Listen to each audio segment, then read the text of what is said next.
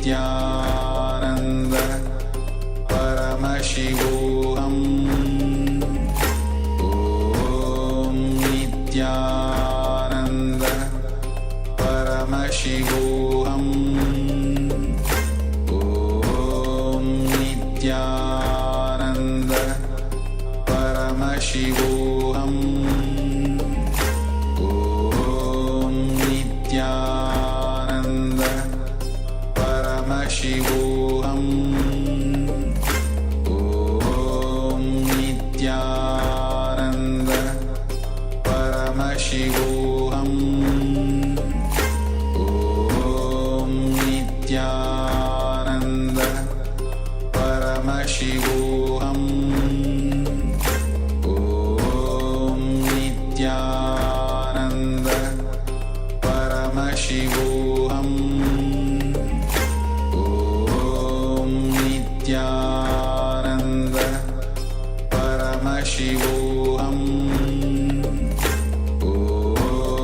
Nityananda Paramashivoham Om Nityananda Paramashivoham Om Nityananda Paramashivoham Om Nityananda Paramashivoham Om Nityananda Paramashivoham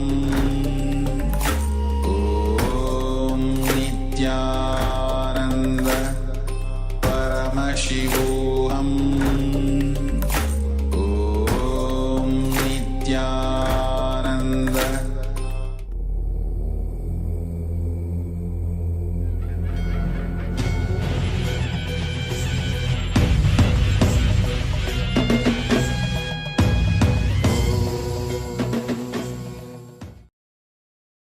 Welcome to the Pratama Vinyasa Krama 108 asana sequence of Nityananda Yoga.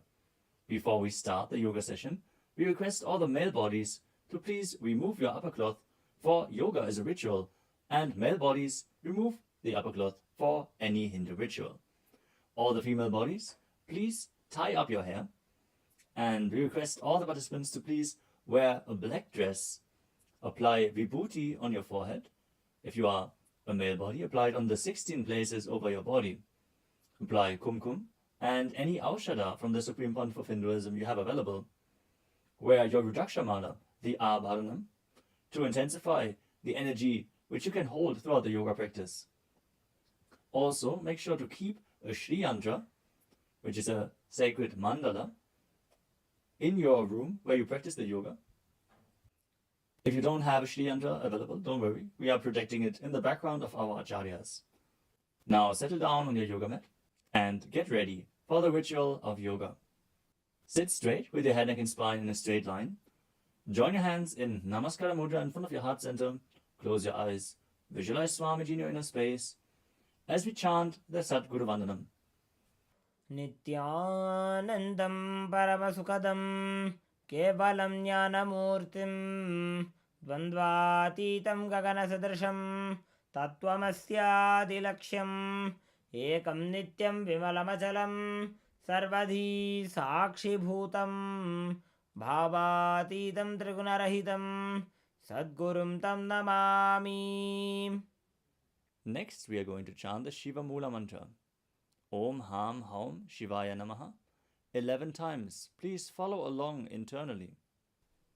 Om Ham Haum Shivaya Namaha. Om Ham Haum Shivaya Namaha. Om Ham Haum Shivaya Namaha. Om Ham Haum Shivaya Namaha.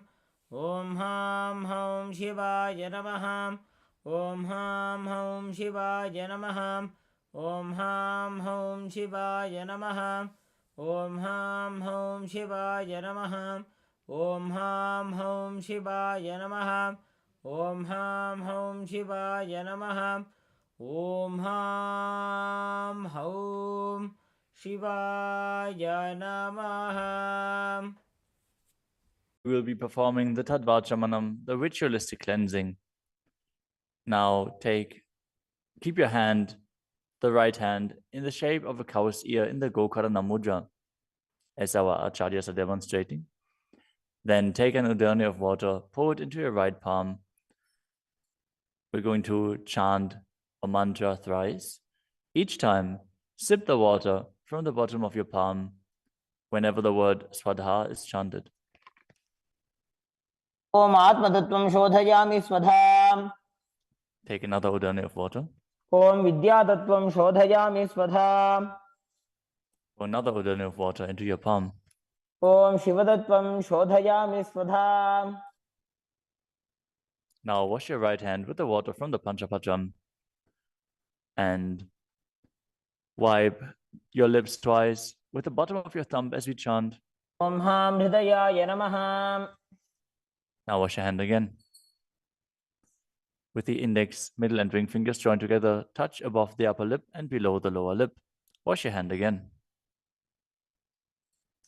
With the index fingers and thumbs joined together, touch the right nostril, the left nostril, and with the ring finger and thumb joined together, touch the right eye, left eye, and the right ear and the left ear. Wash your hand again. With the little finger and thumb joined together, touch the navel, the right chest and the left chest. And with all fingertips joined together, touch on top of the head, the right shoulder, left shoulder, and your heart center. Now wash your hand again. As you clasp the right hand over top of the left, place both hands on the right thigh.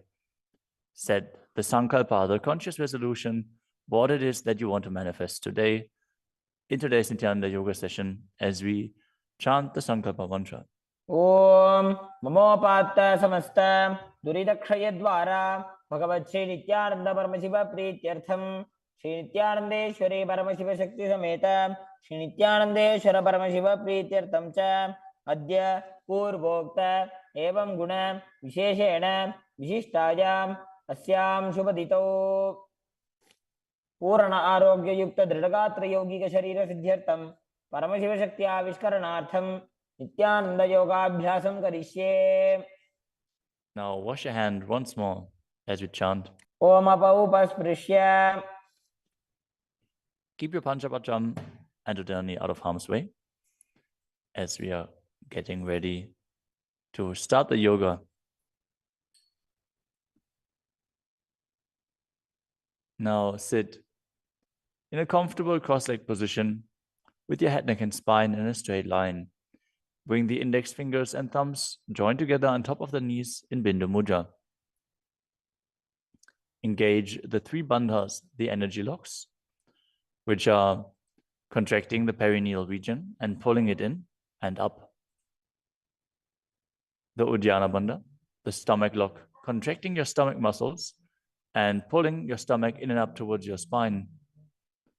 And the Jalandhara Bandha, the throat lock, tucking your chin to the chest and internally contracting your throat muscles.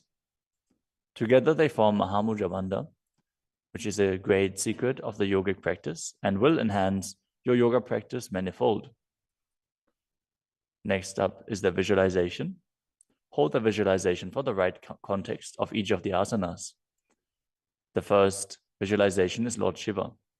You will always be able to see the visualization in the top right corner of the screen. So whenever you don't know how the visualization looks, you can just check the screen. Next up is Samana Kumbhaka. Now fill your stomach with prana as you meditate on a flame in your stomach, kindling the prana and raising up your spine.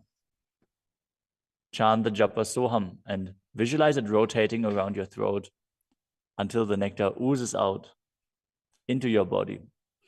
Let us now perform the first asana, which is Sukhasana. Tatsukhasanam ityuktam ashaktastat samacharet asanam vijitam yena jitam tena jagatrayam. The next asana is Parvatasana. Now bring your legs into Padmasana with the feet on top of the opposite thighs. Then bring your palms together in Anjali Mudra and raise them up above your head, keeping your elbows straight. Engage all three bandhas, Mahamudra Bandha, as you visualize yourself as Mount Kailash. अथ वक्षे Mahadev पर्वतासनमङ्गलम्. The next asana is Halipavasana. Now bring the soles of your feet together in front of your body and hold the left hand by the right behind your back. As you lean forward and place your forehead on the ground behind your heels. Engage all Trivandhas as you gaze at the nose and visualize Swamiji in your inner space. पूर्वविधियाहु मे जानो उभयपकतली सम्पुटठानो.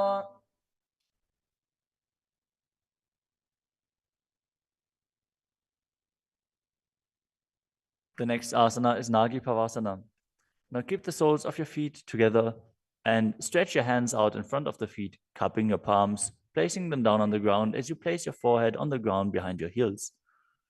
Engage all Trivandhas and gaze to the tip of your nose, visualizing yourself as a snake. पूर्वविधिपर्यागाने नीचौहौ वेकहुनि फनास्यो लगाई.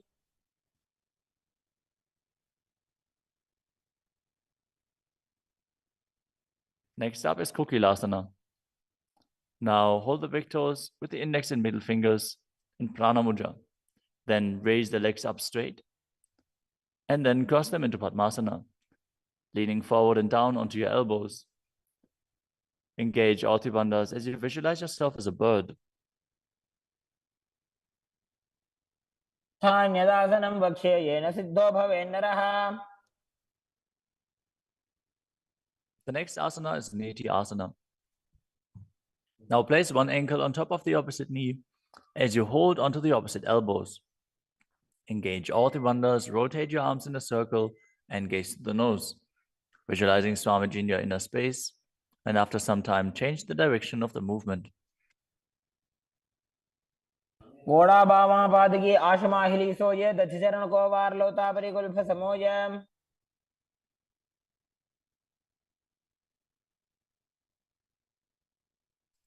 The next asana is Gajasana. Now press your hands onto the ground, lifting your hips up high. Lower your head, then your chest, scooping the body forward and down again and again as you visualize yourself as an elephant. And perform Uddiyana Bandha, the stomach lock, and Mula Bandha, the root lock, as you do so. युज्यं पादाग्रे भूमौ कृत्वा लम्बी भूया मस्तकाग्रे निधाय.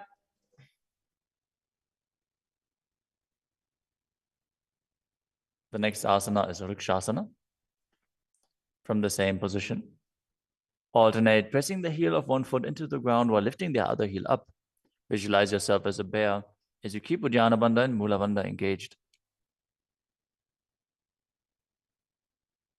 एकैकं पादमाकुञ्च्य गजासनं कुर्यात् वृक्षासनं भवति. The next asana is Vaishyasana. Now stand tall on the mat with the tips of the on the tips of the big toes, with all other toes raised off the ground. As you keep your head, neck, and spine in a straight line and bring your index, middle, and ring fingers to the heart center in Hridaya Mudra. Visualize Swamiji in your inner space and perform Uddiyana Bandha and Mula Bandha. केशेन पादयुगलं बद्ध्वा तिष्ठेत अधोमुखः.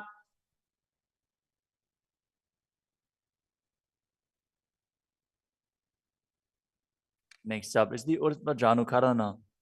Stand with your heels touching, toes facing outwards at a 45-degree angle and the knees bent in Adimandi. Now, bring both hands to the chest with the elbows parallel to the ground. Then lift one knee up towards the center of your body, followed along with the respective hand as you make circular motions on both sides again and again.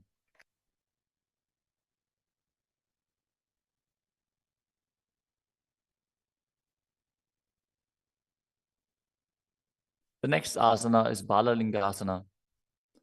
Now interlace your fingers from the outside in Sarvashankari Mudra and hold on to one knee, pulling it up towards your chest. Keep your head, neck, and spine in a straight line and visualize yourself holding a baby as you engage all three bandhas, Mahamudra Bandha.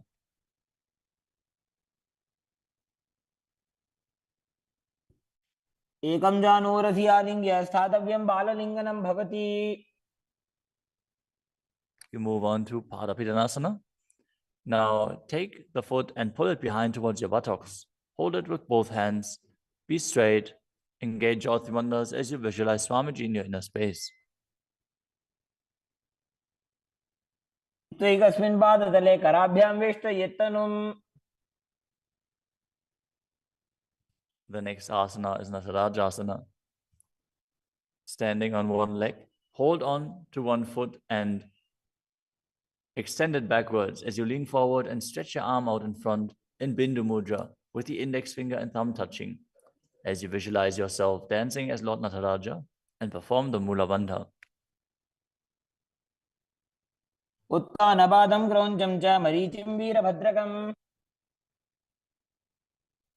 Now stand on the other leg and repeat Balalingasana on the other side, pulling the knee up towards your chest and visualize yourself caressing a baby.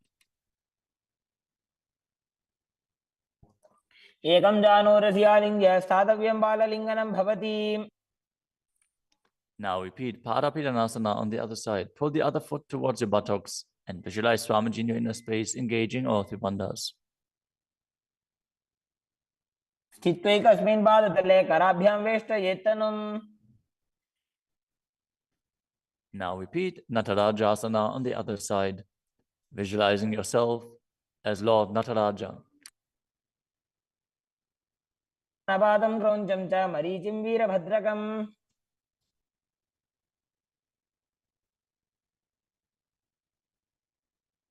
Next up is the Ardha Rechita Karana.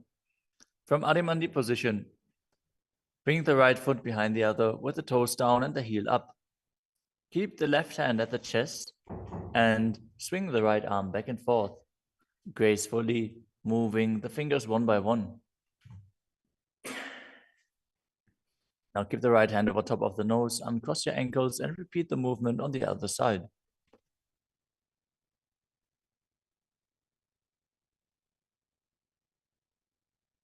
Next up is the skeleton dance.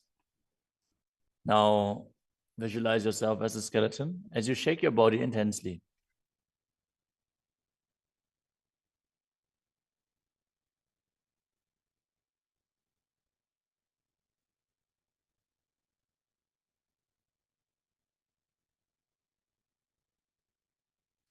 We move on to Katichina Karana.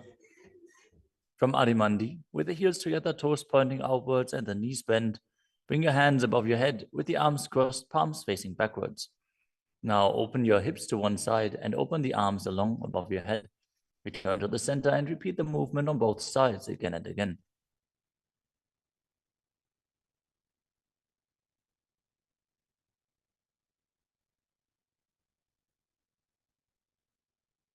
The next asana is Tadasana.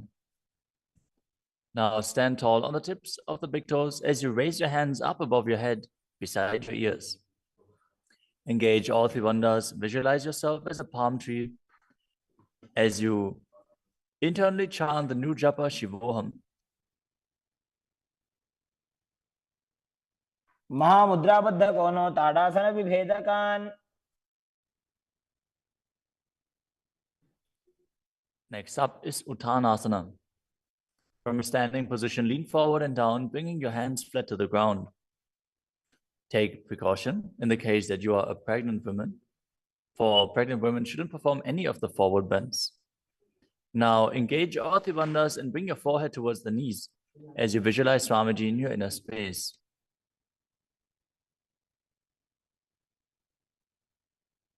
महामुद्राबद्ध कोनो ताड़ासन विभेदकान्. The next asana is Tadakshvasana, the plank position. Now lower your body down onto your arms and feet as you tuck your chin to the chest and rotate your head from side to side, contracting your perineal region. Visualize Swamiji in your inner space.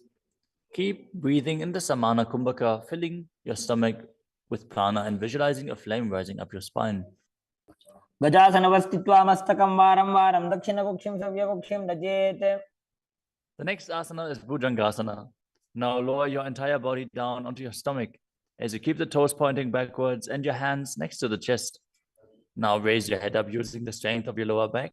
Don't lift your body any higher than your belly button up. And open your mouth wide as you inhale through the hollow of your throat in Bhujangani Mudra. Visualize yourself as a cobra as you perform the Mula Bandha. अङ्गुष्ठनाभिपर्यन्तम् अधो भूमौ विनिन्यसेत्. The next asana is Shashasana. Now push your body up back into plank position and alternate bringing one knee in towards your chest back and forth as you visualize Swamiji in your inner space and calmly breathe through your nose in Sahajra Kumbhaka. जासनसंस्थितो जानुद्वयमाकुञ्च्य वारं वारं कर्तव्यं शशासनं भवति. The next asana is Rathasana. From a tall plank position, place one foot in between the two hands as you simultaneously jump one foot back and bring the other one in between the hands. Alternate again and again as you visualize yourself as a chariot. गजासनसंस्थितो एकैकं पादं पुरोमार्गेण भ्रामयित्वा कर्तव्यं रथासनं भवति. The next asana is Viravatrasana. Now keep one foot flat on the ground with the toes pointing forwards and the knee bent at a 90-degree angle. Now extend the other leg back, keep the knee straight and the toes pointed outwards. Raise your arms up parallel, pull the stomach in and up and gaze to your third eye, visualizing yourself as Lord Virabhadra as you perform Ujjana Vanda and Mula Vanda. आधिष्ठमतकौण्डिन्यमूर्धकुक्कुटमेव च. Now exchange the position of your feet and repeat Virabhadrasana on the other side. समतकौण्डिन्यमूर्धकुक्कुटमेव च. The next asana is Vrikshasana, the tree posture. Now stand and bring one foot to the inner thigh as you bring your palms together in Anjali Mudra and raise them up above your head. Keep your elbows straight as you gaze forward and visualize yourself as a tree. अमोरमूलदेशे च जाम्यं पादं निधायतु. The next asana is Garudasana. Now bring the raised leg to the opposite hip. Join your hands in Namaskara Mudra in front of your heart center as you visualize yourself as Lord Garuda and engage the Mula Bandha. गरुडासनमावक्ष्ये येन ध्यानं स्थिरं भवेत्. Now stand on your other leg and repeat Vrikshasana on the other side.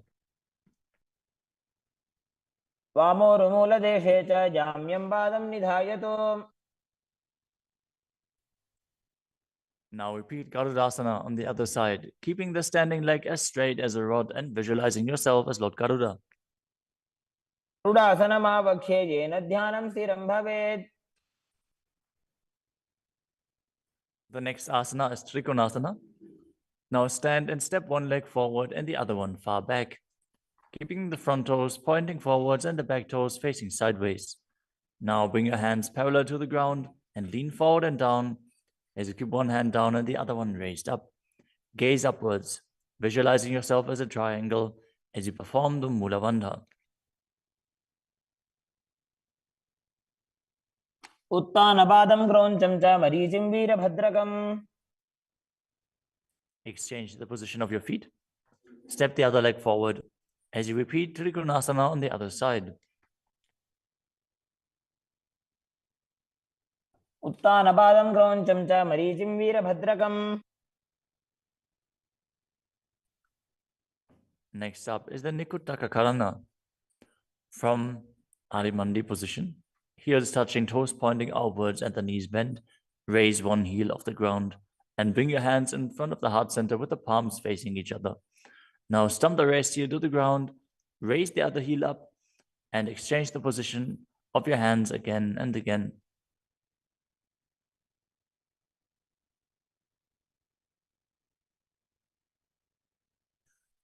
The next asana is Angushtasana. Now lower your body down onto the tips of your toes, placing the perineum on the back of your heels. Raise your knees off the ground and keep them together as you join your palms in front of your heart center in Namaskara Mudra. Visualize Swamiji in your inner space as you breathe in Brahmari Kumbhaka, buzzing like a bee on the inhalation and exhalation as you perform the Mula Bandha and internally chant the new japa Sadashivoham. अबन्धासनमित्याहुः गोरक्षासनमेव च. The next asana is Saurasana.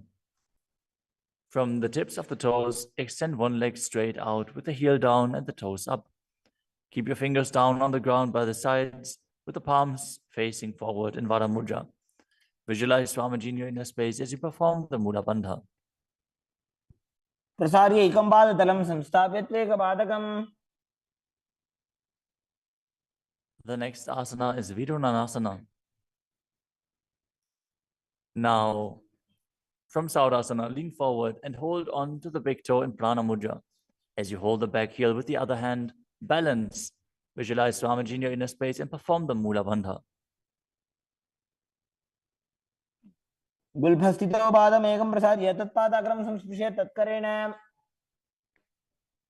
Now exchange the position of your feet. Stretch the other leg forward as you repeat Saurasana on the other side.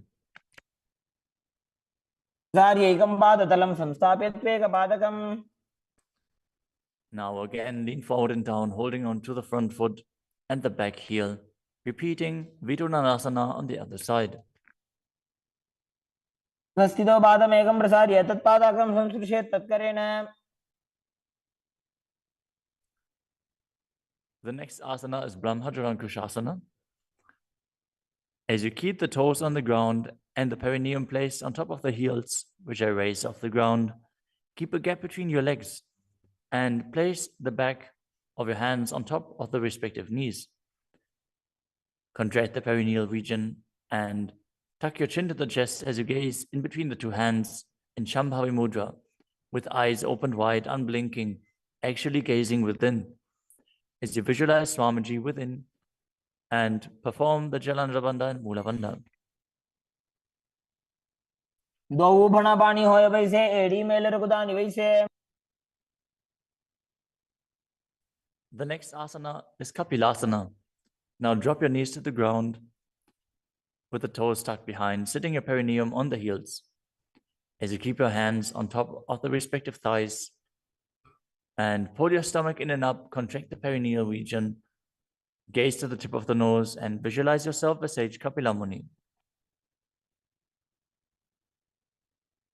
उभय पगदली समटारावे तिनकी Mahuli core मिलावे.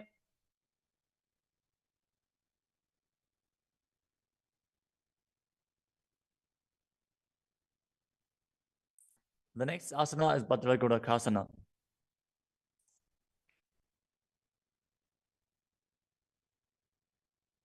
Maintain the same position as you shift your gaze up to the third eye.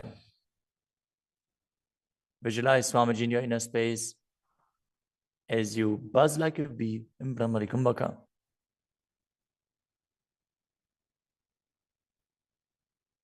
दो भूपगदली संपुट करे कोरवारली भूपरि धरे.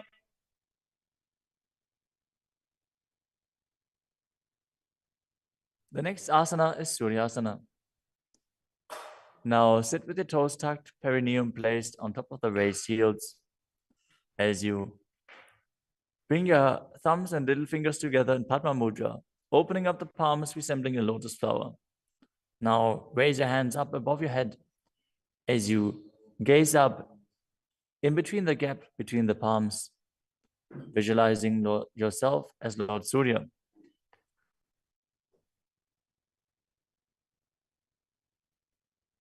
एड़ी दो गुदातरी आने फना पानी बैठक अब निठाने. The next asana is Mandukasana. Now sit with the toes flat, perineum on the heels. As you keep your hands on top of the knees, lift the tongue up against the roof of your mouth. As you catch the nectar of immortality dripping from the Sahasrara chakra with your frog tongue. As you visualize yourself as a frog in Manduki Mudra.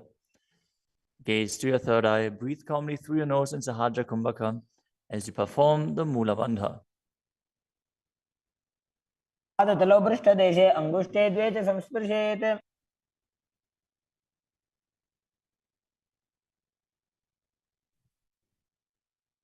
The next asana is Uttana Mandukasana. Maintain the same sitting posture, but bring your hands behind your back, holding onto the opposite shoulders. Gaze to your third eye, visualize yourself as a frog as you keep your tongue pressed against the palate of your mouth in Manduki Mudra. Perform Uddiyana Bandha and Mula Bandha as you do so.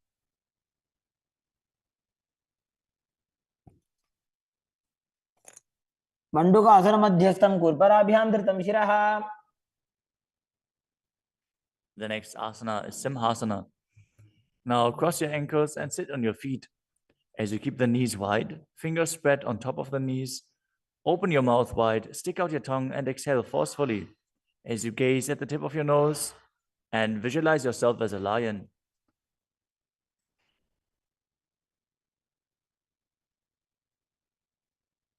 दक्षिणं सव्यगुल्फेन दक्षिणेन ततेतरम्. The next asana is Bhadrasana. Now sit with your heels under the perineum, the knees opened wide. Then cross your hands behind your back and hold onto the big toes in Prana Mudra. As you gaze at the tip of your nose, visualize Swamiji in your inner space and return to buzzing like a bee in Brahmari Kumbhaka. गुल्फौ च वृषणस्याधो व्युत्क्रमेण समाहितः. The next asana is Kakabusandhi asana. Now squat and keep the feet flat on the ground as you keep your knees opened wide and bring your arms in and around the raised knees. Interlace your fingers behind your back if you can. As you visualize yourself as a crow and gaze to the tip of your nose as you engage the Mula Bandha.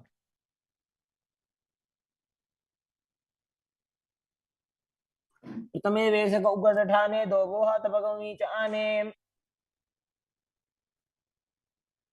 The next asana is Kanipavasana. Now keep the palms on the floor, shoulder width apart. Bring your knees onto the back of your arms towards your armpits.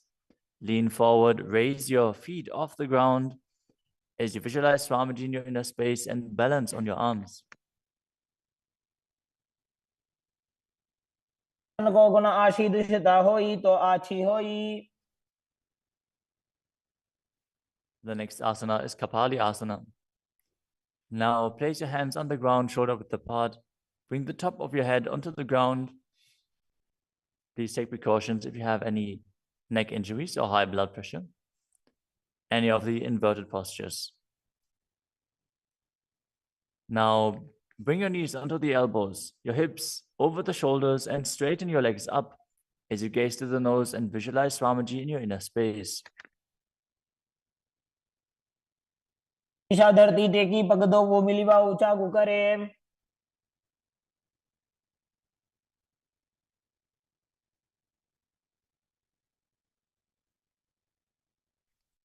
The next asana is Parshvamayurasana. Now squat on the toes with the legs together, twist your body and place both hands to the side as you align your elbows with the knee and hip and lean onto your arms, balance, extending your legs to the side. Gaze to your third eye as you visualize yourself as a peacock and exhale fully in Rechaka Kumbhaka as you hold your breath in the exhaled state. Perform the Mula Bandha as you do so. मयूरं दंडवत् कुर्यान् मायूरं दंडनामकम्.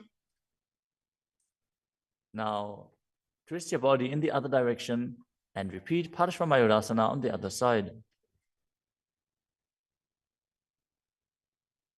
मयूरं दंडवत् कुर्यान् मायूरं दंडनामकम्. The next asana is Bhairaganathasana. Now place both hands on the ground, shoulder width apart. Stretch your legs back straight into Tadakshvasana, the plank position. As you step one foot outside the respective shoulder and bring it in between the two hands. Gaze to your third eye. Visualize yourself as Lord Kala Vaidava. As you breathe in your Rechaka Kumbhaka and perform the Mula Bandha. आसन की गुण पीती जागी. Now step the front foot back and step the other foot outside the shoulder in between the hands. Gaze to your third eye in Shambhavi Mudra with the eyes open wide, unblinking, as you visualize yourself as Lord Kala Bhairava.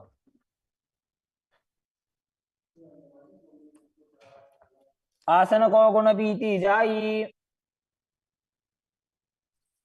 The next asana is Unmukha Pitasana.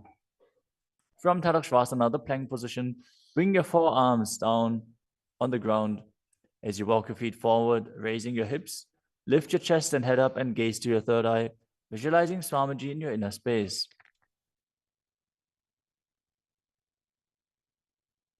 भून्यस्थौ जानुनी हस्तौ चतुष्पदम वाङ्मुखम्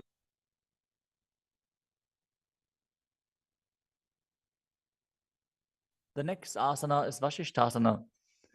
From Tadakshvasana, rotate your body onto one hand and raise the opposite hand up.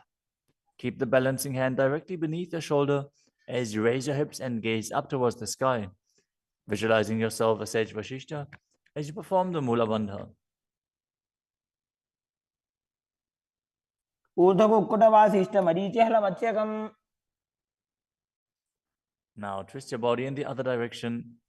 Balance on the other hand as you repeat Vashishthasana.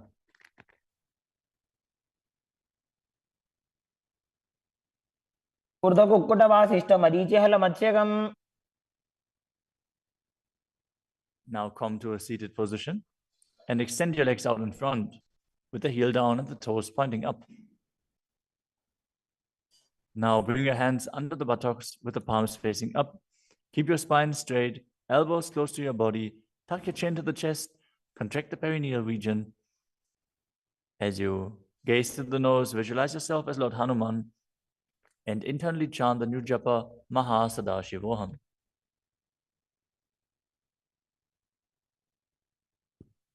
दो Booker की उभय हथेली कोरवार ली मैले भेली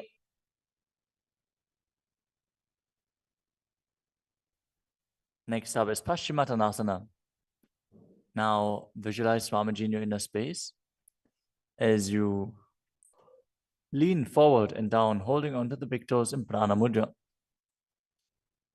Perform Mahamudra Bandha, all three bandhas engaged, and exhale all the air from your lungs in Lichaka Kumbhaka. जानो बरिला लाटंतो पश्चिमं दानमुच्यते. The next asana is Ugrasana. With your legs straight, interlace your fingers behind your neck. Lean your chest forward and down, bringing your head to the knees by the strength of your core. Engage all three bandhas as you visualize Kali in your inner space.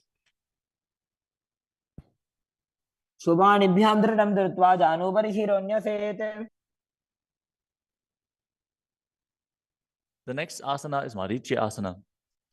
Now, sit with the legs extended, bring one heel to the groin with the knee raised, and reach your arm in and around the raised knee as you clasp your hands behind your back.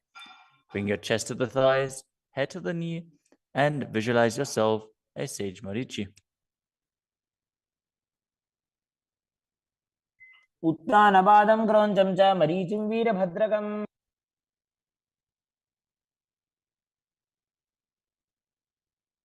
Now drop the knee down to the ground and lean forward, holding onto the front foot with both hands. As you exhale all the air from your lungs, gaze to the nose, visualize Swamiji, and perform Mahamudra Bandha in Mahamudrasana. मुद्रां प्रवक्ष्यामि तन्त्रेऽस्मिन् मम वल्लभे. Now extend the other leg out. Bring the other heel towards the perineum with the knee raised. As you lean forward and interlace your fingers behind your back in Marichi Asana on the other side. उत्तानपादं क्रौञ्चं च मरीचिं वीरभद्रकम्.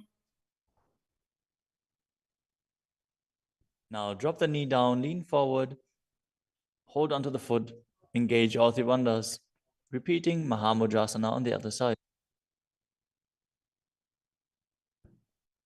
महामुद्रां प्रवक्ष्यामि तन्त्रेऽस्मिन् मम वल्लभे.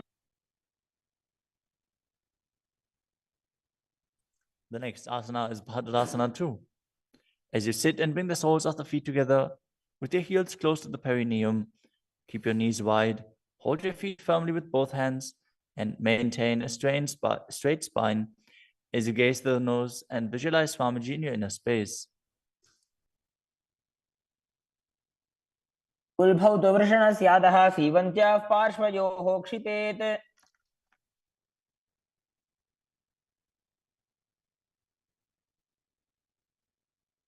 The next asana is Gvalipavasana. From Bhadrasana, extend your feet away from your body. Keep the toes together, heels apart, knees wide open. As you place your hands on the respective knees, tuck your chin to the chest and gaze to the nose. Visualize Swamiji in your inner space. Perform the Jalandhara Bandha and Mula Bandha. पूर्व चरपट चौक कखियो सोई वाही विधियो की जे सोई. The next asana is Joni Asana. Now sit, keep the soles of the feet together and the heels close to your perineum as you visualize the Yoni Mandala, which is projected on the screen. Now hold the soles of the feet as you lean forward and down and bring the forehead to the feet as you gaze to the nose and perform the Mula Bandha.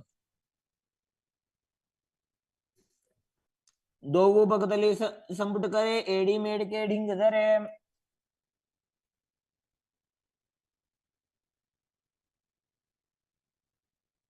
The next asana is Midaki Pavasana.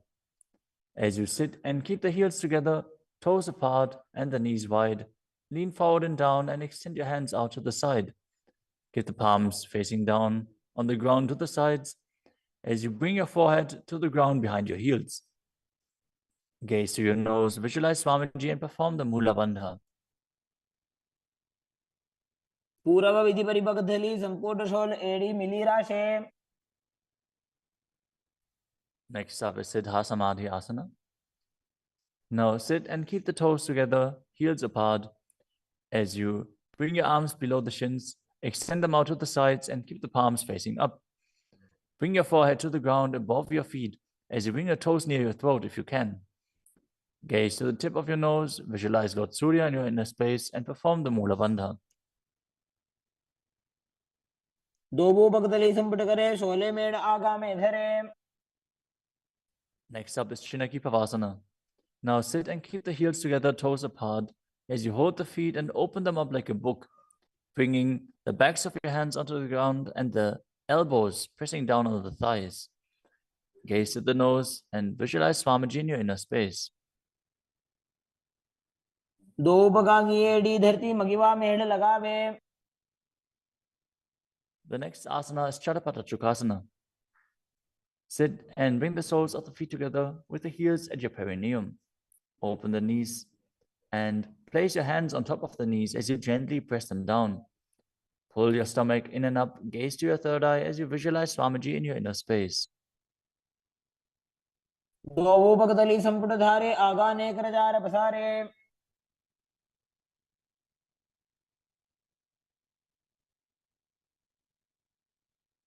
The next asana is Bhairavasana. Now sit and bring the soles of the feet together with your knees open wide. Lift the heels up and bring the toes down onto the ground. As you keep your knees on the ground, pull your stomach in and up and place your hands on the knees in Bindu Mudra. Gaze to your third eye as you visualize yourself as Lord Kala Bhairava. उल्भव संपेड्य जान्योन्यं व्युत्क्रमेणोत्थितं शनैः. The next asana is Samanasana. Now sit with one heel at the perineum. Lift and hold the other foot, pulling the sole of the foot to your chest. Gaze to your third eye as you perform the Mula Bandha and visualize Swamiji in your inner space. समान आसनमावक्षे सिद्धमन्त्रादि साधनात्.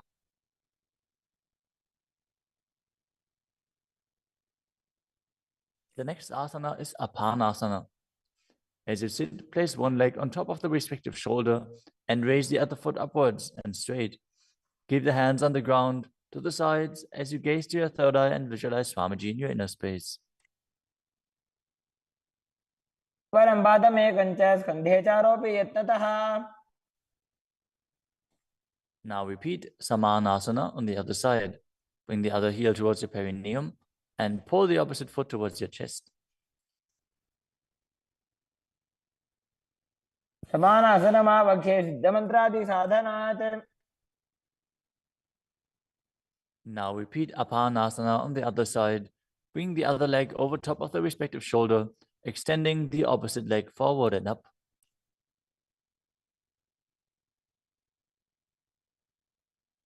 परं पादमेकं च स्कन्धे चारोपि यत्नतः.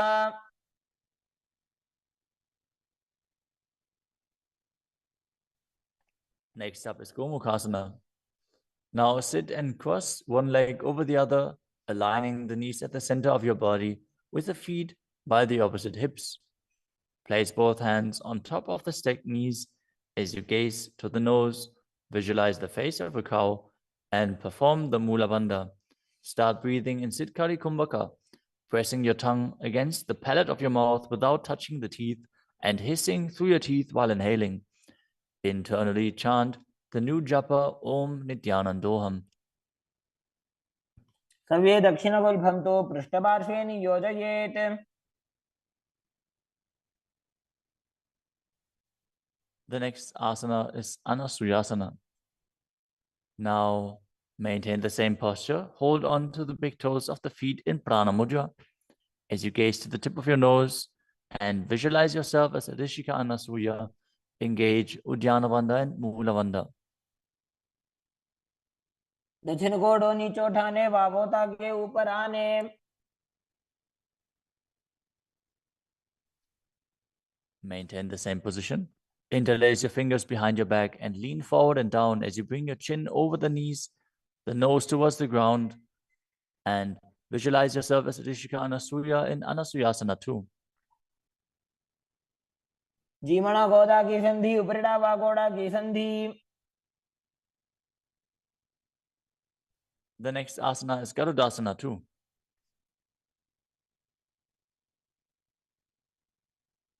Now sit on the ground with one heel pressed against the perineum. As you keep the opposite foot flat on the ground with the knee raised to your chest. Keep the hands on the respective knee.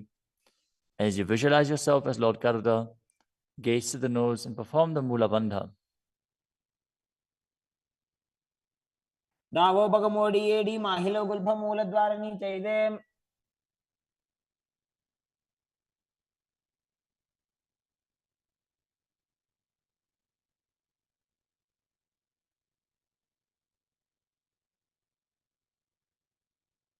The next asana is Nadadasana. Now sit and place your perineum on top of one heel as you interlace your fingers behind your neck and twist your elbows outside of the raised knee. Gaze to your third eye and visualize yourself as Secunadada as you perform the Mula Bandha. पिष्टि जवाम पगदली केरी भूपरिता हिलगा बेफेरी. Next up is Matsya Pitakasana. Now place one foot on top of the opposite thigh. Wrap the respective arm around the knee, holding onto the opposite shin as you hold the big toes with the other hand in Prana Mudra. Visualize yourself as Matsya, the fish avatar of Lord Vishnu, as you perform the Mula Bandha. नवामांगुष्टन्तो गृहीतं मध्य पीठकम्.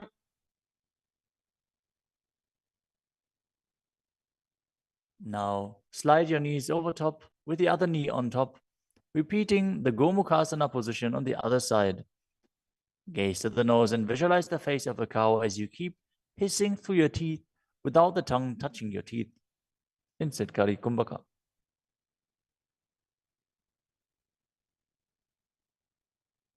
सर्वे दक्षिणगुल्फं तु पृष्ठपार्श्वे नियोजयेत्.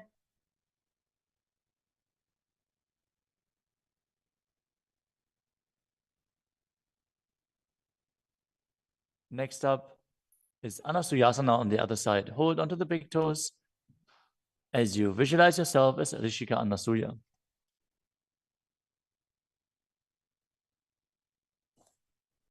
दक्षिण कोडो नीचे उठाने वावोता के ऊपर आने.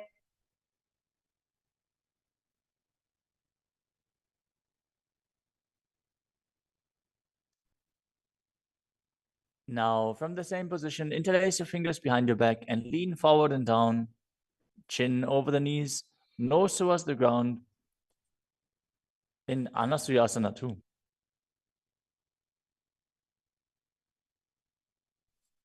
जीमणा गोदा की संधि उपरिड़ा वागोड़ा की संधि.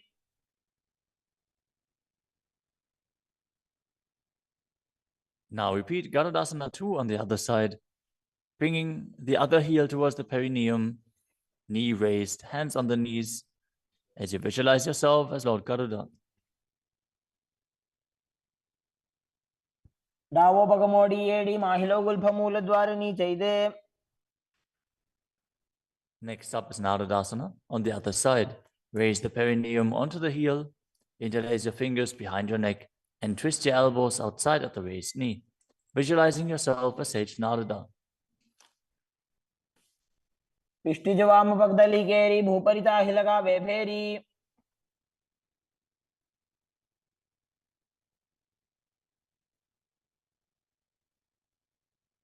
Next up is Matsya Pitaka on the other side. Now place the other foot on top of the opposite thigh. Hold on to the shin and the big toe of that foot as you visualize Matsya, the fish avatar of Vishnu.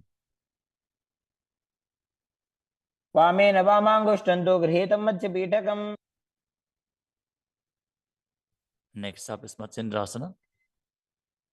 Now place one foot on top of the opposite thighs as you place the opposite foot on the ground, flat. Twist and bring the elbow outside of the raised knee. Keep your raised arm by the neck. Turn your head back and gaze to your third eye, visualizing Matsyendranath, the great sage and master of Hatha Yoga. उदरं पश्चिमाभासं कृत्वा तिष्ठति यत्नतः.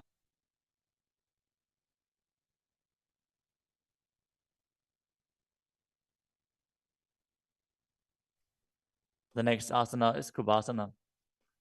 From Matsyendrasana, twist and bring your elbow outside of the raised knee as you extend your hand down to the foot, keeping the opposite hand at the respective ear. Twist your body back. Gaze back and up towards your third eye, visualizing yourself as a camel. आसन को गुण झोल हो जाए. Next up is Matsyendrasana 2. Keeping the hand extended down towards the foot, place your hand behind your body onto the ground as you gaze up to your third eye and visualize Matsyendranath. मत्स्येन्द्रपीठं जठर प्रदीप्तिं Prachanda रुक्मण्डल खण्डनास्त्रम्. Now repeat Matsyendrasana on the other side. Extend the other leg out. Bring the opposite foot onto the thigh as you twist your elbow outside of the raised knee and gaze back.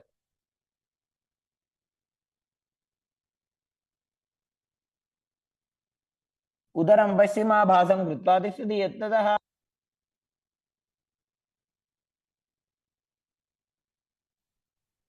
The next asana is Kubhasana on the other side.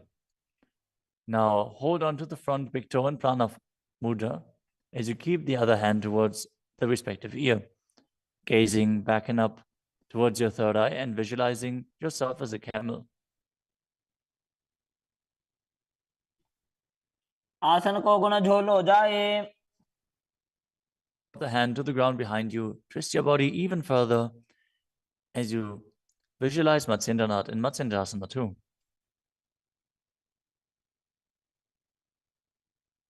मत्स्येन्द्रपीठं जठर प्रदीप्तिं Prachanda रुक्मण्डल खण्डनास्त्रम्.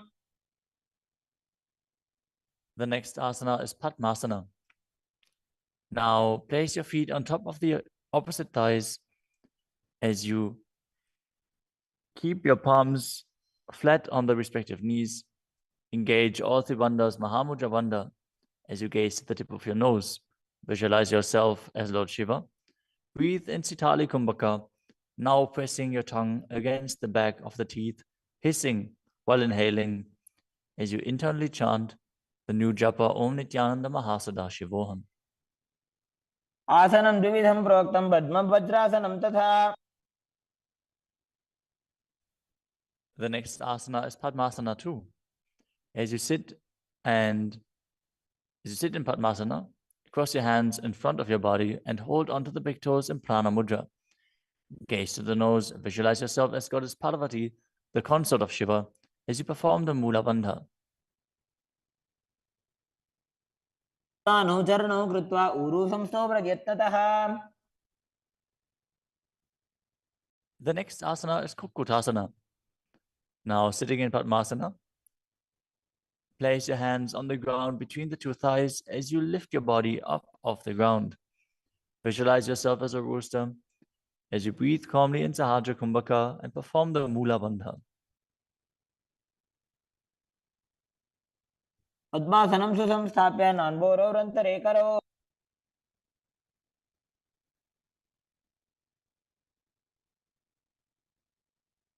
The next asana is Baddha Keki Asana.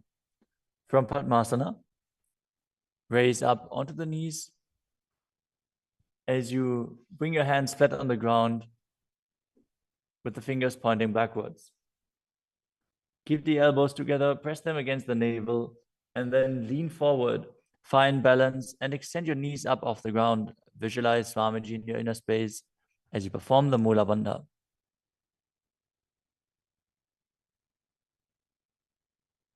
धरामवष्टभ्यकरद्वयेन तत्कोर्परि स्थापिता नाभिपार्श्वः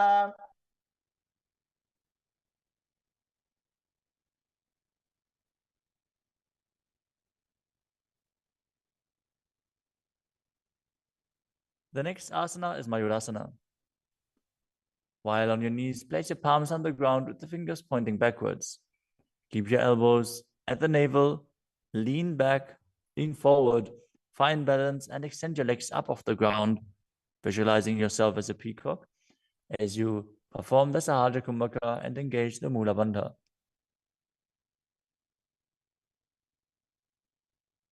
अथ वक्षे Mahadev मयूरासनमुत्तमम्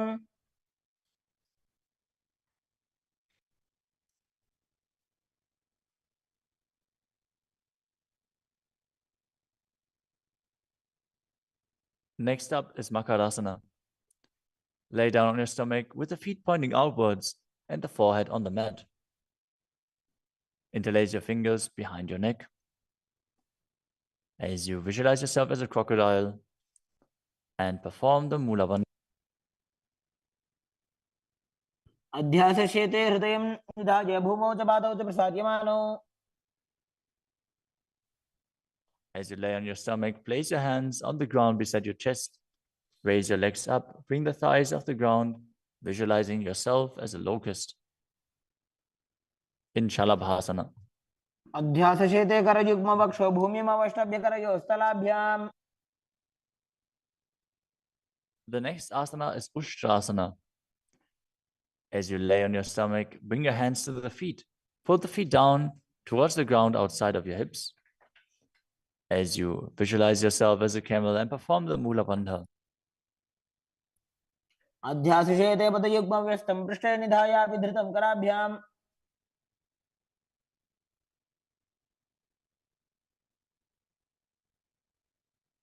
The next asana is Dhanurasana.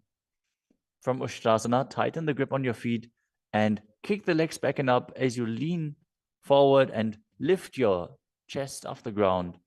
Gaze up to your third eye and visualize yourself as Pinaka, Lord Shiva's bow. Perform the Mula Bandha as you do so.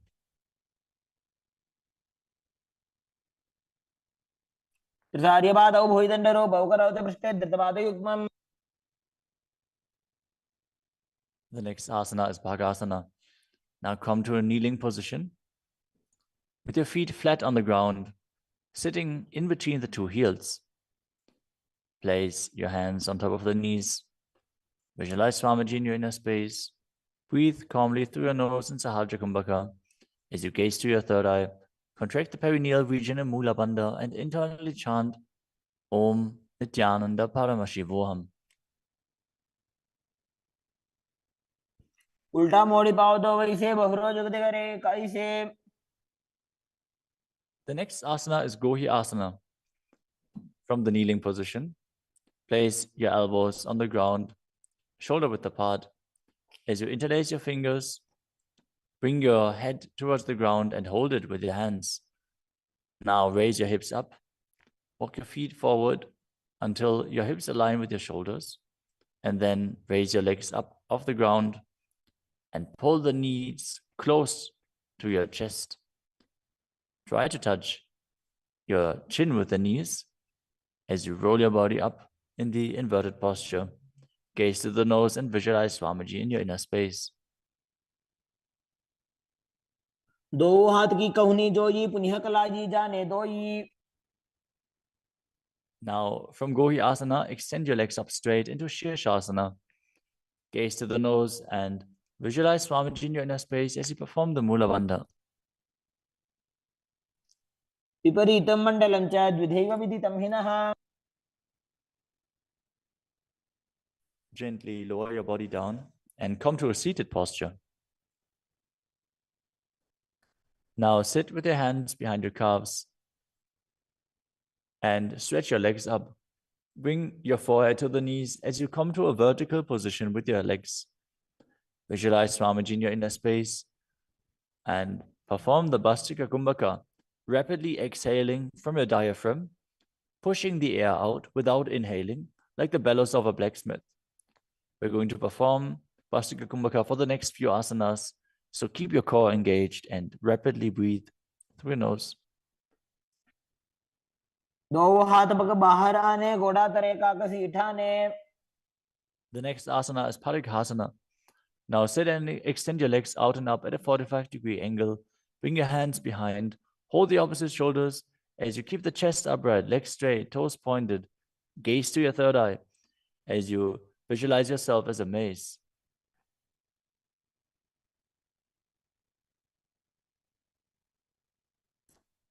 उत्तानशयनं कृत्वा पादौ मिलित्वा प्रसार्य.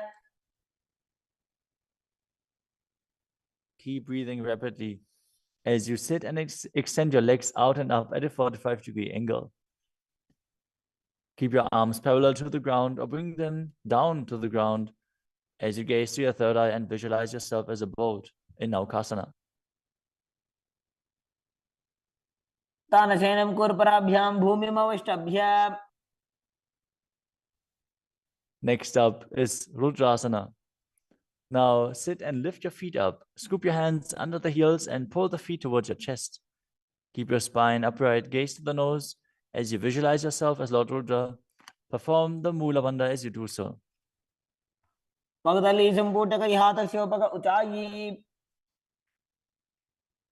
The next asana is Unmukha Pitasana too.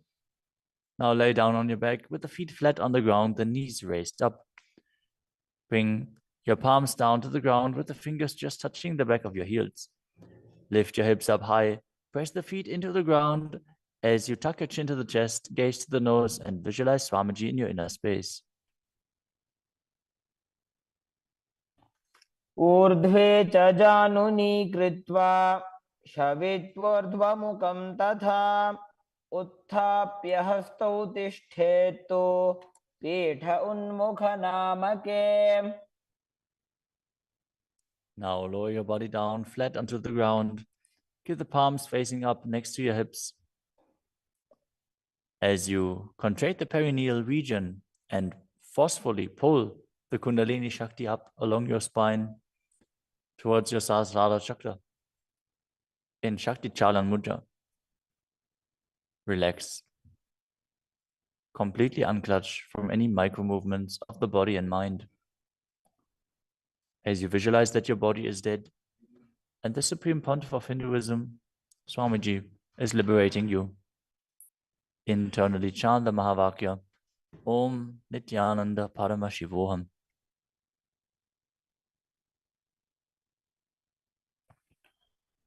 उत्तानं शववद्भूमौ शयनं तोषवासनं शवासनं श्रान्तिहरं चित्तविश्रान्तिकारकम्. ॐ नित्यानन्द परमशिवोऽहम्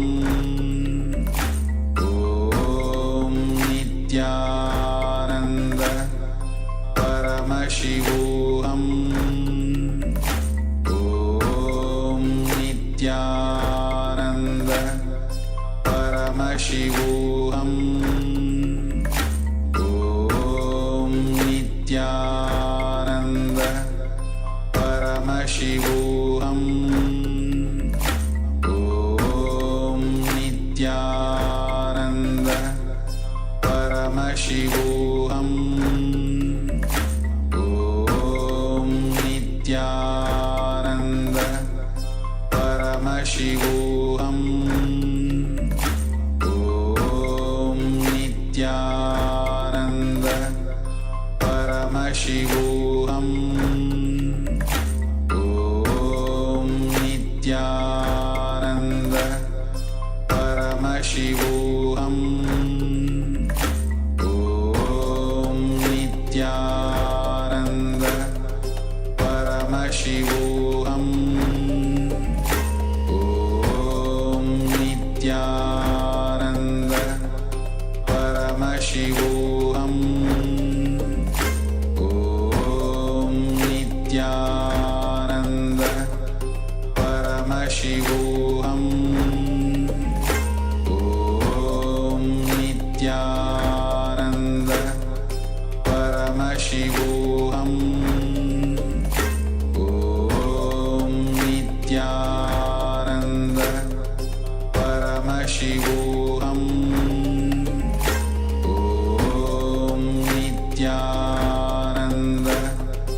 Paramashivoham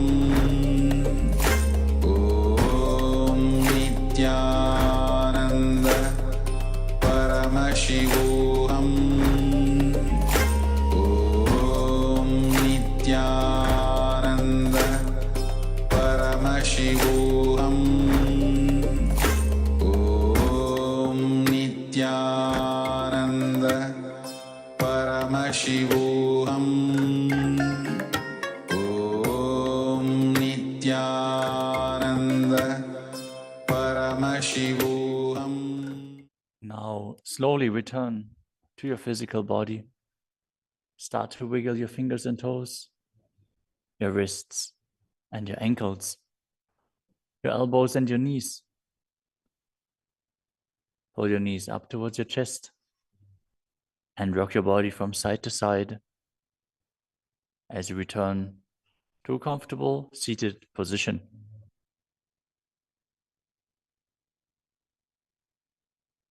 Congratulations, you completed the first 108 asanas of the sequence, which are the Pratama Vinyasa Krama. We are now going to continue the sequence with the next asana, which is Yatasana Nishtasana. Now sit in a posture that brings ease to your physical and mental space. Bring your hands on top of the knees in Bindu Mudra. Visualize Swamiji in your inner space. Breathe in Samana Kumbhaka, filling your stomach with prana and meditating on the flame kindling in your stomach as you perform the Mula Bandha and internally chant the Mahavakya Om Nityananda Paramashivoham.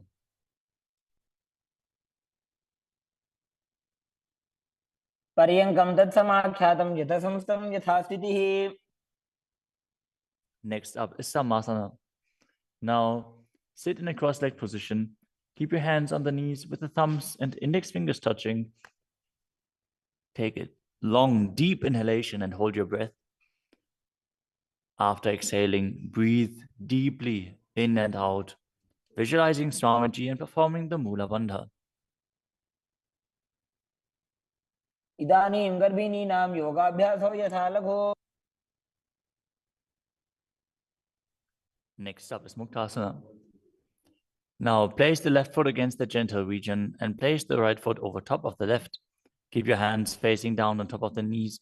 Gaze to your nose as you visualize yourself as a sage liberated by the Supreme Pontiff of Hinduism in Muktasana. निबीड्यसी विनीं सूक्ष्मां दक्षिणेतरगुल्फतः.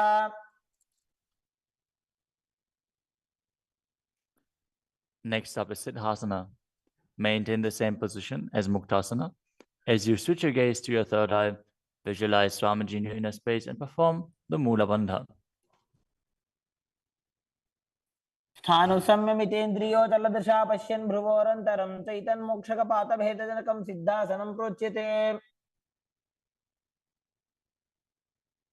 The next asana is Siddhi Asana. Now maintain the same position as in Siddhasana. Switch your gaze to the ground in front of you as you engage all Tribandhas and visualize Swamiji in your inner space. वामपाद के ED जानो सीवनी मदितास को ठानो. The next asana is Rudrasana too. Keep your legs in the same position as the asana.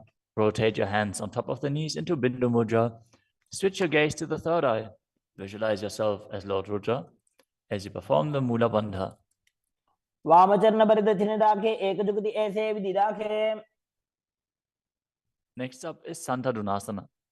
Now maintain the same position. Switch your gaze to the nose and embody tranquility and an unshakable nature. आसन की गुण मन की चन चलता मीटे. Next up is Siddhasana too.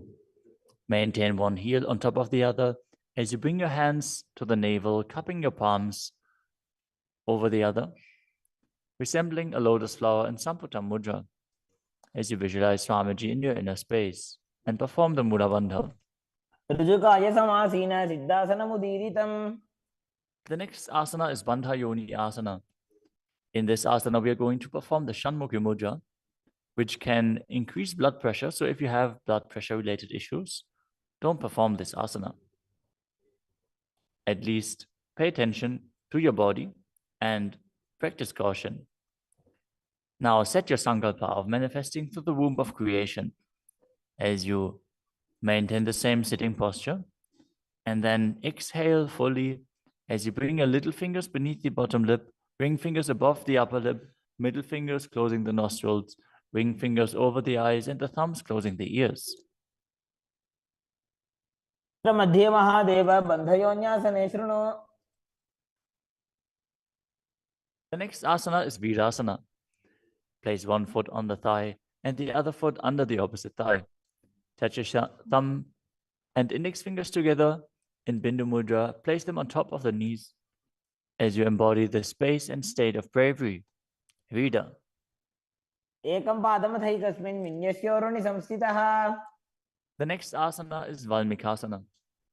Now keep the left heel on the right side of the regenerative organs and the toes under the thigh, with the right foot on top of the left, with the toes by the knee. Keep your hands on the knees, thumbs and index fingers touching.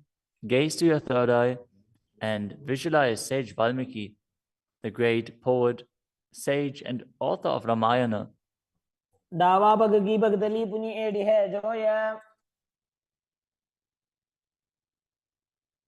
The next asana is Joni Mudrasana. Now keep your legs in the same position. Switch your gaze to the nose as you visualize the Yoni Mandala, which is representing Devi Parashakti and is a representation of the creative energy of the universe.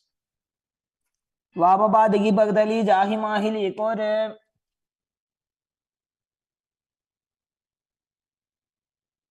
Next up is Yoni Asana.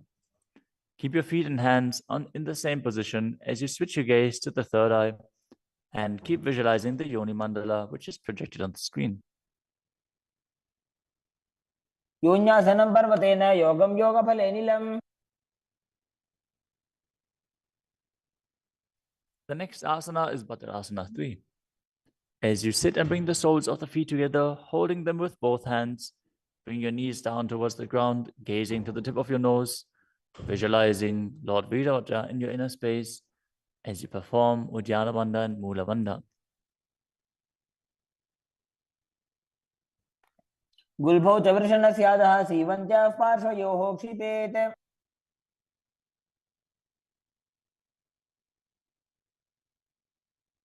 The next asana is Aghorasana. Now keep the soles of the feet together, heels at the perineum. Press your tongue up against the roof of your mouth or even higher, if you can, into the nasal tract in Kechari Mudra. Gaze to your third eye.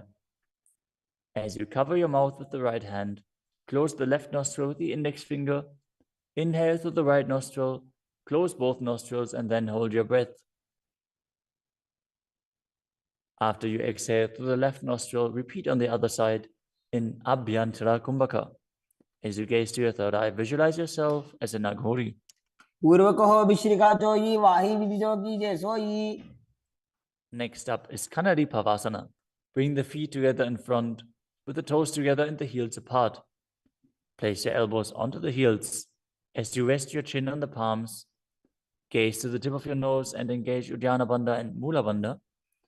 As you perform Rechaka Kumbhaka, fully exhale and hold your breath in the exhaled state as you visualize yourself as a female elephant drinking water.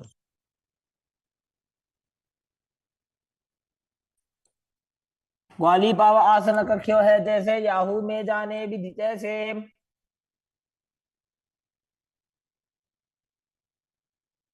Next up is Padasana.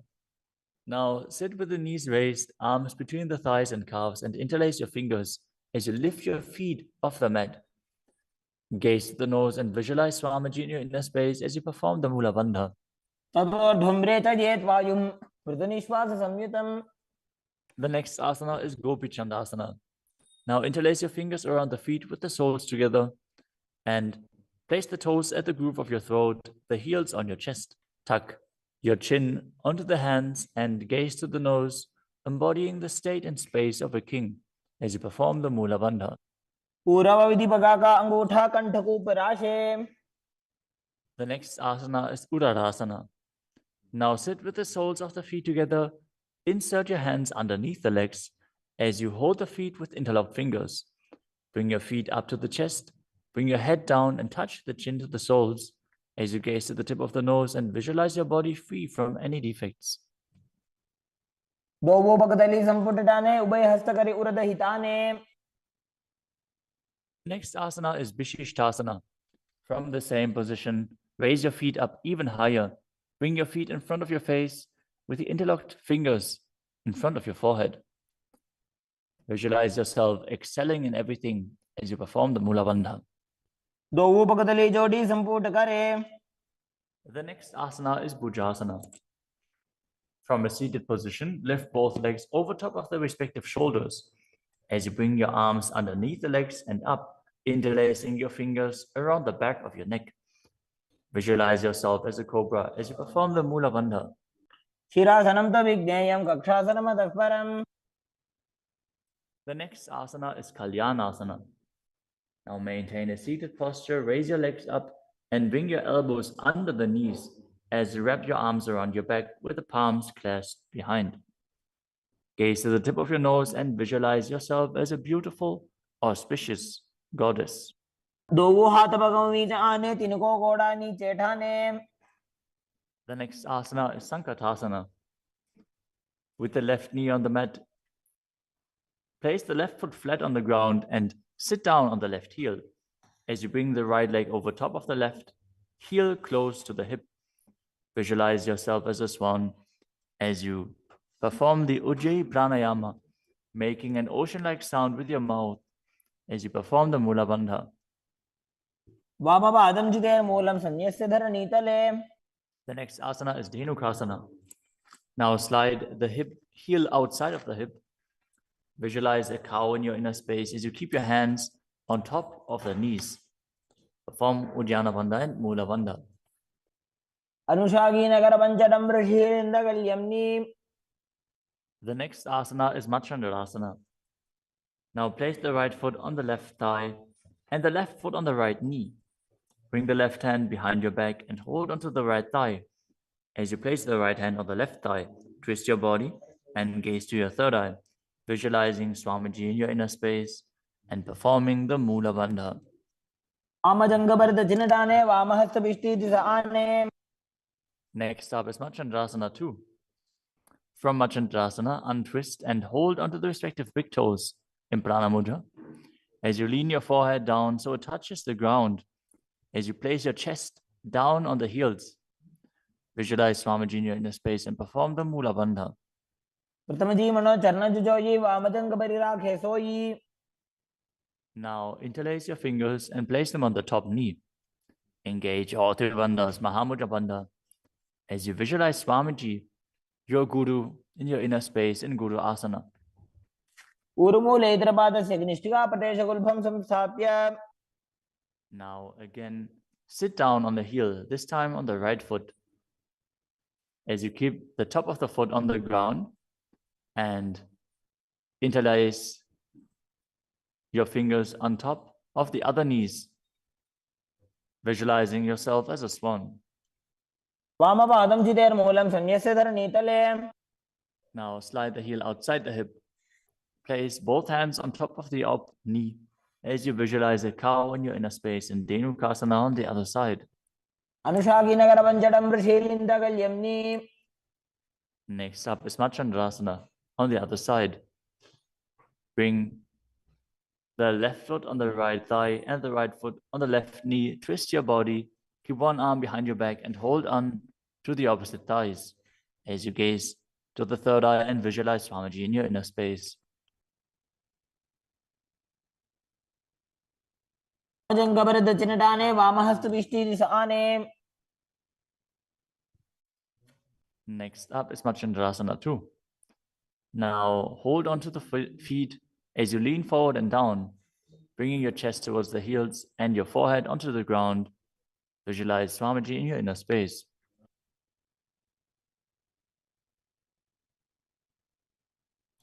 Pratamaji Mano Charna Joji, Vamajangabari Rakhe Soyi.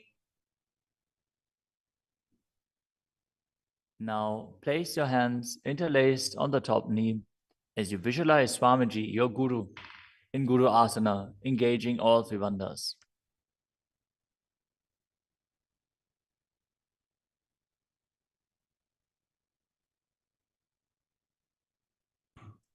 Pratamaji Mano Charna Joji, Vamajangabari Rakhe Soyi. The next asana is Pashasana.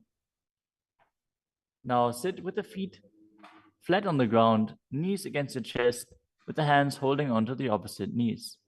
Keep your thighs together, spine straight, the tongue pressed against the roof of your mouth in Kechari Mudra as you gaze to your third eye and visualize Swamiji in your inner space. Padatale Bhumo Nidhaya, Jan Nurisi Nidhaya. The next asana is Bodhashukasana. As you keep the feet flat on the mat, wrap your arms around the legs and hold onto the opposite wrists. Place your chin onto the knees as you gaze to the nose and visualize yourself being in an abode of bliss.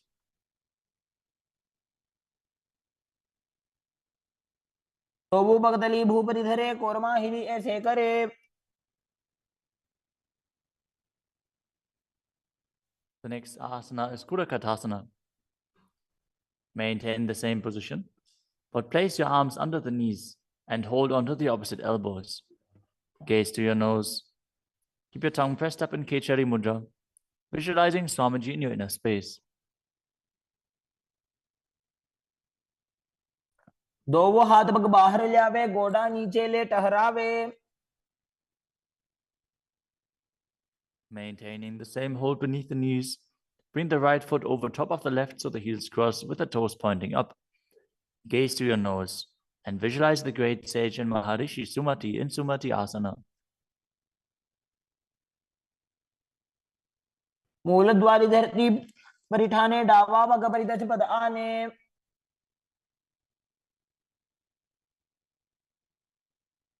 The next asana is Dandasana. Now extend your feet out straight with the arms raised straight above your head. Interlace the fingers with the wrists pointed outwards. As you engage all three bandhas, gaze to the nose. Visualize Swamiji in your inner space. Perform Mahamudra Bandha. इदानीं गर्भिणीनां योगाभ्यासो यथा लघु. The next asana is Arambhasana. Now sit with your legs straight. Hold the big toes in Prana Mudra with index and middle fingers. As you lean your chest forward and down, bring your head to the knees. Inhale through the left nostril and exhale through the right. Perform Nadi Shodhana as you visualize Swamiji in your inner space.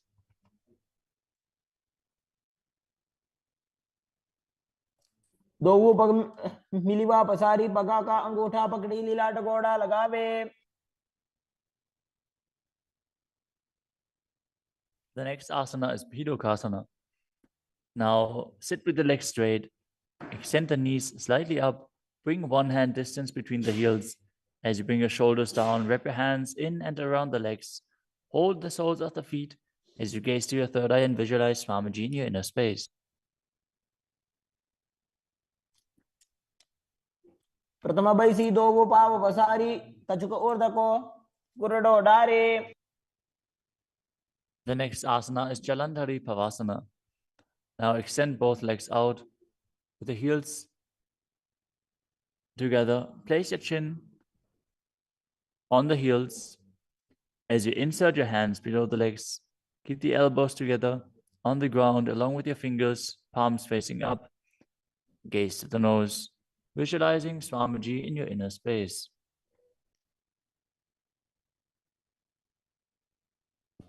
दो एड़ी mail के दीजिए हाथ पसारी. The next asana is Urdhva Paschimottanasana. As you sit with the legs extended, lift one foot behind the neck. Lean forward and down as in Paschimottanasana. As you visualize Swamiji in your inner space. If you can't, bring your leg behind your neck.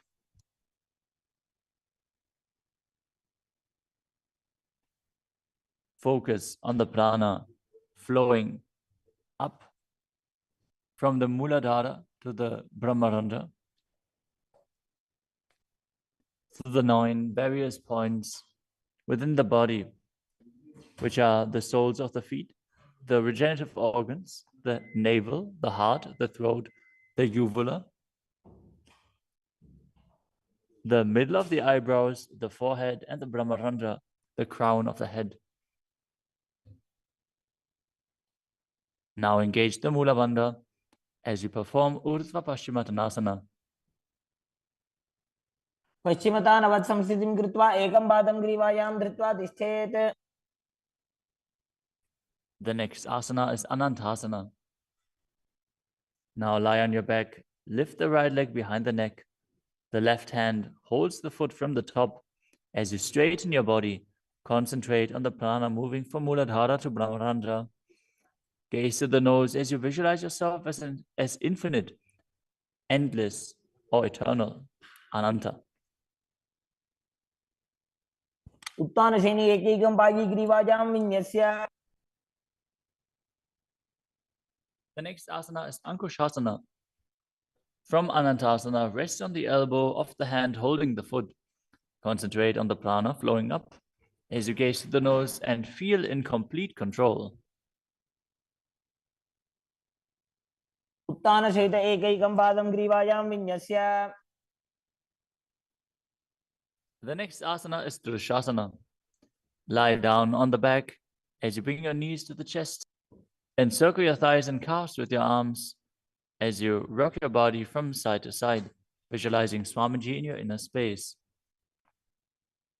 उत्तानशयनं जानुनि हृदयवष्टम्भ. Now bring the other leg behind your neck. Repeat Urdhva Paschimottanasana on the other side. Again, if you can't bring your leg behind your neck, just pull it up as high as you can and then lean forward. Hold on to the foot. पश्चिमतानवत् संस्थितिं कृत्वा एकं पादं ग्रीवायां धृत्वा तिष्ठेत्. Now with the leg still behind your back, straighten your body, lay on your back, hold onto the foot with the opposite hand as you gaze to the nose and visualize yourself as being endless.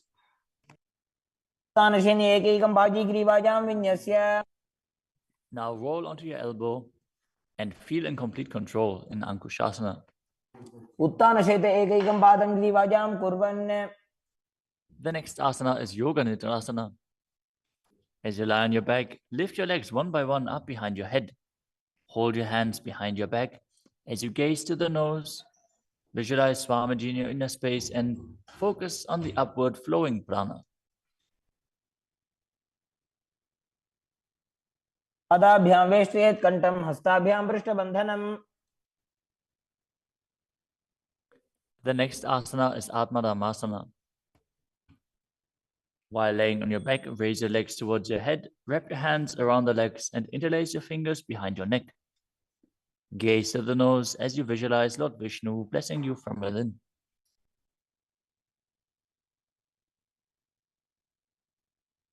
आत्मा राम आसन प्रथम सुधो सोवे.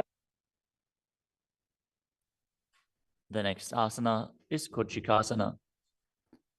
As you lay on your back, bring your knees to the chest with the soles facing up and extend your arms out sideways. Gaze to your third eye as you visualize Swamiji in your inner space.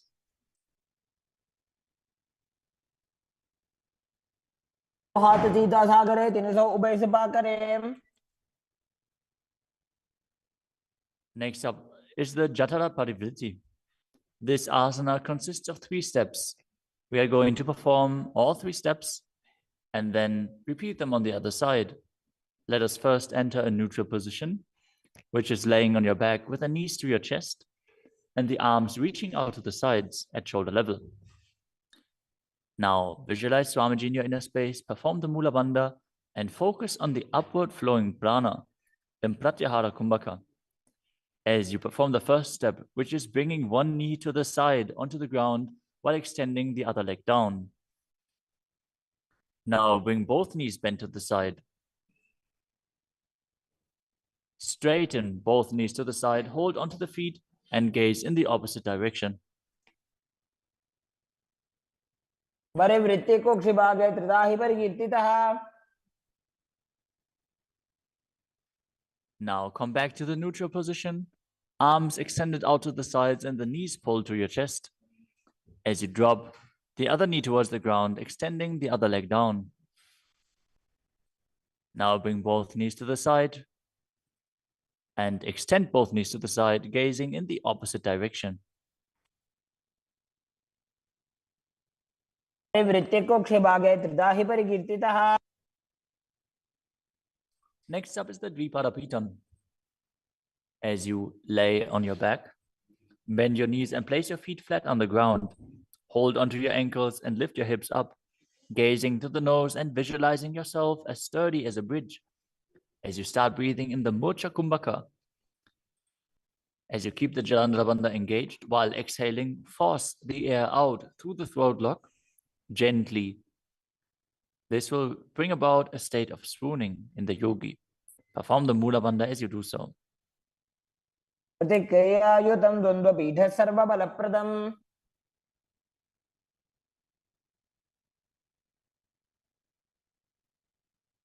Next up is Palyankasana. Laying on your back with the feet flat on the mat, bring your arms over your head and place your hands flat on the mat as well, with the fingers pointing towards your feet. Lift your entire body up off the ground as you visualize yourself as sturdy as stone furniture. Breathe through your nose in Sahaja Kumbhaka as you perform the Mula Bandha. उत्तानशयनं हस्ततलाभ्यां भूमिमवष्टभ्य. The next asana is Shvatanasana. Lay on your back with the knees to your chest. With the hands on the respective shoulders, move your hips in a circular motion and visualize that you're a dog playfully laying on its back. Perform the Mula Bandha as you do so. शरीरं संस्थाप्य जानुनी सम्मील्य नाभवानीय. Next up is the Viparita Karani. Lie supine, raise your hips and legs up as you extend your hands down on the mat below, helping you balance your body as your legs are raised up. Move your legs in a circular motion as you visualize Swamiji in your inner space and keep Jalandhara Bandha and Mula Bandha engaged. भूतले सशिरो दत्त्वा खेनये चरणद्वयम्. Next up is the Viparita Karani too. Now stop the movement of your legs. Keep them pointing up straight as you visualize Swamiji in your inner space. Karni विपरीताख्या सर्वाधिव्याधिनाशिनी. Next up is Langalasana. As you lay on your back, lift your hips and take your feet over the head with the toes on the floor. Stretch your hands out on the ground behind your back. Clasp your palms, rest on your neck and shoulders as you visualize yourself as a plow. Breathe in Mocha Kumbhaka with Jalandhara Bandha and Mula Bandha engaged. दिवाकण्ठेन भूमिं विष्टम्भः पादाग्रद्वयम् ऊर्ध्वमुन्नयेत्. The next asana is Sajita Paschimottanasana. As you lie on your back in the same position, bring your hands to the feet. Pull your thighs to the chest and hold on to the toes as you keep your arms and legs straight. This is one of the 84 different asanas revealed directly by Lord Paramashiva himself. Visualize Paramashiva as you perform Jalandhara Bandha and Mula Bandha. तानं शयित्वात् कुर्वीत शयितपश्चिमतानकम्. Next up is Supta Konasana. Maintaining the same position, Bring your hip over top of the shoulder level and open your legs wide apart. Visualize Swamiji in your inner space. Perform Jalandhara Bandha and Mula Bandha. परिवृत्ति कोक्ष भागे त्रिधा हि परिकीर्तितः. The next asana is Chakrasana. Now bring your legs over top of your head, toes on the ground, hold onto the ankles of the feet, and roll onto your back, keeping your legs straight. Visualize yourself as a chakra, a wheel, as you perform Jalandhara Bandha and Mula Bandha. पासनस्तद्वौ पादौ कुर्यान्मस्तकतः परो. Next up is Supta Prasarita Parangushtasana. As you lay on your back with the legs vertical, hold on to the big toes in Prana Mudra, and then open your legs wide to the side. Visualize Swamiji in your inner space as you return to breathing in Ujjayi Pranayama, making an ocean-like sound with your mouth. उत्तानपादं क्रौञ्चं च मरीचिं वीरभद्रकम्. The next asana is Supta Padangushtasana. Now, hold onto the big toes and join your feet together above your body, keeping your legs straight and your arms straight as well. Visualize Swamiji in your inner space and perform the Mula Bandha. उत्तानपादं क्रौञ्चं च मरीचिं वीरभद्रकम्. The next asana is Matsyasana. From Supta Padangushtasana, move your legs into Padmasana and lay on your back, holding onto the opposite elbows over your head. Gaze to the nose and visualize Matsya, the fish avatar of Vishnu. Matsyasana. मुक्तपद्मासनं कृत्वा उत्तानशैलं चरेत्. The next asana is Parasharamasana. Laying on your back with the legs in Padmasana, place the backside of the right hand onto the left palm. Gaze to the nose and visualize Rama in your inner space as you perform the Mula Bandha. प्रथमकरे पद्मासन आचे सुदोषो वे भूपरिपाचे. The next asana is Sarvangasana. While laying on your back, legs in Padmasana, lift your hips and legs up. Bring your hands to the hips, supporting you with the elbows on the floor. As you tuck your chin to the chest in Jalandhara Bandha, contract the perineal region in Mula Bandha. Gaze to the nose and visualize Swamiji in your inner space. अथवा क्षेत्र संक्षेपात् सर्वांगासनम् उत्तमम्. Next up is Vrishchikasana.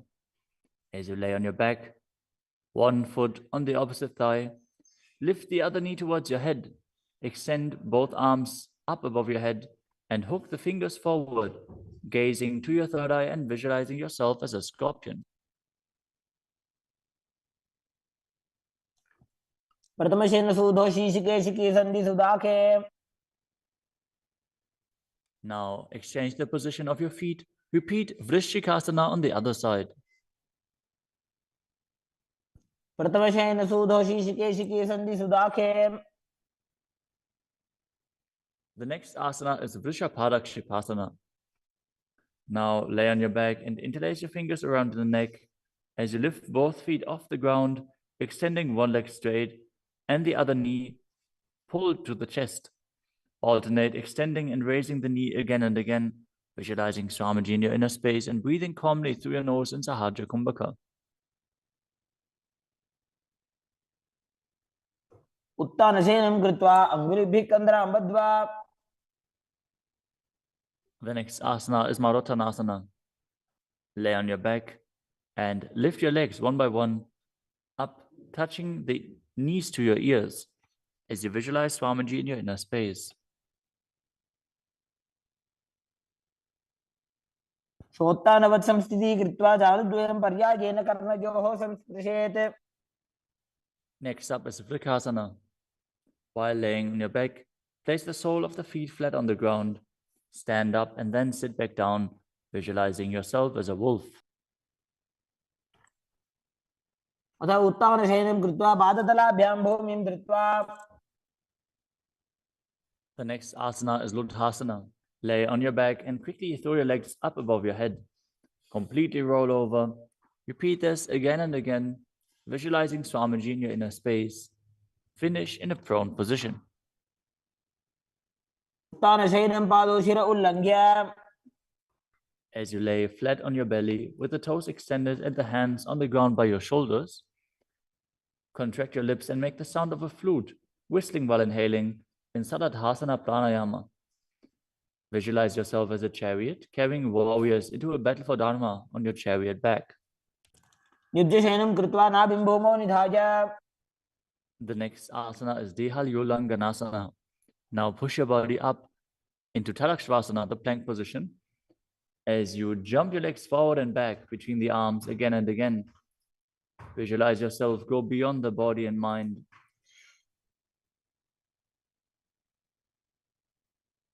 हस्तद्वयं बद्ध्वा तन्मध्यचरणद्वयम् उड्डानैव बहिरानीय. The next asana is Jatyasana. From a standing position, bend forward and place your hands on the mat, walking back and forth as you visualize yourself as a wise 60-year-old elephant. अथ जात्यासनं वक्ष्ये येन जाति स्मरो भवेत्. Next up is the Luritika Karana. Stand with your knees bent, feet pointing outwards, and bend your elbows. Keep your hands at the chest level. Swiftly move your arms across your body and then bring them back to the center. Tilt your head back, open up your chest towards the sky, and move your head in all directions. The next asana is Sarapasana. As you tie your feet with a rope, stand erect like a rod.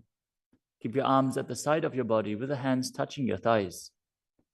Visualize that your Kundalini, Devi, is raising and curling upwards around your body. As you breathe calmly through your nose in Sahaja Kumbhaka, leading the prana along your spine, contract the perineal region. Force the Kundalini Shakti up. As you internally chant Om Nityananda Paramashivoham. अथ सर्पासनं वक्ष्ये वायुपाणाय केवलम्. The next asana is Ushtrasadhanasana. While standing, place all fingers on the mat and then stand on your hands. Keep your feet on the fists as you begin to move and walk like a camel. Visualize yourself as a camel as you walk around on the mat.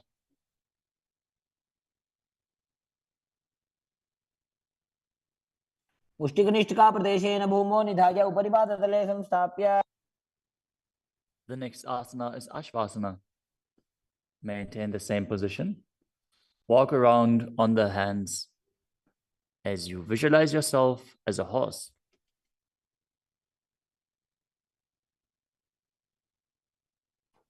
मुष्टिकनिष्ठिकाप्रदेशेन भूमौ निधाय. The next asana is Kapota Nitakasana. As you stand straight with the feet together, interlace your hands behind your back in Padusha Mudra. Pull them down towards your calves as you open up your chest widely. Visualize yourself as a soaring bird diving. पादतले भूमौ निधाय.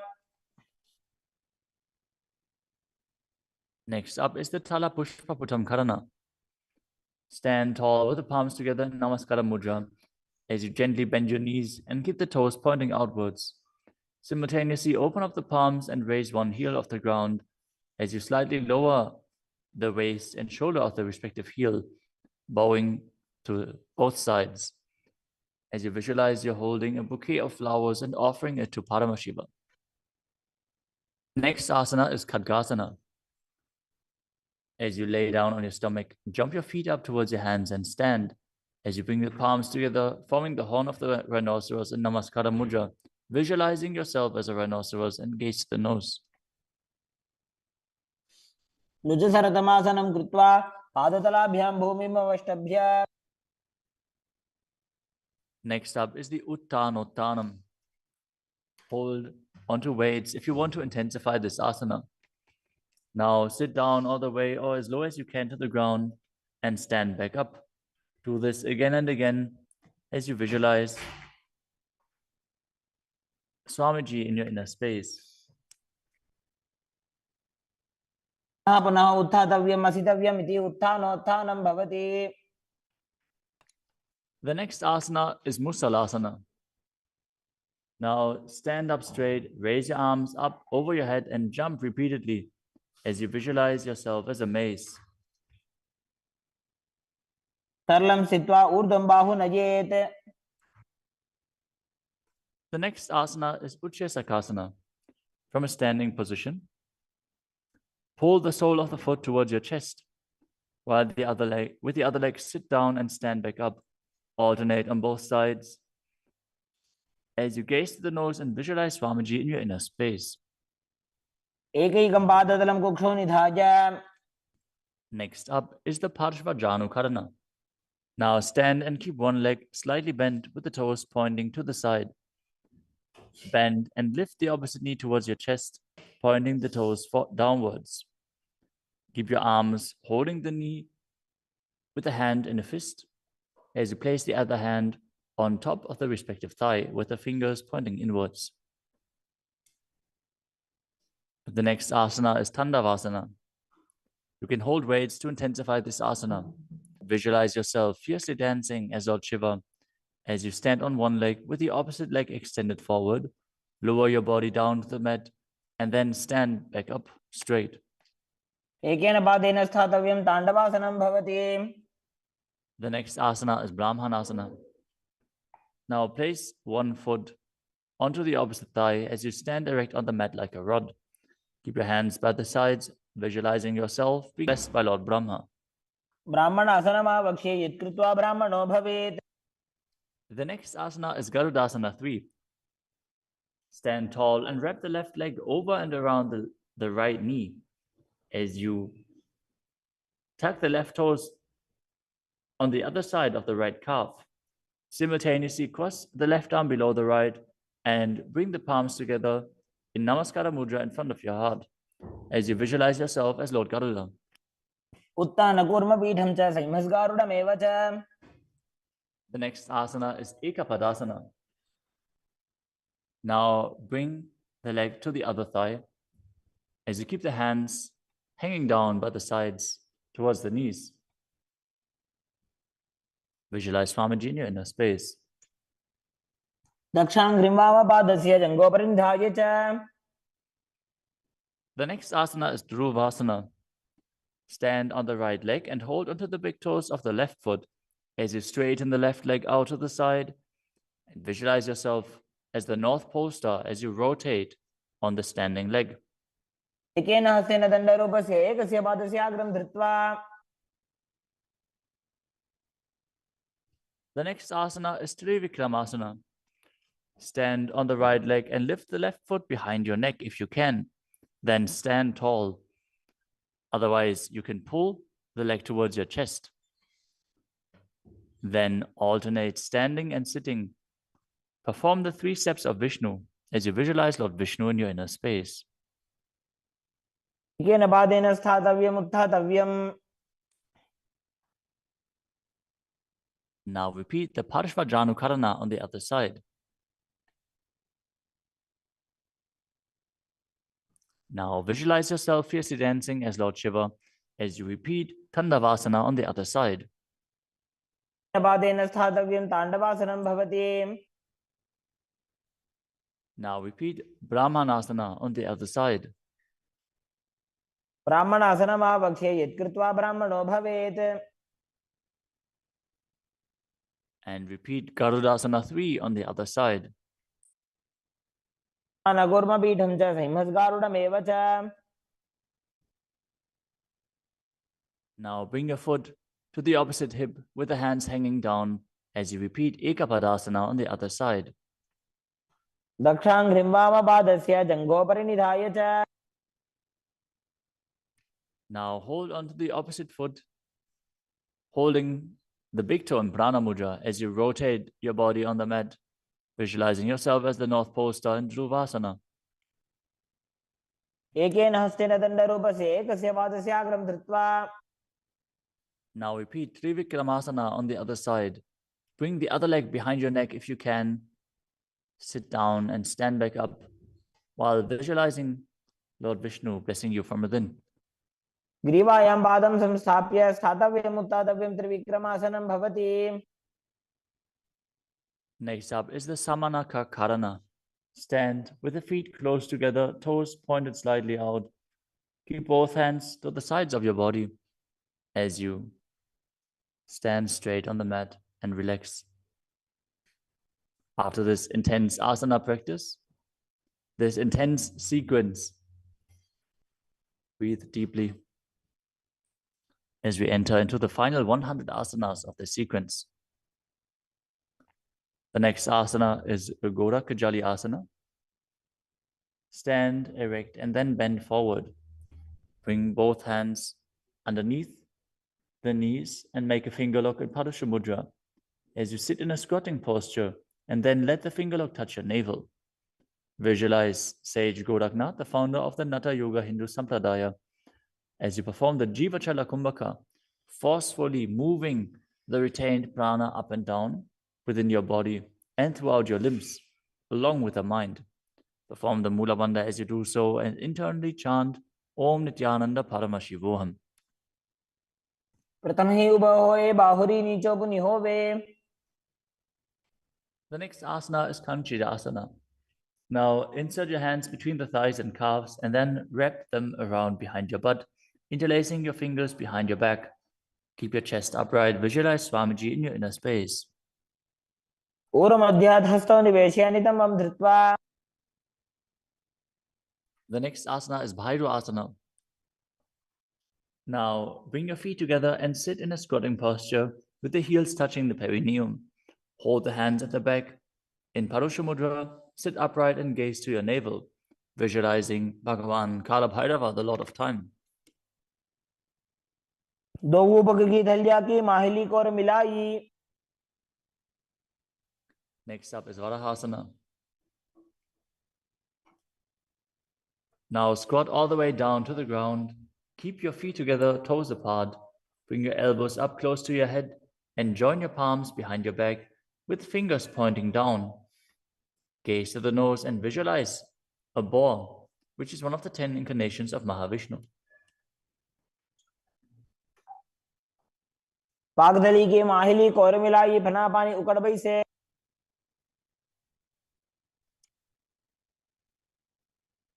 The next asana is Pripitasana. With the heels touching, bring your hips to the same level as your knees.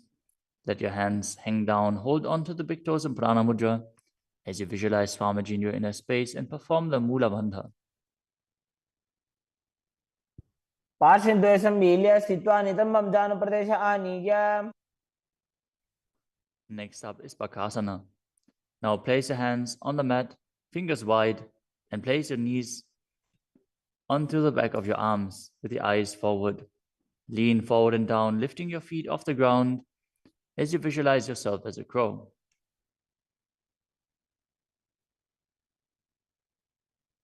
हस्ताभ्याम अवनिमवष्टभ्याम.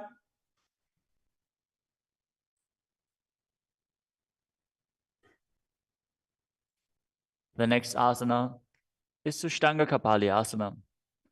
Now kneel down, head on the ground with the palms spread for support. Raise your body on your head and place your legs into Padmasana as you gaze to the nose and visualize Swamiji in your inner space. आसन को गुण कपाल आछो होई. The next asana is Guptasana. Lower your body down onto the mat and sit in a kneeling position.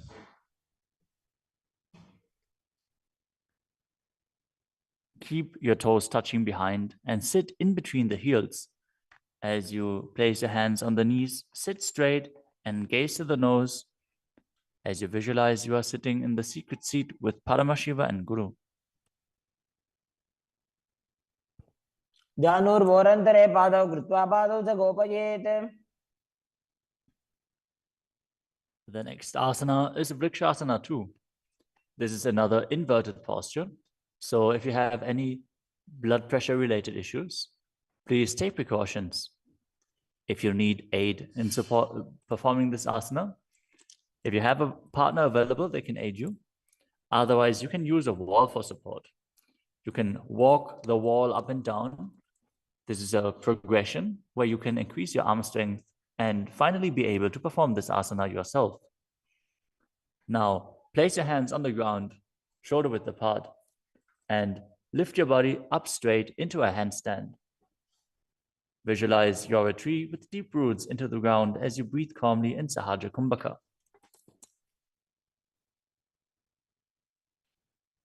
सप्तचक्रक्षालनाद्य vrikshasana विशेषकान्. Next up is Shibo Asana. Move your hands closer together and again enter the handstand posture. Visualize Tejas energy is flowing to your third eye. As you gaze up to your third eye, the Tejas energy will rejuvenate your body. दो पग जोड़ी माही Gulf मिलाए. The next asana is Matsyasana 2. Now visualize yourself as a fish as you enter a plank position. Lower your body down to the mat and push it back up again and again as you engage the Mula Bandha. दिव्यं शयनं कूर्परो पार्श्वभागायाम् ऊर्ध्वकृत्य. Next up is Sarpasana 2. Lie prone on your belly with the hands on the hips and lift your chest to the left and right, visualizing and moving your body like a snake. दिव्यं शयनं कृत्वा हस्तोन्नितम्बं संस्थाप्य. Next up is Nidalambanasana. Lay prone on your belly with the hands in Padma Mudra, the Lotus Mudra, holding onto the chin.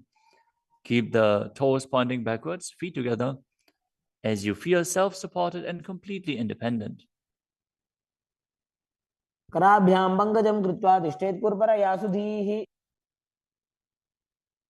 The next asana is Chaturasana. As you lay on your stomach, place your hands flat on the mat in front.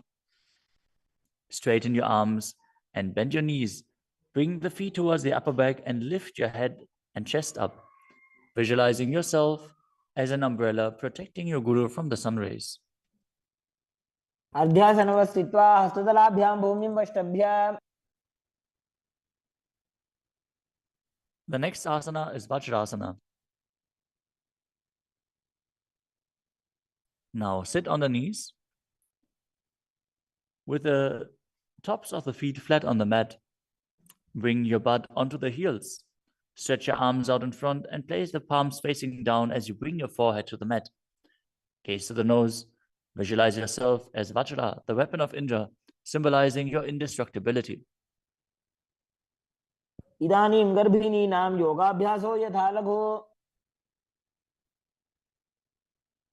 Next asana is Meshasana. Now place your hands flat on the ground, shoulder width apart, and raise your hips up high into Gajasana. Then alternate striking the ground with your hands as you experience yourself as powerful as a ram.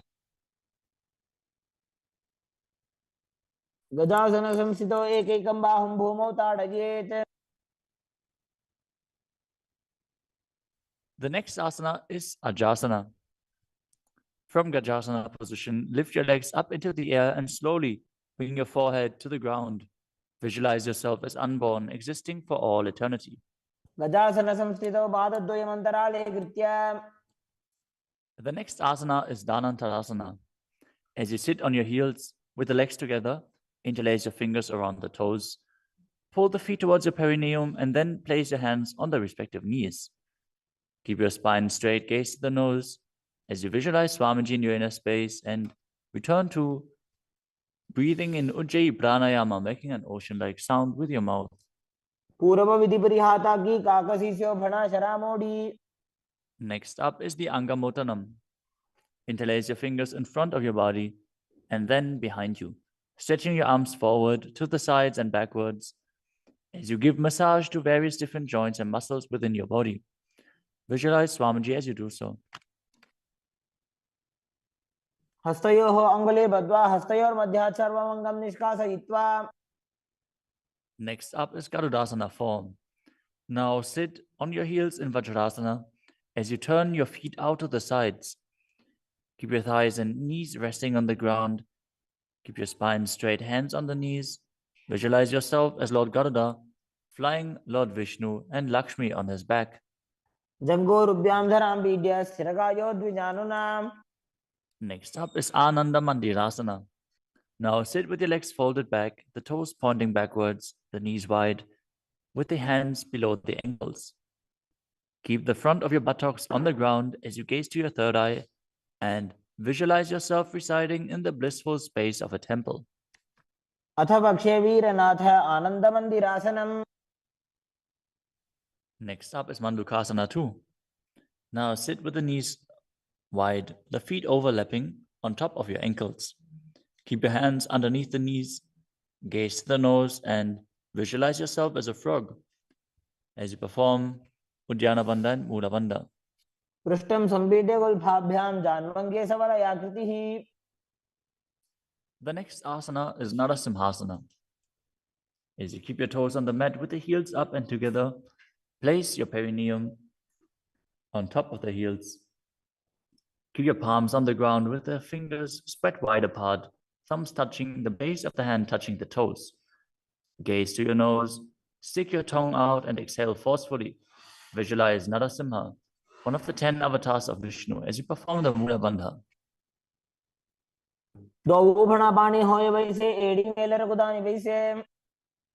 The next asana is Vishrakasana. Sit on the toes and place your perineum on the heels as you separate your knees and place them on the ground. Make a hollow of your palms and place it on your mouth. Keep your thumbs under the teeth and close your lips. Gaze to your nose. Inhale through the right nostril and exhale through your mouth as per your capacity in Vishraka Pranayama. Visualize yourself as Devi, presiding over any and all minuscule fears you might have.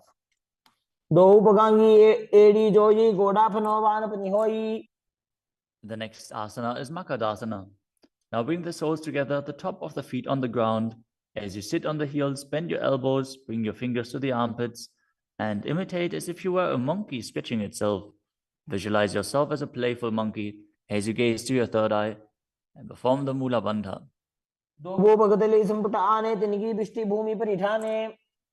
The next asana is Vajrasangarasana. Stand on the toes with the soles of the feet together.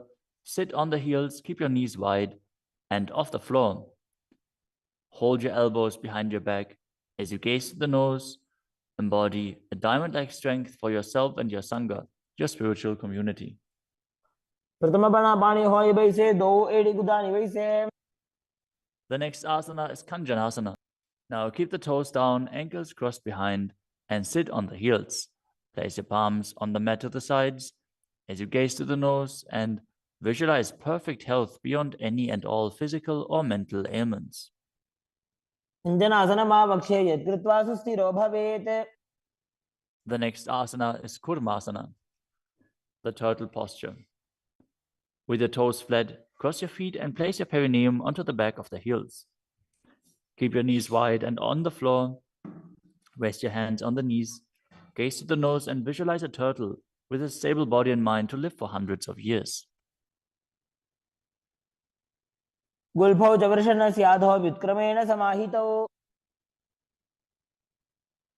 next asana is Yogasana. With the toes flat, cross your feet and place your perineum onto the back of the heels. Gaze to your nose and visualize Swamiji in your inner space. The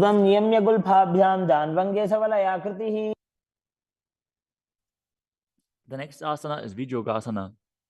Now stand on your knees. Cross your ankles behind with the feet near the opposite knee. Hold the calves with the fingers inside and the thumbs outside as you gaze to your third eye and visualize a space of eternal oneness, Advaita, with your Guru.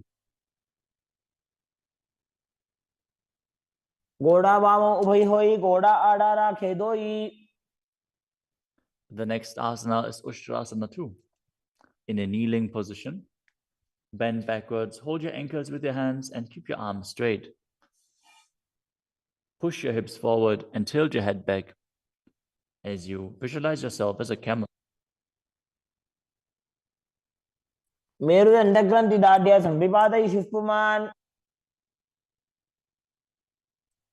Next up is Jatyasana 2. With the heels together and the hands on the soles of the feet, slowly lean back. Bring the elbows down to the mat, followed by the back of your head. Gaze to the nose and experience yourself as a lotus blooming.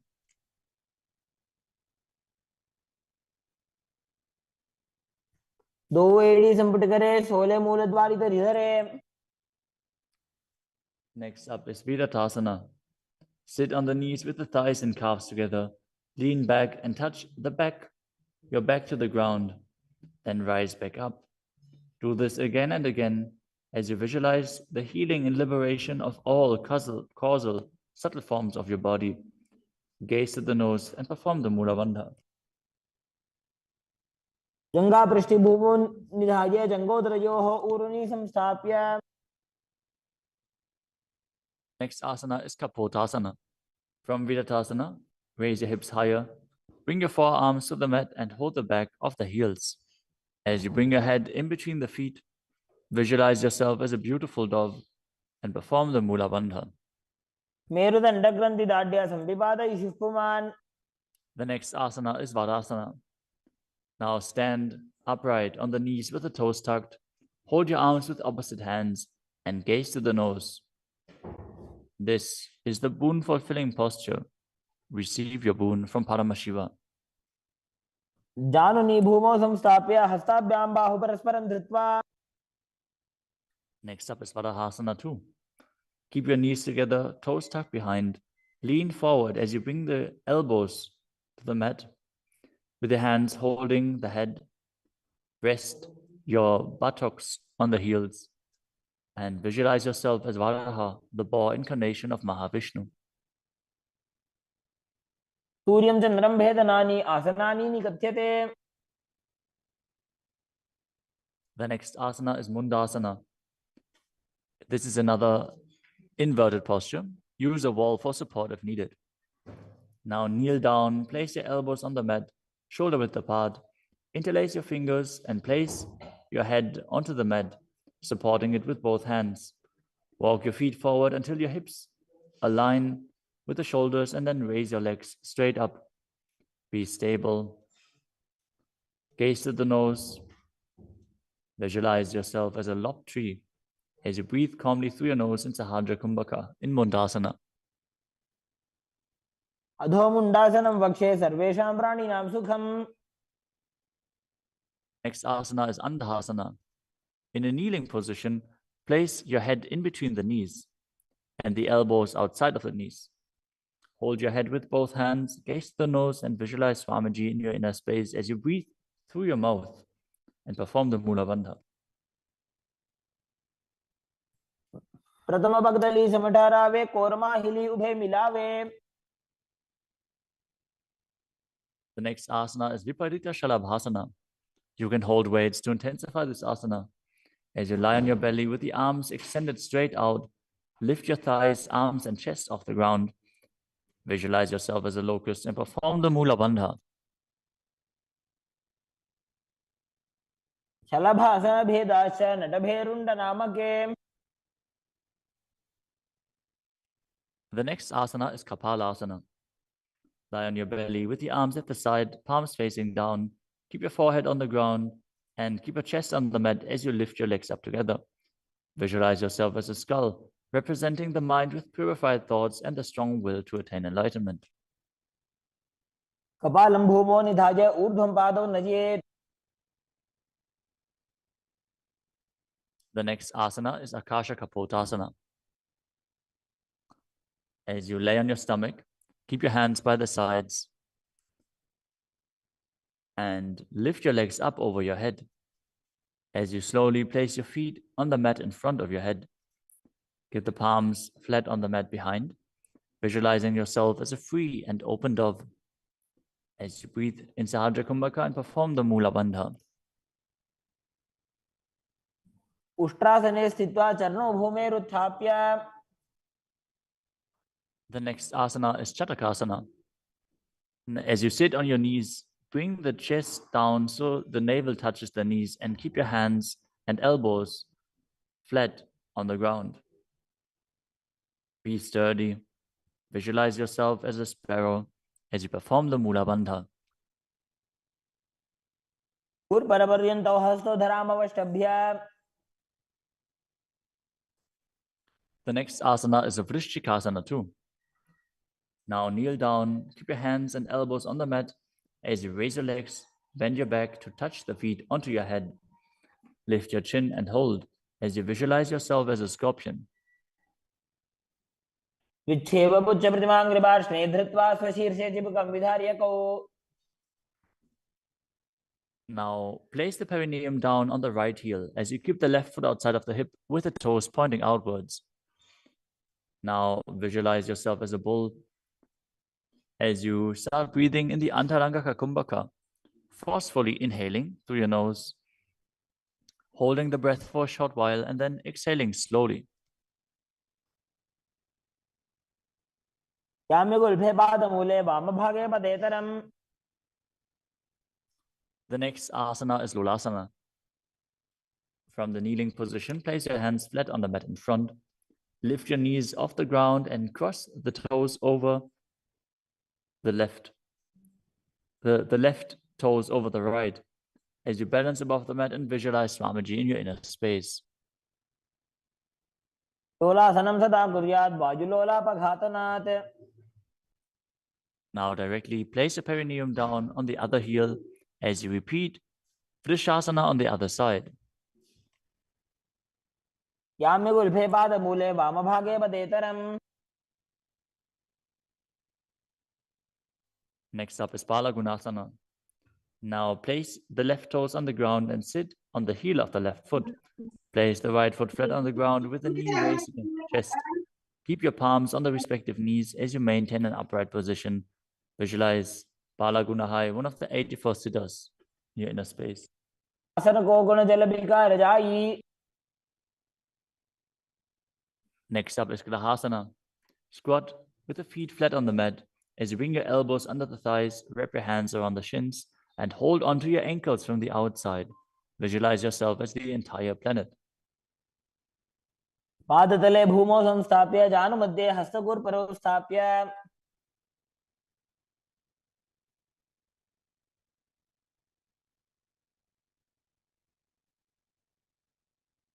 Next up is Balagunasana on the other side. Visualize Balagunahai, one of the 84 siddhas in your inner space.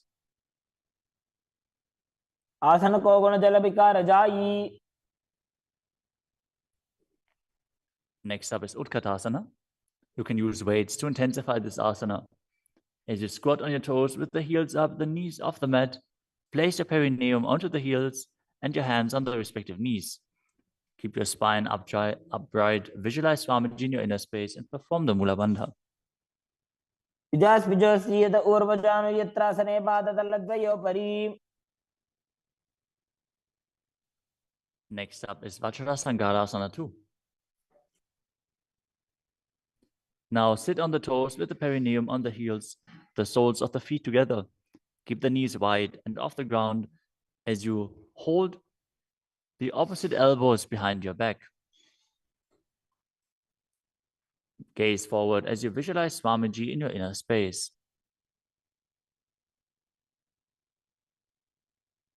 प्रथम प्राणापानी होए जैसे दो एड़ी गुदानी वैसे. The next asana is Anilasana. Now squat or sit with the feet hip-width apart, with the hands under the soles of the feet from the inside. Palms facing down. Keep your arms straight, elbows at the navel, and gaze to the nose as you visualize you are able to consume and live off of air alone. दो हाथ भूमि पर ठाने कहनी जाड़ी ना भी लगाने.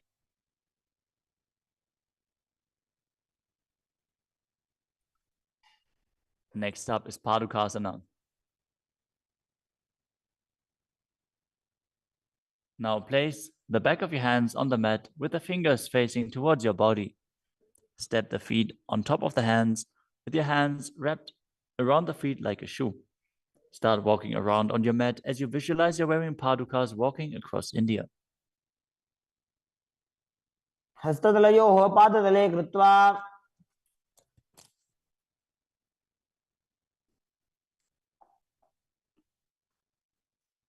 Next up is Kukutudanasana. Now place your palms on the mat, raise both feet upwards into the air, and let them fall back down. Do this again and again as you visualize yourself as a rooster. हस्ततले भूमौ कृत्वा पादतले च ऊर्ध्वमुड्डानं कृत्वा. Next up is Viparita Nrityasana. Now place your hands on the mat and raise your legs upwards into a handstand. As you move around on two hands dancing, feel yourself become free of all inhibitions. हस्ततलाभ्यां भूमिं वष्टभ्य. Next up is Kunjarasana. Now separate your feet and place one palm down on the mat with the arm straight. Bring the opposite arm towards your head. Be stable. Visualize Swamiji in your inner space. Breathe calmly in Sahadra Kumbhaka and perform the Mula Bandha. अथ पक्षे Mahadev कुञ्जरासनमुत्तमम्. Now exchange the position of your hands. Repeat Kunjarasana on the other side. पक्षे Mahadev कुञ्जरासनमुत्तमम्. Next asana is Kadambasana. Sit on the ground with your feet flat and the heels close to your body. Hold the respective ankles with your hands as you lift your feet off the ground and visualize yourself as a Kadamba tree, a pious tree that promotes a long life. पार्श्वभ्यां भूमिं वष्टभ्य हस्तद्वयेन गुल्फौ धृत्वा. Next up is Bhavana Muktasana. Now sit with the heels at the perineum, hold the knees with your hands and press them towards your chest. Visualize any excess water being released or balanced within your system as you perform the Mula Bandha. स्तुपादयोः पाणिं लात्वा स्वस्वनितम्बके. The next asana is Chakodasana. Now sit and lift one leg behind your head as you place both hands flat on the mat. Extend the opposite leg up with the knee straight as you lift your entire body up off the ground. Keep your chin up, gaze to your third eye and visualize yourself as a powerful source of energy. पूर्वदानं च दुष्पादपीठं वज्रासनं तथा. The next asana is Dhanurasana too. As you sit on the ground, hold the respective big toes in Prana Mudra.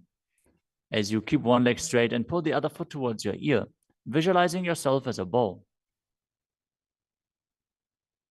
पादाङ्गुष्ठौ तु पाणिभ्यां गृहीत्वा श्रवणावधि. The next asana is Ashtavakrasana.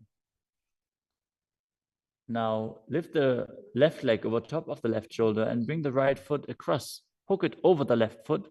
Lean forward and down while extending the legs out to the side.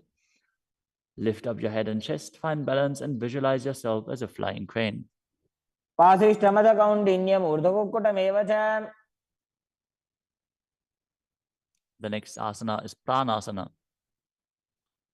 Now place the right foot on the left thigh and bring the left foot flat on the ground as you have the left shoulder underneath the raised left leg and place your hands flat on the ground. Press the right knee down with the right hand as you gaze to your third eye and visualize you're immortal and able to exist solely from prana. एतत् प्रभेदं वक्ष्यामि करोति यस्य चामरः. Next up is Parshva-Matsyendrasana. Now keep one leg bent on the ground with a foot at the opposite hip and bring the other leg over top as you twist your body around the raised knee and interlace your hands below the raised knee. Gaze to your third eye and visualize the great sage and yogi Matsyendranath, the master of Hatha Yoga. वामोरुमूलार्पितदक्षपादो जान्वो बहिर्वेष्टितदक्षदोष्णा. Now repeat Chakodasana on the other side. Now sit and lift the other leg behind your neck, keeping your hands at the side and raising your whole body up with the other leg extended, gazing to your third eye and visualizing yourself as a powerful source of energy. पूर्वदानं च दुष्पादपीठं वज्रासनं तथा. Now repeat Dhanurasana 2 on the other side, holding the big toes of both feet in Prana Mudra as you pull the opposite foot towards your ear, visualizing yourself as a bow. पादाङ्गुष्ठौ तु पाणिभ्यां गृहीत्वा श्रवणावधि. Now repeat Ashtavakrasana on the other side, Now lift the right leg over top of the right shoulder. Cross the left foot over the right and extend the legs out to the side, balancing as you visualize yourself as a flying crane. वासिष्ठमतकौण्डिन्यमूर्धकुक्कुटमेव च Now repeat Pranasana on the other side. Bring the other foot over top, shoulder underneath, push the knee down and place the other one on the ground as you visualize yourself being immortal and able to exist solely from prana. एतत् प्रभेदं वक्ष्यामि करोति यस्य चामरः Now repeat Parshvamatsyendrasana on the other side, bringing one heel to the opposite hip, the other leg over top of the knee as you twist your body around and bring your hands underneath and interlace the fingers behind your back, twisting your body even further, gazing up to your third eye and visualizing Matsyendranath. वामोरुमूलार्पितदक्षपादो जान्वो बहिर्वेष्टितदक्षदोष्टा Next up is Ardha Paschimottanasana. As you keep one leg straight and press the perineum with one heel, lean your chest forward and down, hold onto the front foot and bring your head towards the knee. Visualize Swamiji in your inner space. एकं पादं प्रसार्य एकं पादस्य पार्श्वनासीवनी सम्पीड्य Next up is Kranchasana. Now place your left ankle outside of the hip, hold the sole of the right foot and lift the leg up towards your forehead. Keep the knees straight. Visualize yourself as a crane as you engage the Mula Bandha. उत्तानपादं क्रौञ्चं च मरीचिं वीरभद्रकम् Now repeat Ardha Paschimottanasana on the other side, keeping the opposite heel against the perineum, leaning forward and down. Perform the Jivachala Kumbhaka, moving the prana up and down within your body.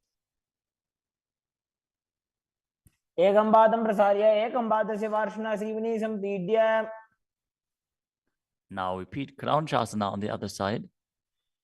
As you bring the other heel outside of the hip, extend the opposite leg up, holding the foot with the knee straight, visualizing yourself as a crane. उत्तानपादं क्रौञ्चं च मरीचिं वीरभद्रकम् Next asana is Swastikasana. Now sit with the soles between the thighs and calves. Keep your spine straight, the palms resting on the knees. Gaze to the tip of the nose and embody peace, well-being, good fortune, and prosperity as you visualize a swastika. तानूर्भोरन्तरे सम्यक् कृत्वा पादतले उभे Next up is Gorakshasana. As you keep your feet in the same position, cover your heels with the respective hands. Tuck your chin to the chest and gaze to the tip of your nose, visualizing the great sage Goraknath as you perform Jalandhara Bandha and Mula Bandha. तानूर्भोरन्तरे पादौ उत्तानो व्यक्तसंस्थितौ Next up is Pakasana 2. Now bring the left heel to the perineum and the right foot on the left thigh. Visualize Swamiji in your inner space. Meditate on Arihanta, the enlightened one. As you gaze to your third eye, perform the Mula Bandha and re-enter the Shanmukhi Mudra once more. As you exhale, close your eyes with the index fingers, nose with the middle fingers, mouth with ring and little fingers, the ears with your thumbs.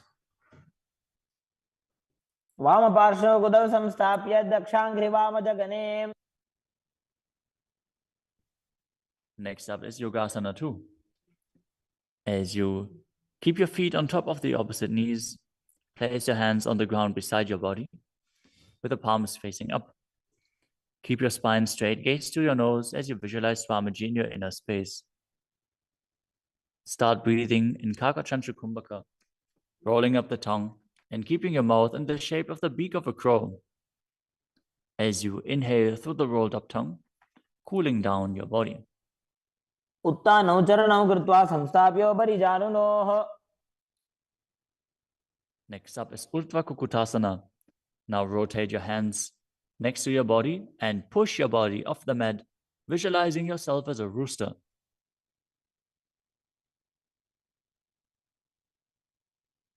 वासिष्ठमदकौण्डिन्यम् ऊर्ध्वकुक्कुटमेव च. Next up is Siddha Haratali Asana. From Padmasana, insert both hands through the knees and place them on the mat. Avoid lifting your body up. Stay seated in this position as you gaze to the nose and visualize Swamiji in your inner space.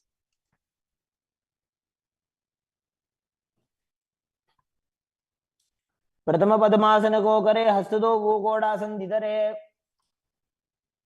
Next up is Hamsasana. From Padmasana, lift your body off the ground as you gaze to your third eye and visualize yourself as an elegant swan. कुक्कुटासने स्थित्वा स्कन्धपर्यन्तं मूरोनि नीत्वा. Next up is Karmukasana. From Padmasana, place your hands between the thighs and calves. Lean forward, and while sitting, reach your hands behind your body in Parasha Mudra.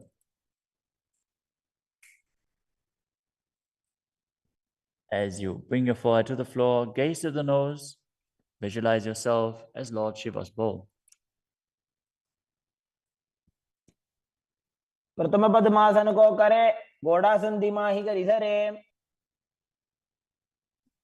The next asana is Kurmasana too. Sitting in Padmasana, lift your knees and insert both hands through the thighs and calves.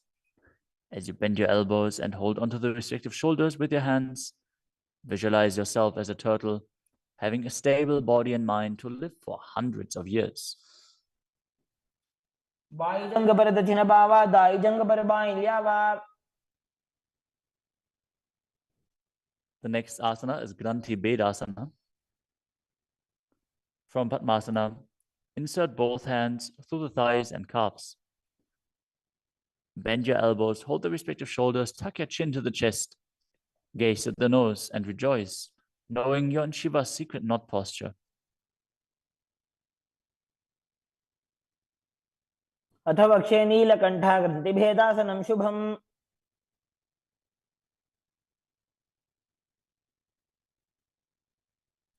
The next asana is Uttana Kurmasana.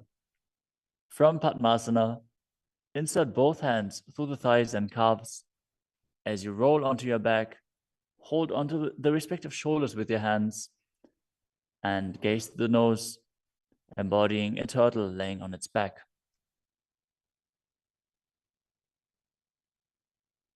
Kukkutasana बन्धस्थं कराभ्यां धृतकन्धरम्. Next up is Pangukukutasana. From Padmasana, place both hands through the gap of the thighs and calves. Place one hand flat on the mat and hold its wrist with the other hand. Lift your body up off the mat, balancing on one arm as you visualize yourself as a rooster and perform the Mula Bandha. Kukkutasana स्थित्वा एकेन हस्तेन अन्यस्य प्रतिबन्धं धृत्वा. Now exchange the position of your hands. Lift your body up onto the other hand as you repeat Pangukukutasana on the other side. Kukkutasana स्थित्वा एकेन हस्तेन अन्यस्य प्रतिबन्धं धृत्वा. The next asana is Gridrasana. From Padmasana, place your elbows on the toes, interlace your fingers, and rest your chin on the knuckles. Keep your thumbs pressed to the throat as you visualize you have gone beyond all greed and covetous.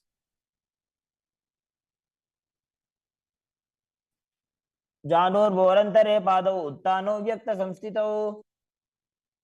Next up is Padmasana 3. From Padmasana, hold one hand over the other with the palms facing upwards. Keep your spine straight, gaze to the nose, and visualize Swamiji in your inner space as you perform Mahamudra Bandha. All three bandhas engaged. उत्तानौ चरणौ विधाय विधिवत् शक्तिस्थितौ योगिरात्. Next up is Padmasana 4. From Padmasana, place your palms on top of the knees. Keep your spine straight, gaze to the nose, engage the Mula Bandha, and visualize Paramashiva in your inner space. एतत् पद्मासनं कुर्यात् प्राणवायु प्रसिद्धये.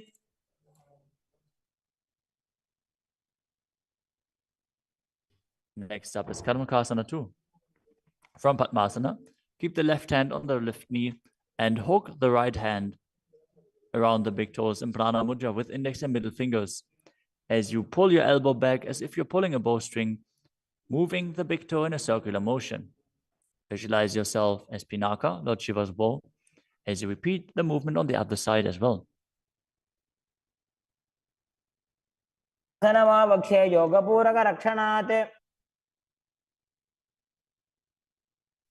Next up is Kadamukasana 3. From Padmasana, cross your arms behind your back and hold onto the big toes in Prana Mudra as you gaze to the nose and visualize yourself as Paramashiva's bow.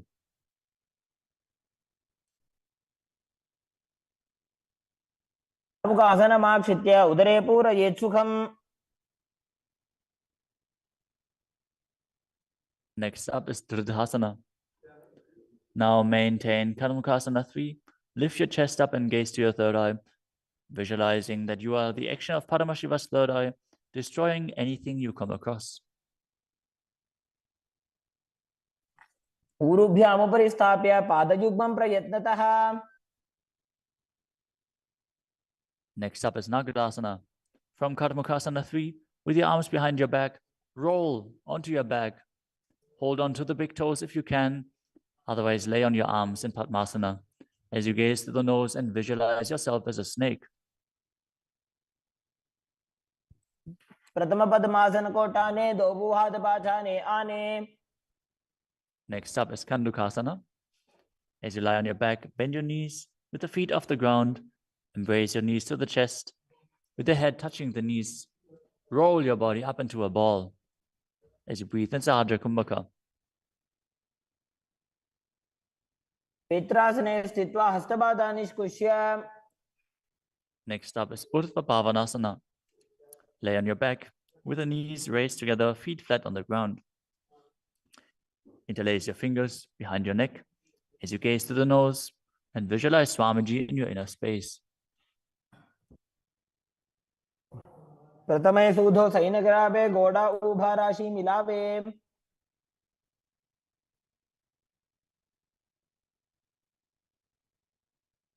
Next up is Marakata Pitasana.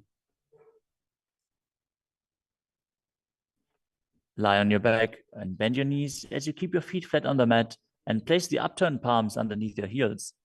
Lift your hips up as you visualize yourself as a powerful alpha ape. Perform the Murcha Kumbhaka with Jalandhara Bandha and Mula Bandha engaged. उत्तानशयनं पादतले उत्तानहस्तयोः स्थापयेत्. Next up is Uttana Shiki Pitakasana. Lie supine and raise your hips up. Support your hips with your hands, placed at the waist, as your elbows bear the weight of your body. Press your chin to through the throat, gaze to the nose, and visualize Swamiji in your inner space. जङ्घोरुबलहीनश्चेत् उत्तानशी पीठकम्. Next up is Nadakasana. As you lie supine, raise your hips and legs up. Bring your hands to the lower back for support if needed, but then place your elbows and hands flat on the mat below. Balance as you visualize traversing Naraka, hell unscathed. ग्रीवाकण्ठेन भूमिं विष्टम्भ. Next up is Tiryanokasana. From Nadakasana, bring your hands to the lower back and keep your elbows on the mat. Raise your legs up vertically and slowly lower and angle them down, keeping your core engaged. Visualize your abode crossing the ocean of samsara. नौकावत् स्थित्वा ऊर्ध्वं पादाग्रद्वयं नजेत्. The next asana is Dvajasana. Now bring your arms back flat on the mat. Keep your legs straight as a flagpole as you visualize yourself as the Kailasa flag, respected across all nations. प्रियन् नौकावत् ग्रीवा पृष्ठगोर्परैः भूमिं वष्टभ्य. Now gently lower your body down to the mat as you lie supine. Contract the perineal region and pull the Kundalini Shakti up your spine, performing the Shakti Chalan Mudra. Bring it up to the Brahmarandha.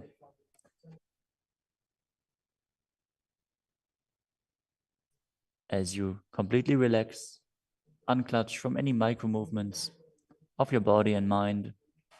Visualize your body as dead and the Supreme Pontiff of Hinduism, Swamiji,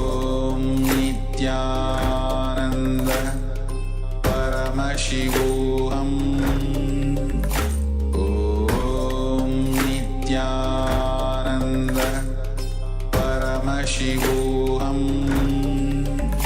Om Nityananda Paramashivoham Om Nityananda Paramashivoham Om Nityananda. Now slowly return to your physical body. Start wiggling your fingers and toes, your wrists and your ankles, your elbows and your knees. Raise your knees up towards your chest and circle them with your hands, rocking your body from side to side. As you slowly return to a comfortable seated position.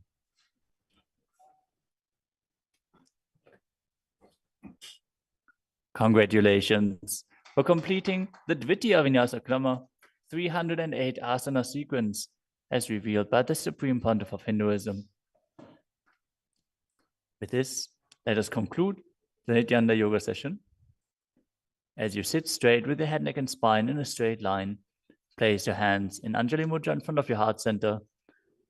Close your eyes, take a deep breath, visualize Swamiji, and chant the Purna Mantra. Om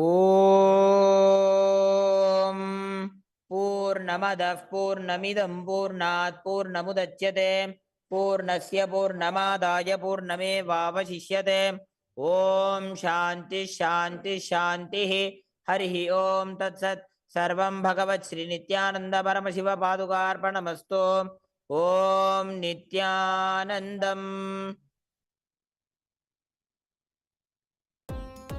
Nityanandam, thank you for watching, and if you found the video enlightening, Please give it a like, share it with your loved ones, and subscribe to stay connected with us. don't forget to click the bell icon to receive the notifications.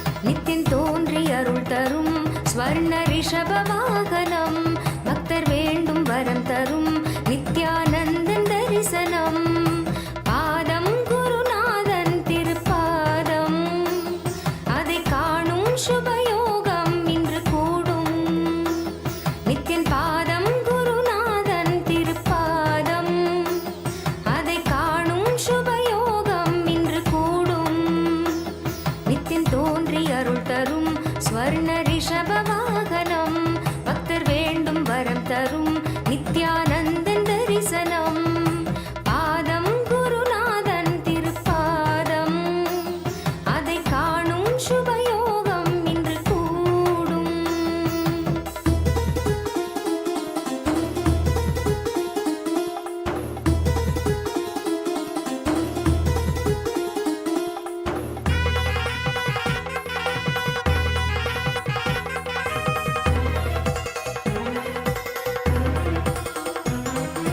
கருணை எனும் கோலால் மோகம் தனை வீழ்த்தும் உருக்கும் என் பாசங்களை இல்லாமலே நீக்கும் நித்யானந்தன் அவன் ரூபம் அது காணும் உயர் தியானம் மெய்ஞானம் எனும் வாழ்வில் உன்னை தானாய் கொண்டு சேர்க்கும் குருவே சிவமாகும் நித்ய குருவே இறை ரூபம் குருவே சிவமாகும் குருவே இறை ரூபம் யுகம் யாவிலும் குருநாதன் என்றே தோன்றி கரை சேர்க்கும் பாதம் குருநாதன் திருப்பாதம் அதை காணும் சுபயோகம் இன்று கூடும் நித்தின் பாதம் குருநாதன் திருப்பாதம் அதை காணும் சுபயோகம் இன்று கூடும்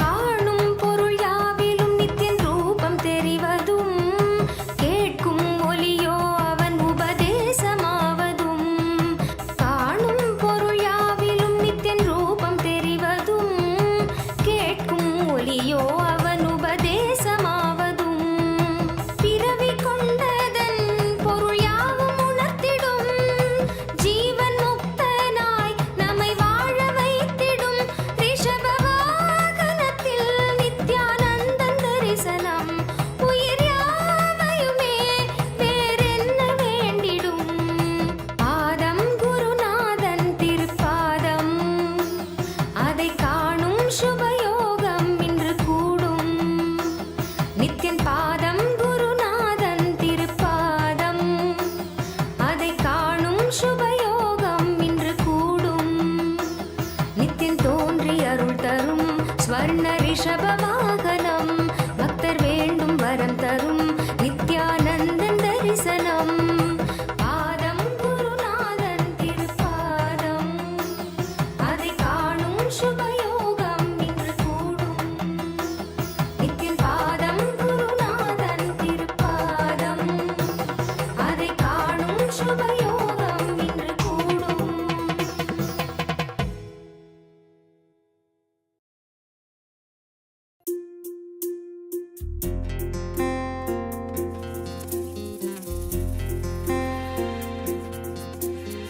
ஆதிசிவன் ஆதி அந்தமில்லாதொரு ஜோதி வடிவமாய் வந்து நின்றார். ஆதிசிவன் ஆதி அந்தமில்லாதொரு ஜோதி வடிவமாய் வந்து நின்றார். ஐந்தோழில் செய்தொழித்தான் அந்த வருத்தம் தீர்த்திட உலகம் வந்தான். ஆக்கைக்கு தீக்கைகள் அடித்திடும் போது சதாசிவன் என்னும் நினைவு கொண்டார். மாயை மக்களை மயக்கும் போது ஈசானன் தான் என்னும் நினைப்பும் கொண்டான். கண்கள் ககனம் காத்திடும் வேளையில் விட்டுருவாய் வந்து தானாய் நின்றான். ஆகாத மனிதரை அழித்திடும் வேளையில் ஆகி நின்றான் அவன் ருத்திரனான். ஆதிசிவன் ஆதி அந்தமில்லாதொரு ஜோதி வடிவமாய் வந்து நின்றான்.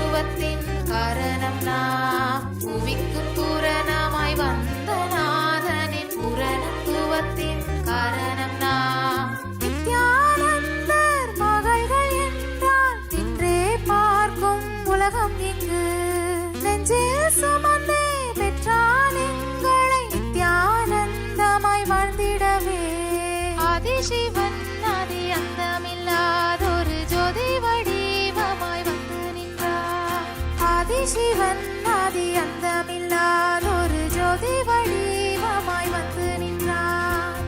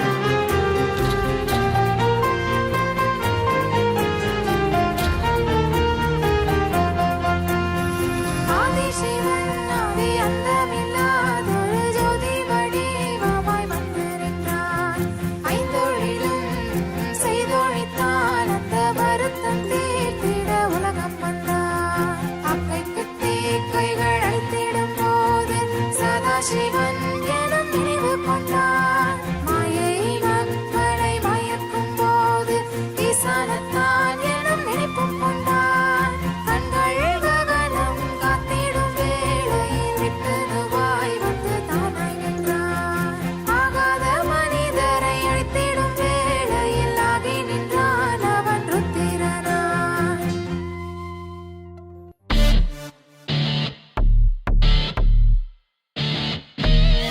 Paramashiva, Paramashiva, Paramashiva, Nityananda. Paramashiva, Paramashiva, Paramashiva, Nityananda. No worries, be happy intensely. Enjoy life, enjoy life. No worries, be happy intensely. Enjoy life, enjoy life.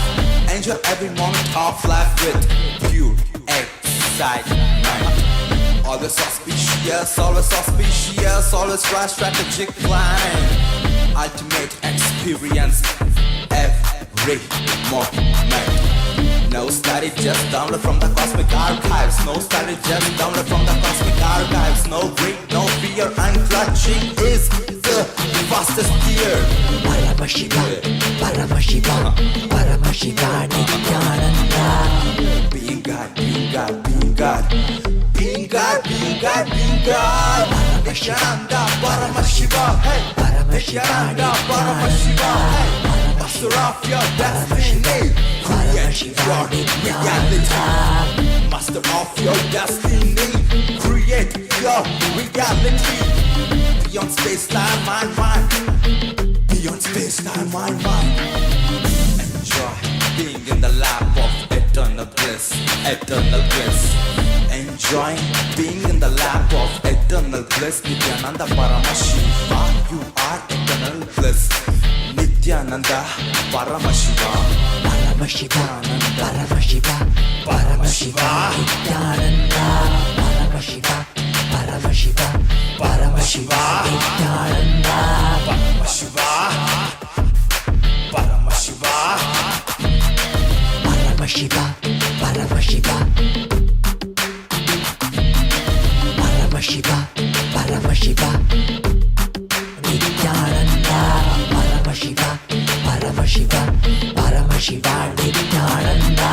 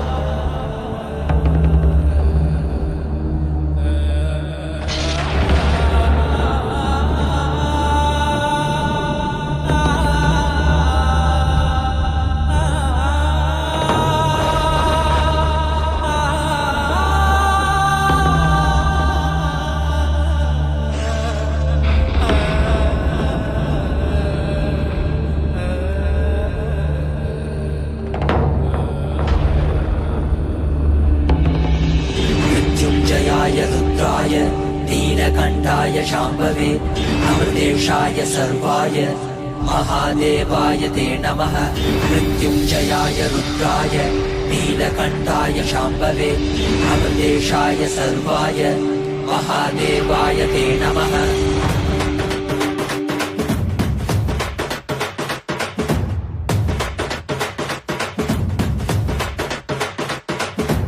ఏమీ భాగ్యమురా మనది ఎంతటి మోదమురా ఏమీ సౌఖ్యమురా మనది ఎంతటి మోక్షమురా ఏమీ భాగ్యమురా మనది ఎంతటి మోదమురా ఏమీ సౌఖ్యమురా మనది ఎంతటి మోక్షమురా పరమశివుడేరా స్వామి మనవాడేరా కైలాస నుంచి వచ్చిన మన తోడేరా నిత్యానంద పరమ శివమేరా నిత్యానంద పరమ శివమేరా మనవాడే మన తోడే మన స్వామి వచ్చాడురా మనవాడే మన తోడే మన స్వామి పాద కమల శరణం ఏమీ భాగ్యమురా మనది ఎంతటి మోదమురా ఏమీ సౌఖ్యమురా మనది ఎంతటి మోక్షమురా ఏమీ భాగ్యమురా మనకి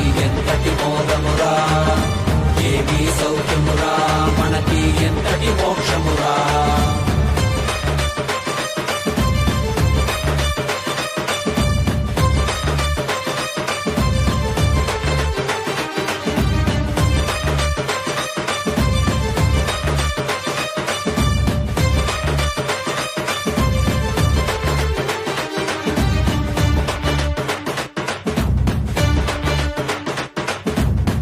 ఎంతటి కష్టమైనా మనకి స్వామి నీ తలవరా ఏమీ లేకున్నా నీకు స్వామి ఉన్నాడురా ఎంతటి కష్టమైనా మనకి స్వామి నీ తలవరా ఏమీ లేకున్నా నీకు స్వామి ఉన్నాడురా దర్శనమిచ్చాడురా స్వామి దివిలో నీకెళ్ళామురా దివ్య శరీర స్వామి మన భాగ్య విధాతరా దర్శనమిచ్చాడురా స్వామి దివిలో నీకెళ్ళామురా దివ్య శరీర స్వామి మన భాగ్య విధాతరా கலியுகத்தை காக்க வந்த நித்யானந்த சாமி அவரே அவதரிச்ச இந்த நாள உலகமெல்லாம் கூடி மேளதாளம் முழங்க கச்சேரி வச்சு ஆனந்தமா போற்றி பாடி கொண்டாடுங்கடி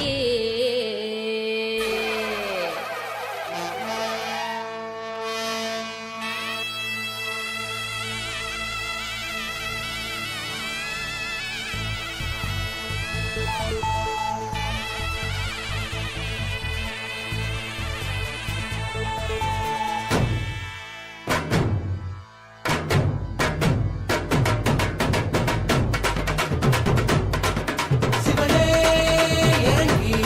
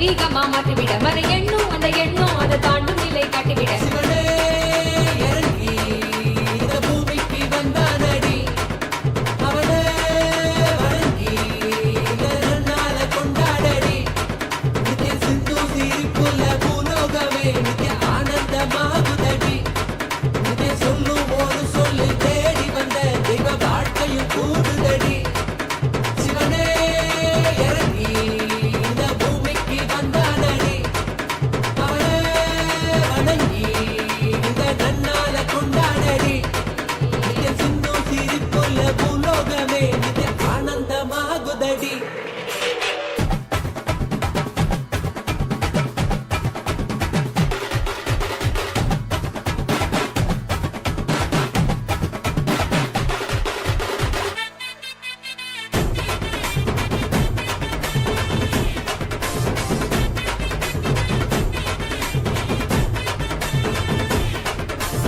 ஆதி சிவபாத மத லோகமெல்லாம் மீண்டும் ஒரு ஞான குருவாக வர வேண்டுதல் கேட்க கேட்ட வரம் தந்து குரு நித்யானந்தனாக நம்ம சாமி அவர் அருணையில வந்து பிறக்க கேட்கும் யாவையுமே கல்வதருவாய் கருணையோடு அருள் செய்து முடிக்க அவனை நாடி வந்த பக்தருக்கு ஞானம் கொடுக்க நித்திய மனுஷனில தெய்வம் உண்டு நாம உணர நாடி வந்த பக்தருக்கு ஞானம் கொடுக்க நித்திய மனுஷனில தெய்வம் உண்டு நாம உணர சிவனே இறங்கி இந்த பூமிக்கு வந்தானடி அவனே வணங்கி இந்த நன்னால கொண்டாடடி நித்திய சிந்து சிரிப்புள்ள பூலோகமே நித்திய ஆனந்தமாகுதடி நித்திய சொல்லும் ஒரு சொல்லு தேடி வந்த தெய்வ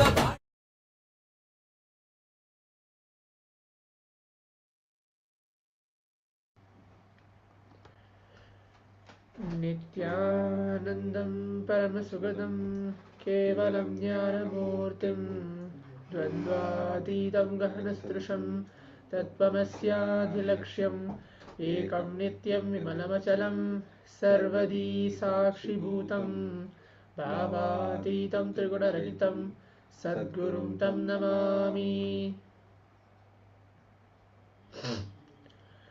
Nityanandam.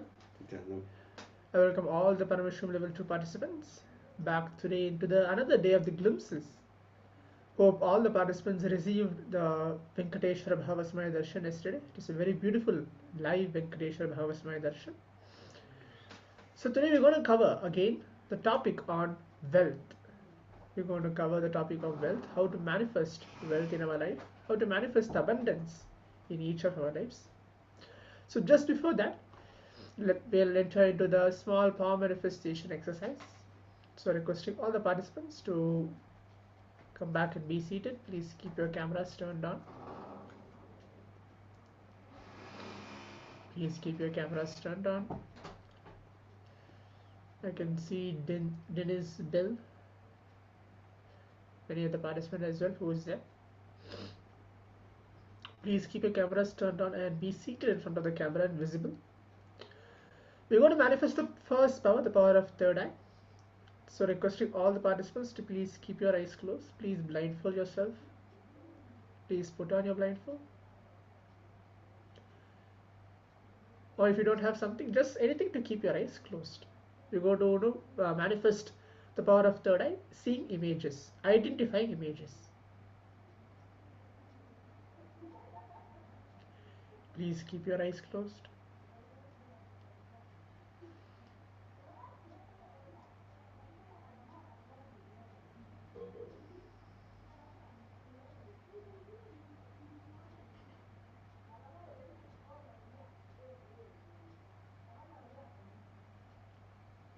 Remember Swamiji in your third eye. Just be in that space of oneness, chanting the Mahavakya, Om Nityananda Paramashivoham. I'm going to project the image, requesting all the participants to please keep your eyes closed, and let's take a few minutes to identify the image through our third eye.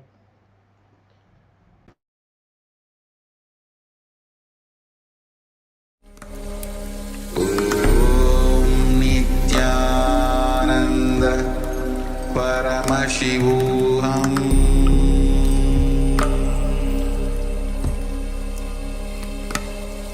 Om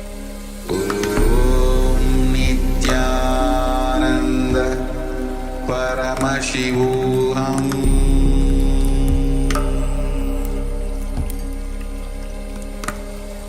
Om Nityananda Paramashivoham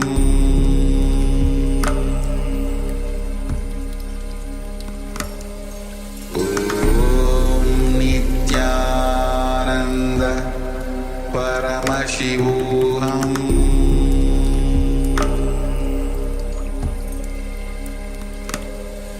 Om Nityananda Paramashivoham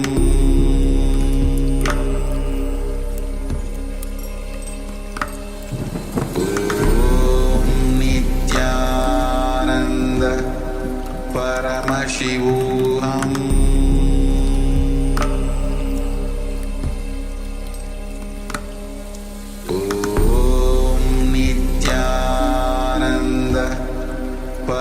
Paramashivoham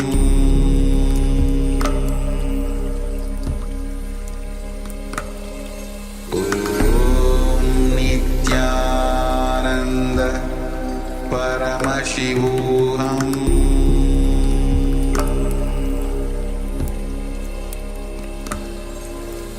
Om Nityananda Paramashivoham Paramashivoham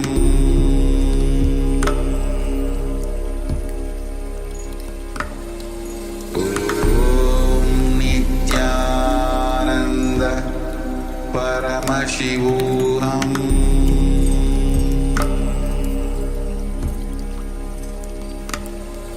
Om Nityananda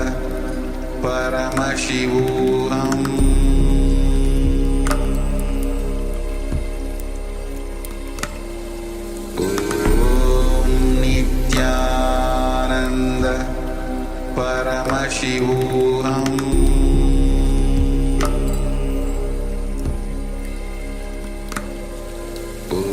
Om Nityananda Paramashivoham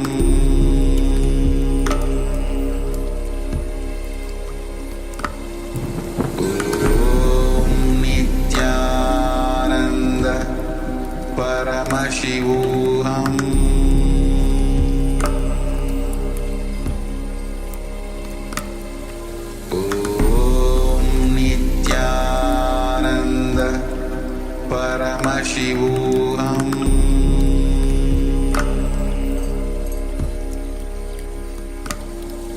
Om Nityananda Paramashivoham Om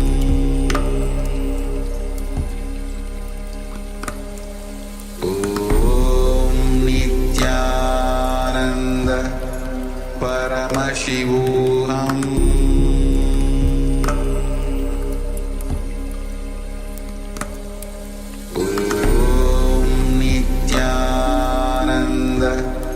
Paramashivoham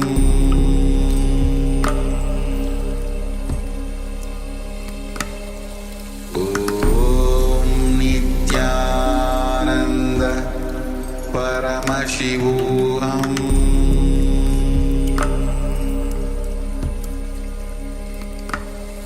Om Nityananda Paramashivoham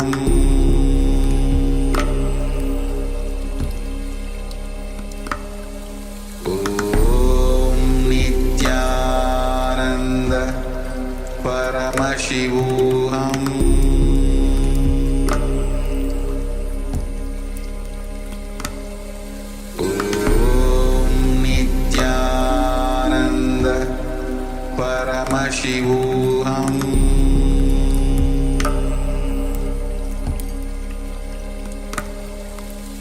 Om Nityananda Paramashivoham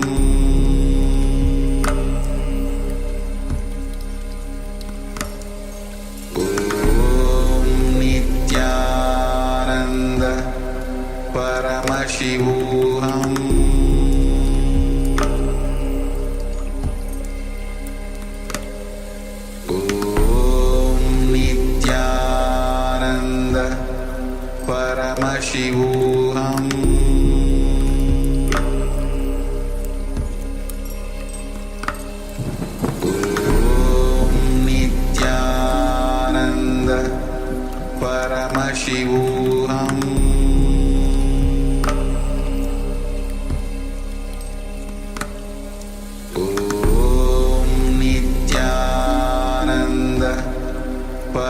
Paramashivoham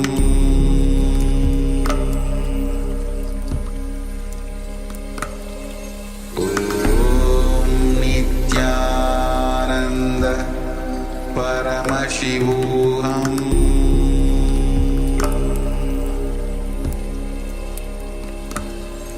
Om Nityananda Paramashivoham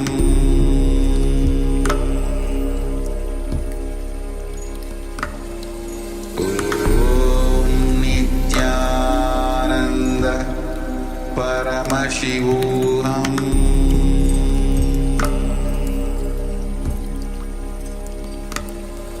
Om Nityananda Paramashivoham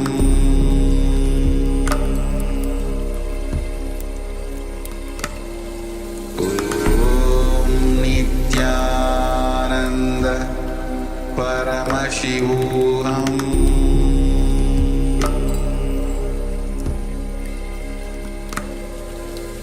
Om Nityananda Paramashivoham. Yes, I request all the participants to relax. Please take off your ribbons. Please open your eyes. So let's take a moment to share the Zoom chat. I can see a participant messaging as well. So please leave a message in the Zoom chat telling what did you able to see, what did you able to see in your through your third eye during this first round of the power manifestation. Because right after this session, we're going to be entering into the main session of the day, learning about wealth as per Hinduism. Wealth as per Hinduism, how Paramashiva manifests wealth in each one of us. So please take a moment to share. Let's give a minute for all the participants to pen down and share colors or shapes or any pictures which are able to see. Okay. So I'll move on to show the image which is there so the participants can actually see and observe. See, in this particular round of the power manifestation, it's a very simple image. So it's a very small kind of a plant which is growing. There's mud, the background is green, there's yellow, black, green color in this round of the image. So the participant can see and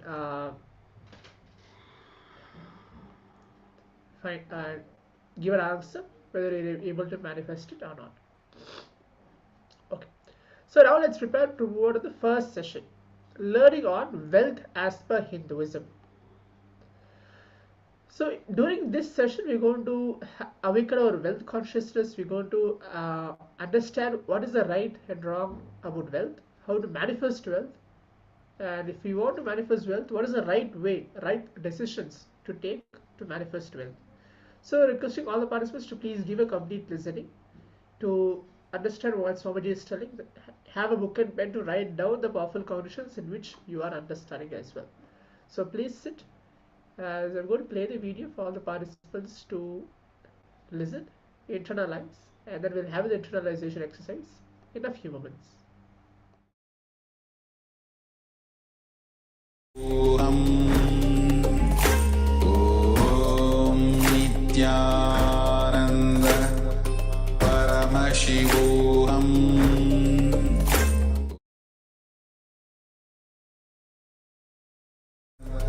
Paramashivoham Om Nityananda Paramashivoham Om Nityananda Paramashivoham Om Nityananda Paramashivoham Om Nityananda Paramashivoham Om Nityananda.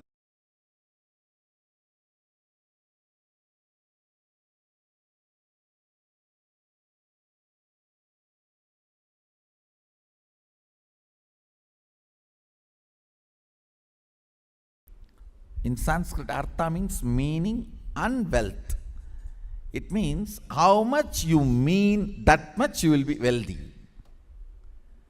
How much you mean to society, that much you will be wealthy. So, becoming a meaningful part of the humanity.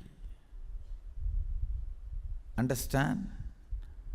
Only wealth generated by being meaningful member is wealth. Everything else cannot be considered as wealth. How you contribute by contributing what you generate is wealth, nothing else. Artha is being contributing, meaningful part of humanity. Wealth is not something outside from you. It is extension of what is you. Please understand. You go on accumulating something in your life. If you are conscious, organized, you accumulate wealth. Otherwise, you accumulate poverty. But you go on accumulating something. Wealth is not something outside you. It is extension of you. What you feel about life, what you feel about you, all these ideas only decide whether wealth is going to be around you or not.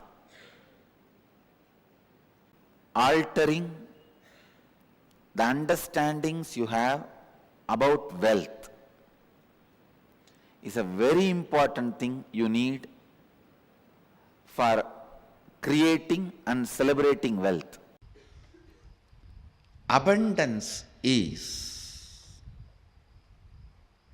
overflowing ecstasy, confidence in you that you can exist, your existence is joyful, blissful for you and the people around you.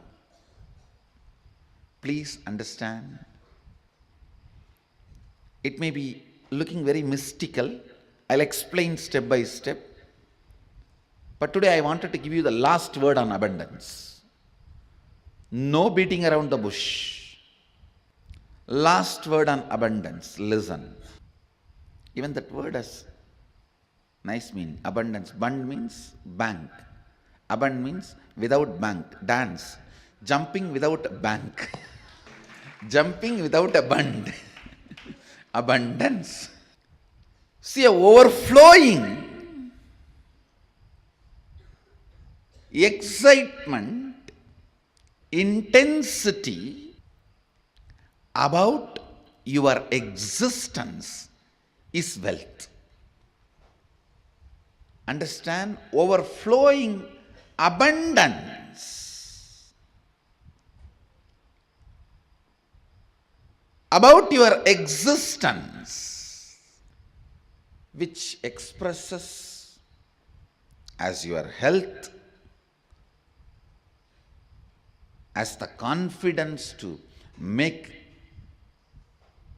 whatever you want, as a strength to manifest everything you need, and not attacked, disturbed, destroyed by the so-called social impossibilities put on you.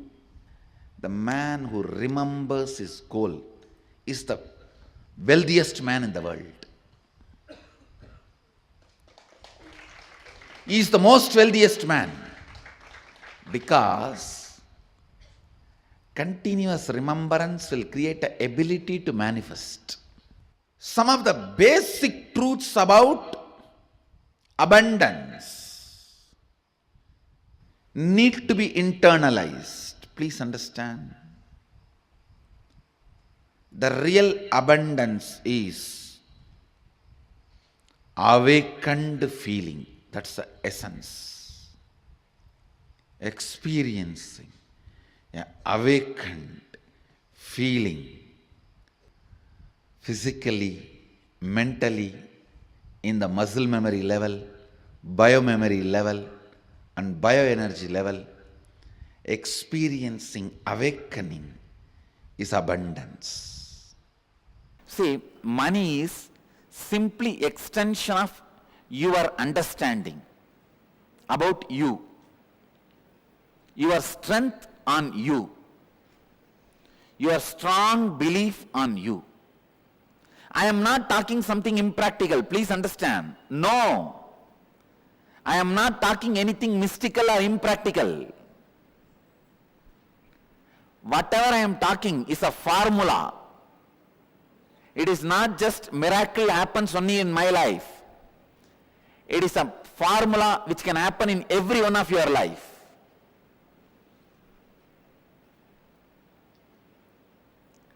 The right attitude towards money is, please understand, the right attitude towards money is, it has utility value for the things you want to do.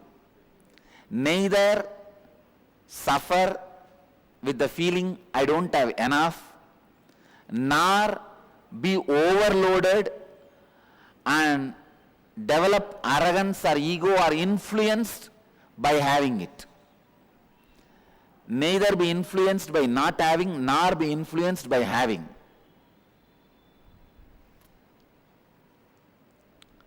It is such an awareness game.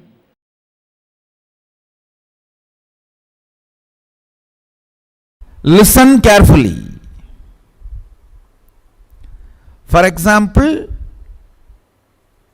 you work hard, put lot of intelligence, build an amazing bungalow in your dream. First earn money, then save money, then buy all the right material.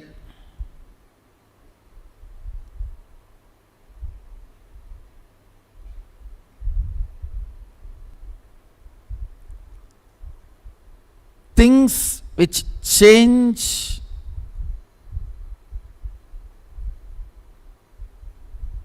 if the atmosphere changes, ideas changes, geography changes, are all delusory. They all exist in illusion. You work so hard and build a home in your dream. What's the use? No use. Working so hard and building a house in a dream, when you wake up, it is no more reality. Same way,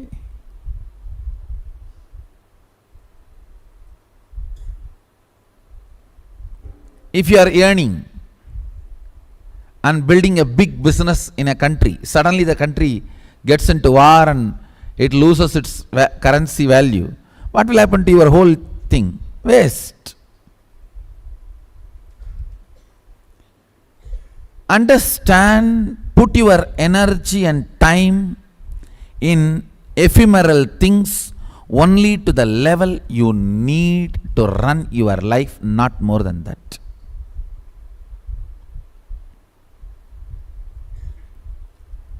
Economy is all about intelligence, not about greed.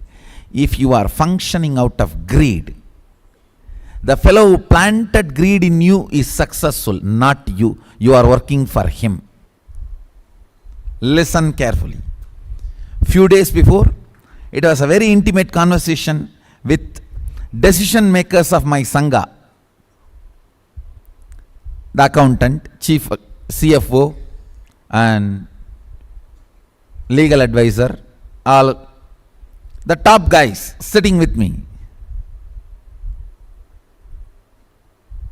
they were not ready to accept one of my decision. See, my decision was, don't leave anything left in the bank end of the year. Finish off.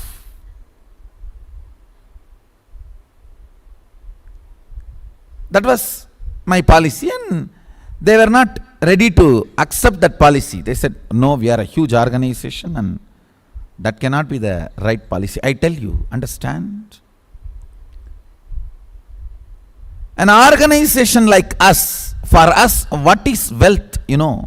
Not 100 crore sitting in bank, but spending that in activities and charity what for we are created, and making again the money flow into it and continuously spending and making it flow, making this circle happening is the wealth of an organization, not the 100 crores sitting in the bank. Understand? If I think the 100 crores sitting in the bank is a wealth, bank will be wealthy, not me.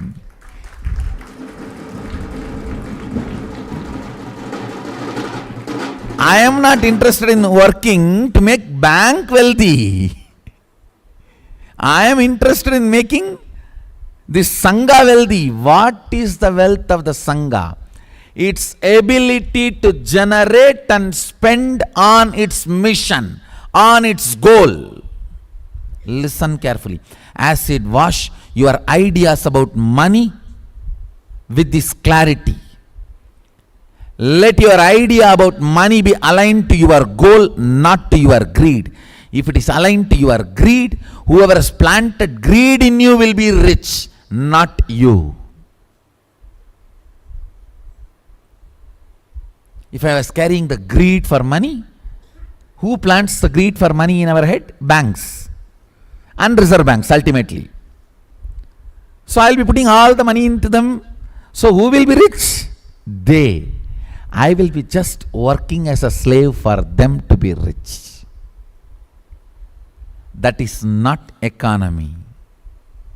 That is not intelligence. Wealth means the structure which receives and spends it off, which has a courage and confidence to receive more and spend it off, receive more and spend it off, receive more and spend it off. Making this mission happen.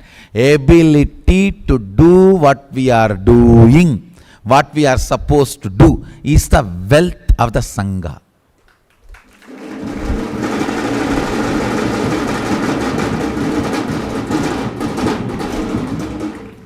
Not the currency sitting in the bank. Ability to do your mission every day is wealth of you and your life. Listen very carefully. This is the cosmic principle of economy. What is wealth? Your ability to complete and be intensely active in what you are supposed to do. Not the bank balance sitting. If I think bank balance sitting is my wealth, I will be making the bank wealthy, not me. And I am not interested in working to make somebody else wealthy. No, I am very clear. I am brilliant about it. Wealth, creation and sustenance.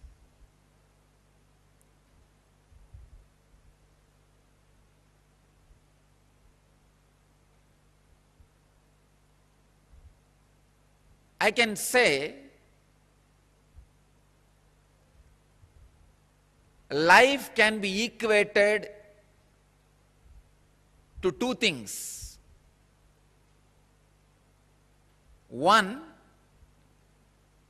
the ability to achieve what you want in the inner or outer world, or just getting stuck in both the world.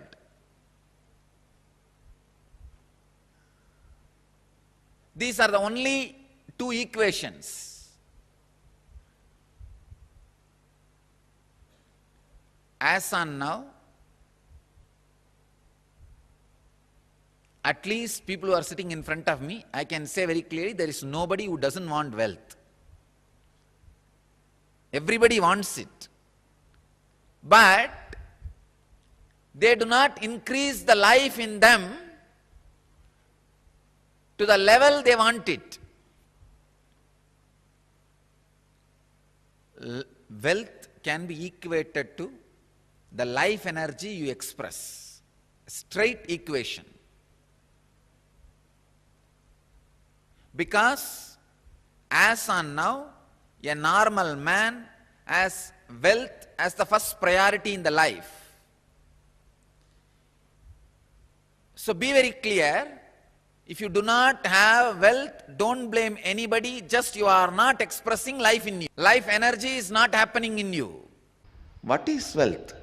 Knowing the knack of how you have to be useful to society and enrich it so that they enrich you. That's all. That's all is money. If you think money is too big, just by making it you will become tired.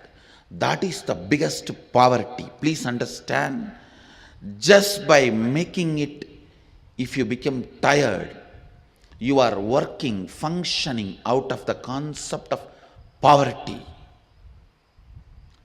You will make, but you will not be there to enjoy, somebody else will be enjoying.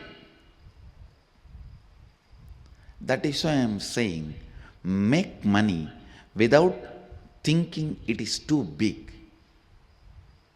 Make money knowing that it is the dust which flies while you walk. I have to here put it on record. One of the statement I heard from my guru, நடக்கும் பொழுது பறக்கும் தூசி என நினைத்து செல்வோர்க்கே செல்வம். I'll translate. While you walk, the dust which flies, the feet dust which flies, equating that to your wealth, and the person who walks, the wealth follows him. Understand,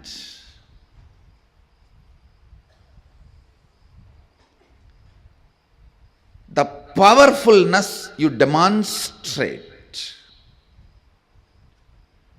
the powerfulness you carry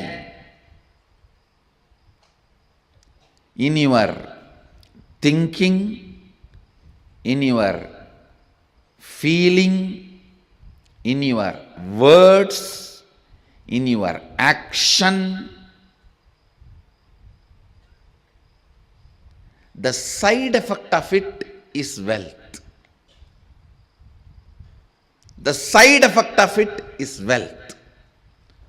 The moment you think wealth is important, you will become tired by achieving it. Becoming tired by achieving it means you will feel cheated.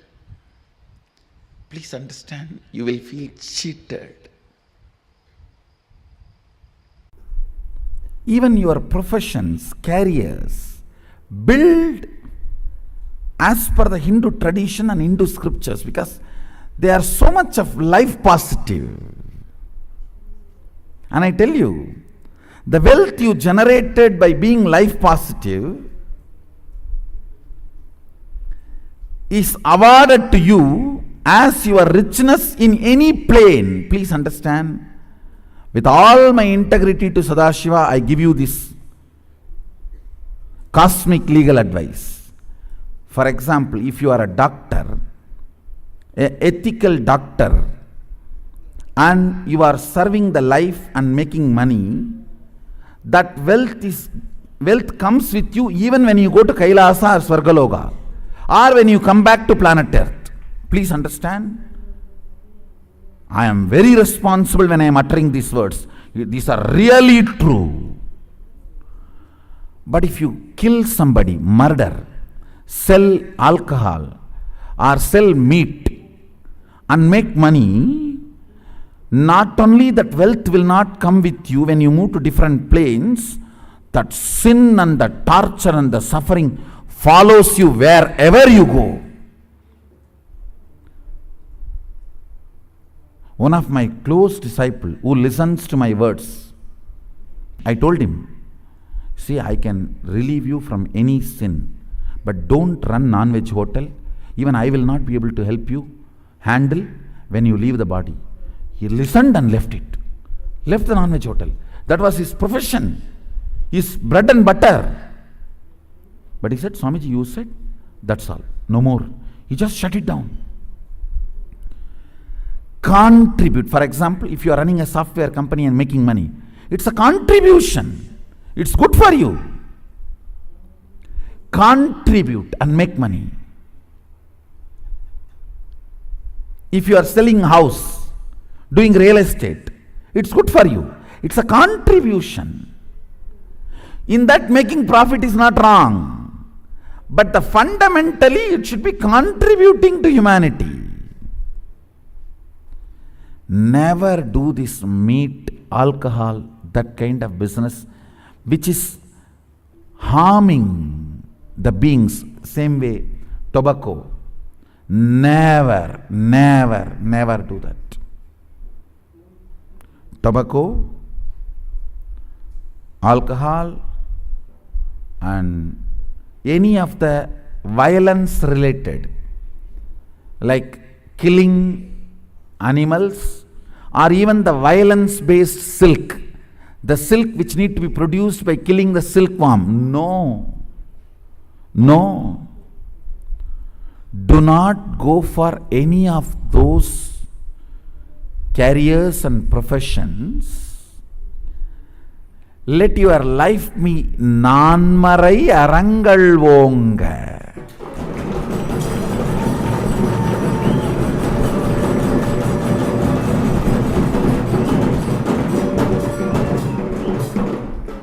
See, for example, when you are running a software company, you invest only $10,000, but you make $1 million, nothing wrong. That is not at all wrong. That's not at all. That wealth will come with you even when you move to a different plane or when you come back. Any wealth generated by contribution always comes with you. It is permanent. Never create a wealth based on violence. For example, you are a teacher. You teach good things, not bad things.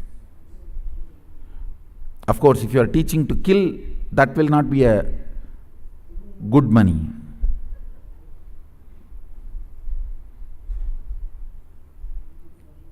If you are teaching people to contribute and generate wealth, that will come forever with you. I did not generate wealth as force, I generated wealth as power. They do not increase the life in them to the level they want it. Wealth can be equated to the life energy you express. Straight equation. Because as on now, a normal man has wealth as the first priority in the life. So be very clear, if you do not have wealth, don't blame anybody, just you are not expressing life in you. Life energy is not happening in you. What is wealth? Knowing the knack of how you have to be useful to society and enrich it so that they enrich you, that's all. That's all is money. If you think money is too big, just by making it, you will become tired. That is the biggest poverty. Please understand.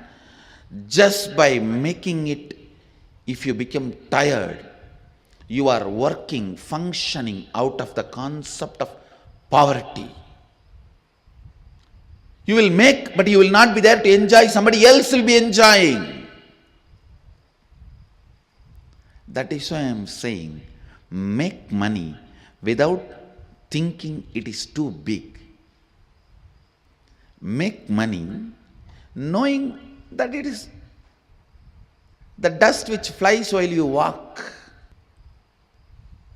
I have to here put it on record. One of the statement I heard from my guru, நடக்கும் பொழுது பறக்கும் தூசி என நினைத்து செல்வோர்க்கே செல்வம்.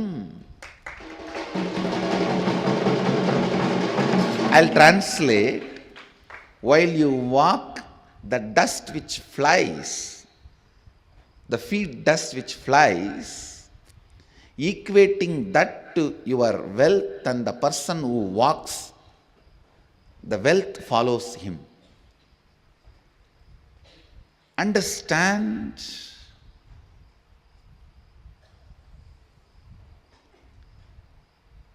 The powerfulness you demonstrate, the powerfulness you carry in your thinking, in your feeling, in your words, in your action, the side effect of it is wealth. The side effect of it is wealth.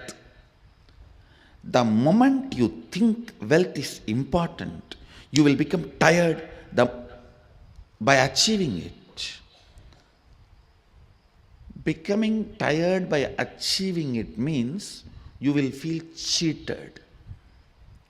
Please understand, you will feel cheated. Even your professions, careers, build as per the Hindu tradition and Hindu scriptures, because they are so much of life positive. And I tell you, the wealth you generated by being life positive is awarded to you as your richness in any plane. Please understand.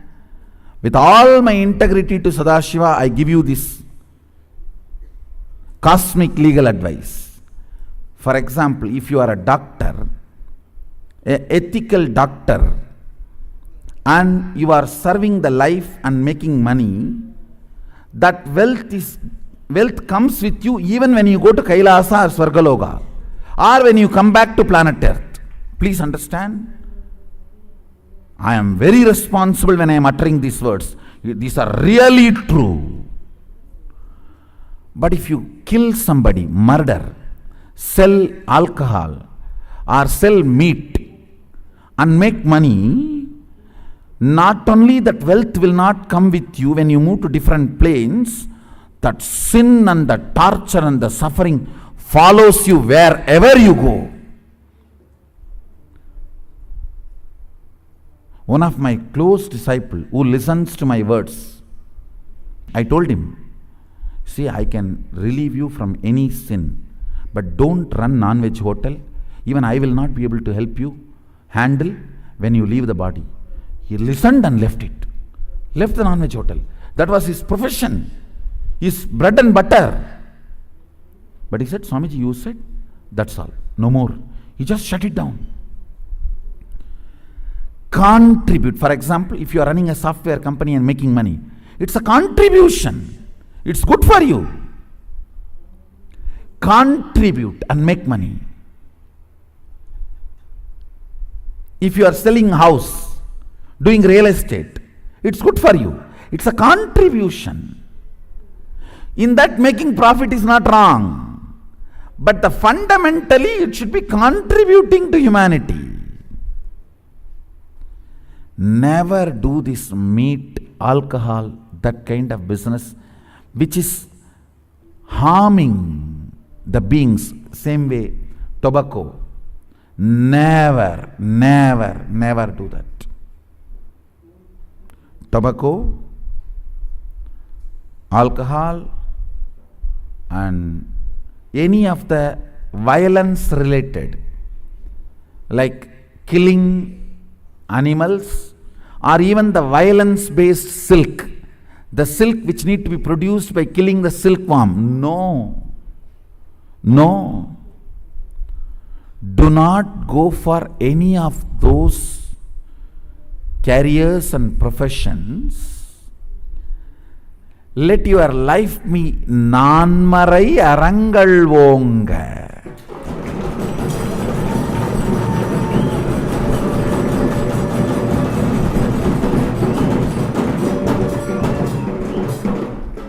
See, for example, when you are running a software company, you invest only $10,000, but you make $1 million, nothing wrong. That is not at all wrong. That's not at all. That wealth will come with you even when you move to a different plane or when you come back. Any wealth generated by contribution always comes with you. It is permanent. Never create a wealth based on violence. For example, you are a teacher. You teach good things, not bad things. Of course, if you are teaching to kill, that will not be a good money.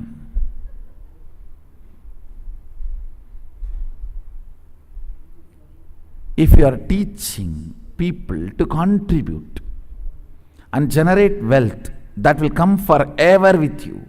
I did not generate wealth as force, I generated wealth as power.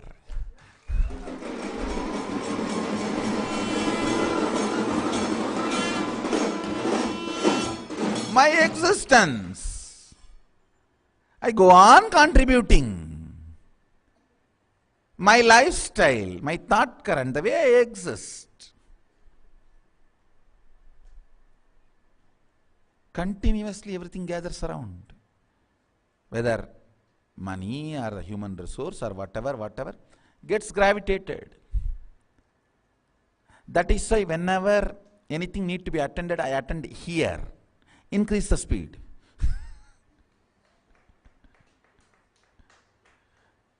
Increase the speed, more things gravitate.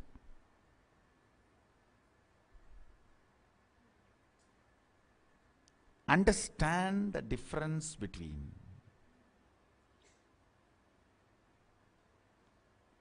power and force.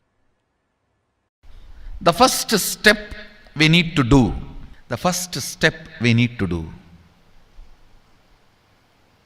looking back, the gap between your desire and your cognitions. How you started perceiving wealth, money. How you started perceiving. I can tell you a small story. First time, how I was introduced to money and started interacting with money. I still remember my 3rd birthday. My father has given me a Ganesha who actually ate food. I was given that Ganesha as a gift and I was so curious and busy with playing with the deity. And then in Indian village we have a habit, all the family elders will give coins on the birthday as a gift to the kids. So I was sitting and playing with my Ganesha and all the family elders came. I am supposed to bow down to them. It's a tradition. So I touch their feet and they will give money. A lot of money got collected. Must be some 70-80 rupees. In those days it's a big money, and for a kid it's a too big money. And it was too much of coins and notes, so my father helped me to pack the whole thing in a hand key. So I looked at him and asked, what should I do with this? He said, you can buy whatever you want. I said, I don't need anything. I only wanted this Ganesha. You already gave it to me. I don't need anything. He said, then you can give it to anybody you want. So I just called all my cousins, brothers, everyone was playing. I grew up in a large joint family. 27 of us grew up together. So it's almost like a one school, small school. So all of them are playing. I called in my loud voice, hey, anybody wants, come and take this money. I don't want it. So 4 or 5 kids were running, and my elder brother ran fast and took the whole thing, whole hand key. My father told me to tell my elder brother to share everyone, to share with all. I said, I have decided I don't want. And I said, whoever wants, take it. So he took it. How can I interfere in this after that? It's up to him. I will not even interfere, giving any further instruction to how they should share or who should share and all that. I said, I don't want. That's my first relationship with money. I still see very clearly that it's the same relationship. Still, I don't touch money. I don't handle. Never felt the need. Anyhow, I am not saying this should be your pattern or this should be your... I am just giving you an example of how I started relating with. So now dig out how you started relating with money. That was actually my completion with money. I touched first time money only to give dana. Still I am doing the same thing. Still I touch money only to give dana. How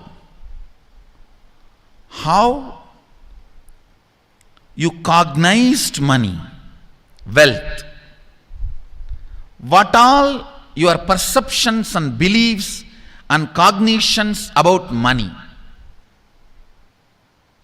Let's dig out. Let's get them out first. The moment you remember money, does it bring tremendous pain, suffering, impossibility, all that in you? What is the emotion or energy it invokes in you? First thing we need to do, identify the contradicting, conflicting and complicating desires. What all the desires you have which contradicts, conflicts, complicates. First, conflicting desire means having a desire which conflicts itself. In the one statement itself you will create a conflict and wrong energy. I'll give you an example. Somebody has a headache. He goes on repeating, I want to get rid of headache. I want to get rid of headache. When you repeat this again and again, this statement itself will keep the headache alive. Because every time you are remembering headache, when you utter the word headache, the headache becomes stronger and stronger in you. The real word you need to repeat inside is, I should become healthy. My head should become healthy. See, the words you repeat inside you are equivalent to food you take every day.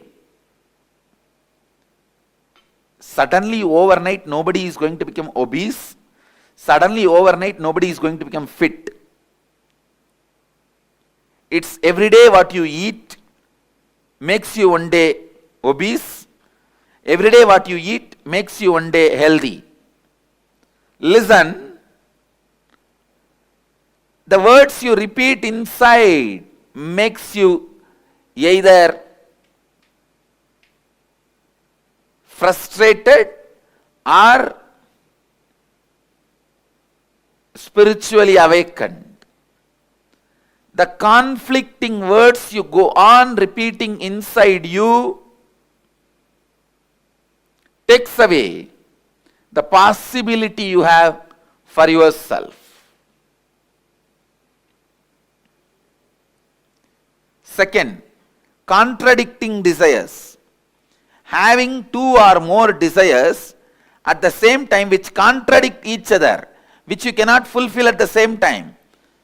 For example, you want to become a CEO and be an active life from morning till evening, managers meetings, team meetings, and people listening to your words, commands, decisions. You want to be a person who calls the shots, rolling chair, and active life. One, you aspire for that. The other side, you want to throw away everything, go and lie down in the beach, resting. This contradicting desires.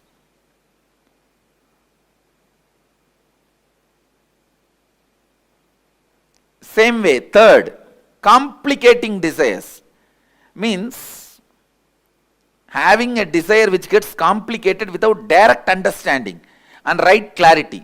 This is when you don't have intelligence to take the direct and straight steps to fulfill the desires. You go round and round and round.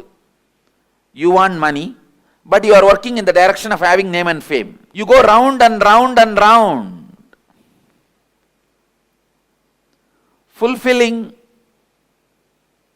something else. It's like you want name and fame, but you are working in the direction of having money. I'll give you an example. You want to learn painting, but first you learn stitching and then drawing. Finally, by the time you learn painting, you have become too old. This complicating desires, understand that many times you want pleasure, but you get into painful lifestyle. It's like the joy you enjoy when you are romancing and dating. You want that permanently and you get married. That's it. I think this example everyone understands. If you are getting married for the sake of retaining the joy you experience while you are romancing and dating, that can be a very apt example of complicating desires. What you want is different and what you do is different. End up in complication. Now, please sit and dig out the contradicting desires, conflicting desires, and complicating desires you have. Cleansing the pranamaya kosha. And please start digging out these patterns and engrams.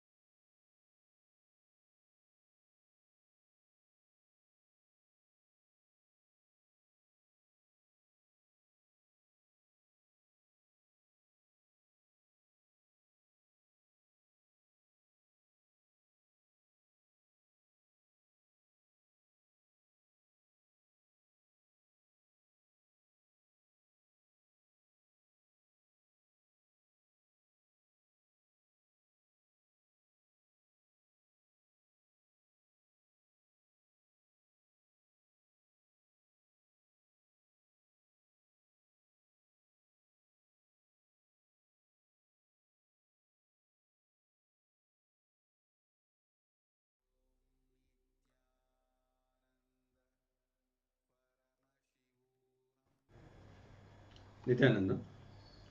Now, after this powerful satsang, let us enter into the interaction. Wealth as per Hinduism. People who understand everything is number become wealthy just like that. Wealth is nothing but understanding number, that's all. If your brain is able to be friendly with the number,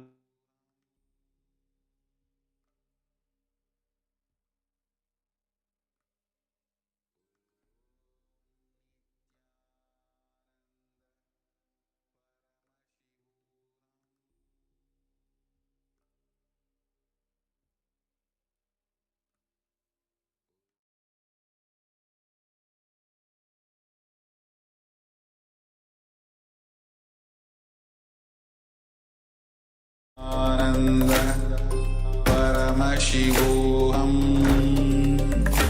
ॐ नित्यानंद परमशिवोऽहम् ॐ नित्यानंद परमशिवोऽहम् ॐ Nityanand Paramashivoham Om Nityananda Paramashivoham Om Nityananda Paramashivoham Om Nityananda Paramashivoham.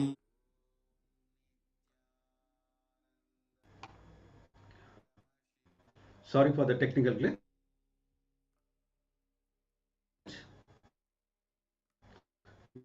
What is wealth?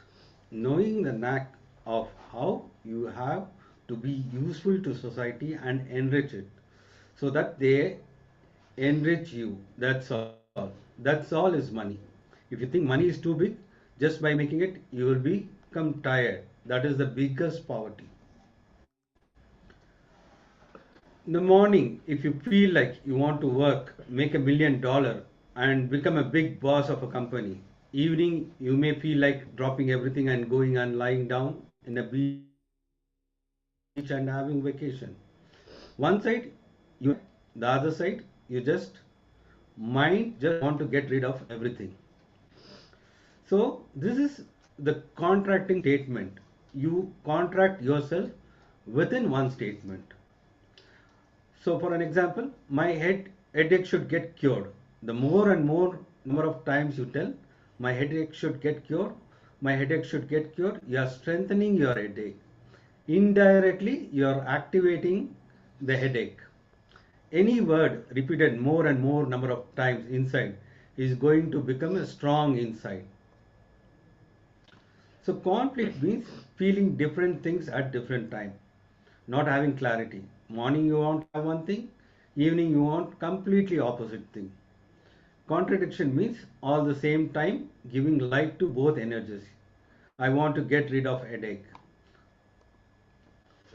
So complication means you don't even know why you are doing it. You just complicate things. For example, if you talk to your spouse about this problem now, it will be solved. But you think, why should I talk to him? Let him first smile at me. What is the hurry now? I'll talk day after tomorrow. This is like complicating things which can be easily sorted out. So now let's enter into this exercise. Write down all the desires you have related to money in all three forms: earning money, spending money, and saving money. So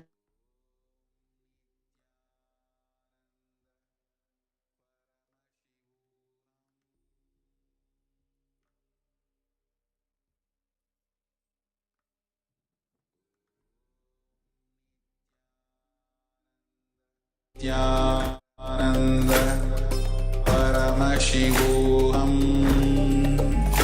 Om Nityanand Paramashivoham Om Nityanand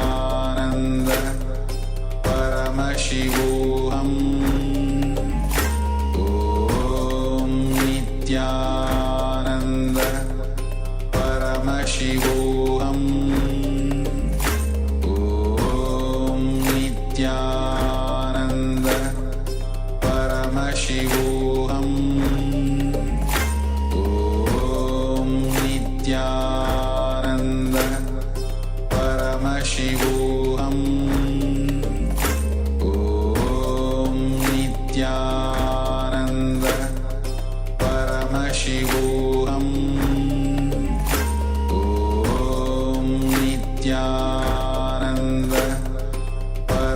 Paramashivoham.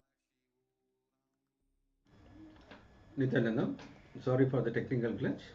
So let's enter into this exercise. So first, write down all the desires you have related to money in all the three forms. One is earning money, spending money, and saving money. For each of these desires, identify if you have any conflicts, contradiction, or complication. Describe in detail. So make a list of conflict-free, contradiction-free, and complication-free desires you have about wealth in all these aspects: earning, saving, and spending. So let's write down. Let's spend few minutes on this entire exercise. So pen down all these things.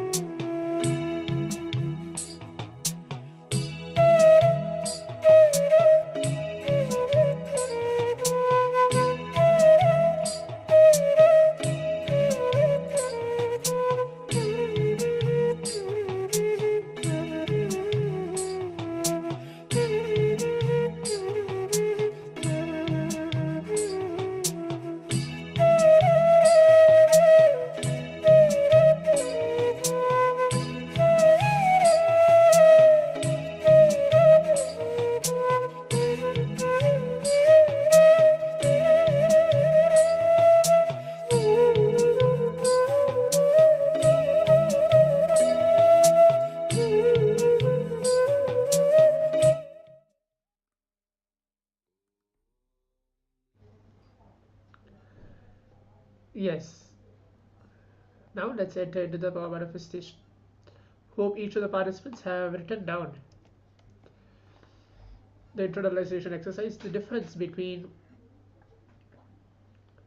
complicating, contradicting, and conflicting desires in our life. We gave for each internalization exercise, we gave around 5 minutes for all the participants to write down. Today, in this round of the power manifestation, we're going to manifest the power of Ashtamaha Shaktis, one of the Ashtamaha Shaktis, which is the power of Mahima. So please, what we're going to do is we're going to increase the size of an anomaly object, a particular object which we're going to manifest today. So requesting each of the participants to please bring an object and come and be seated. Any object. Any object is fine.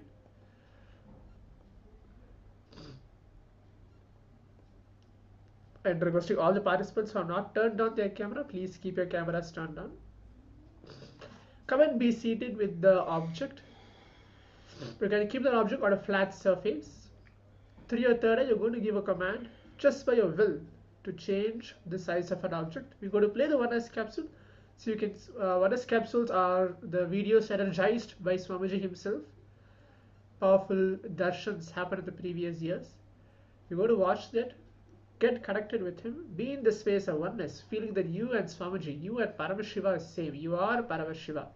Be that very space, chanting the Mahavakya, Om Nityananda Paramashivoham, keeping the object in front of you. Just by your will through your third eye, you're going to change the weight of an object. If possible, you check the weight of an object before and after as well. Let's begin the power manifestation now. I request all the participants to quickly get the object and come and be seated. Yes, anything is fine. A pen or anything, something which you know that weight can be. You can see the vivid changes of increase in the size of weight before and after. Something smaller, I don't think so. Pen is fine, but if possible to get a little more bigger objects, even that is also okay. You're not going to hold in your palms. You're going to just keep it and manifest. Let's begin.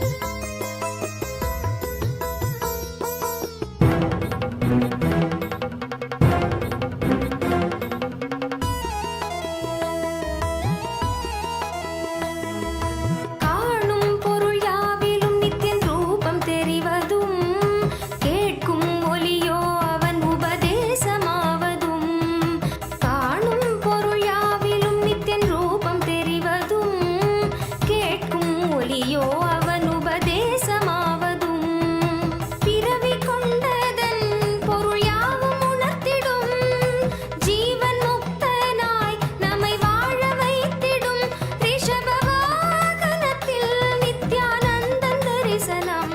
உயிர் யாவையுமே வேறென்ன வேண்டிடும்? பாதம் குருநாதன் திருப்பாதம், அதை காணும் சுபயோகம் இன்று கூடும். நித்தியன் பாதம் குருநாதன் திருப்பாதம், அதை காணும் சுபயோகம் இன்று கூடும். நித்தியன் தோன்றி அருள் தரும் ஸ்வர்ண ரிஷப வாகனம், பக்தர் வேண்டும் வரம் தரும் நித்யானந்தன் தரிசனம். பாதம் குருநாதன் திருப்பாதம், அதை காணும் சுபயோகம் இன்று கூடும். நித்தியன் பாதம் குருநாதன் திருப்பாதம், அதை காணும் சுபயோகம் இன்று கூடும்.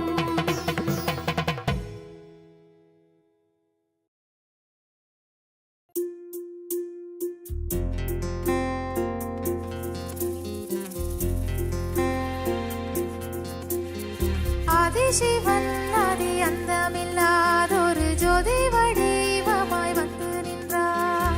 ஆதிசிவன் ஆதி அந்தமில்லாதொரு ஜோதி வடிவமாய் வந்து நின்றார். ஐந்தோழில் செய்தொழித்தான் அந்த வருத்தம் தீர்த்திட உலகம் வந்தான்.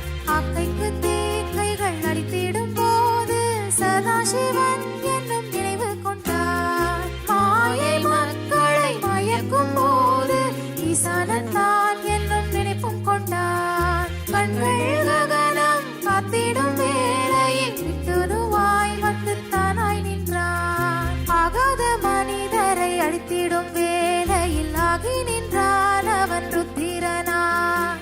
ஆதிசிவன் ஆதி அந்தமில்லாதொரு ஜோதி வடிவமாய் வந்து நின்றான்.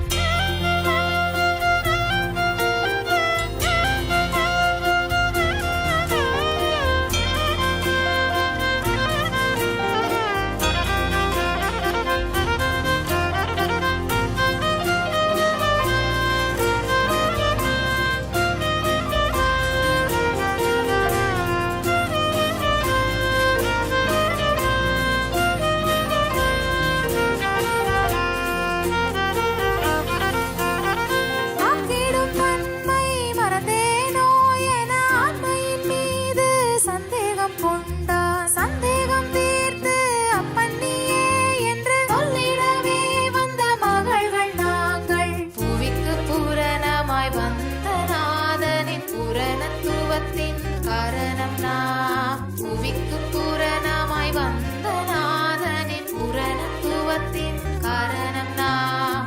நித்யானந்தர் மகள்கள் என்றால் இன்றே பார்க்கும் உலகம் இங்கு. நெஞ்சில் சுமந்தே பெற்றால் எங்களை நித்யானந்தமாய் வாழ்ந்திடவே.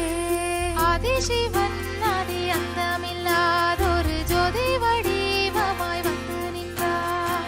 ஆதிசிவன் ஆதி அந்தமில்லாதொரு ஜோதி வடிவமாய் வந்து நின்றார்.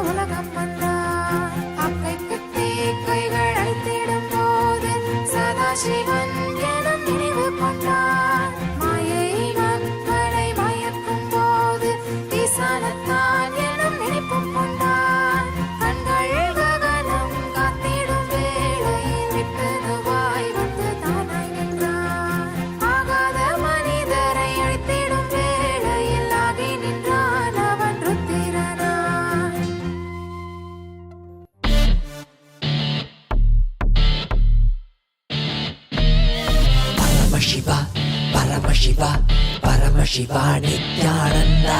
Paramashiva, Paramashiva, Paramashiva, Nityananda. No worries, be happy intensely. Enjoy life, enjoy life. No worries, be happy intensely. Enjoy life, enjoy life. Enjoy every moment of life with pure excitement. Always auspicious, always auspicious, always right strategic plan. Ultimate experience every moment. No study, just download from the cosmic archives. No study, just download from the cosmic archives. No greed, no fear, and clutching is the fastest gear. Paramashiva, Paramashiva, Paramashiva, Nityananda. Being God, being God, being God. Being God, being God, being God. Paramashiva, Paramashiva, hey. Paramashiva, Paramashiva, hey. Master of your destiny. Create your reality. Master of your destiny. Create your reality. Beyond space, time, mind, mind. Beyond space, time, mind, mind. Enjoy being in the lap of eternal bliss, eternal bliss. Enjoying being in the lap of eternal bliss. Nityananda Paramashiva, you are eternal bliss.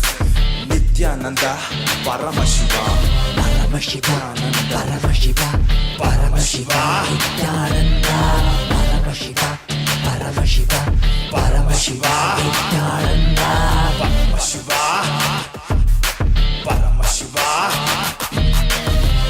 Paramashiva, Paramashiva, Paramashiva, Paramashiva, Nityananda Paramashiva, Paramashiva, Paramashiva, Nityananda.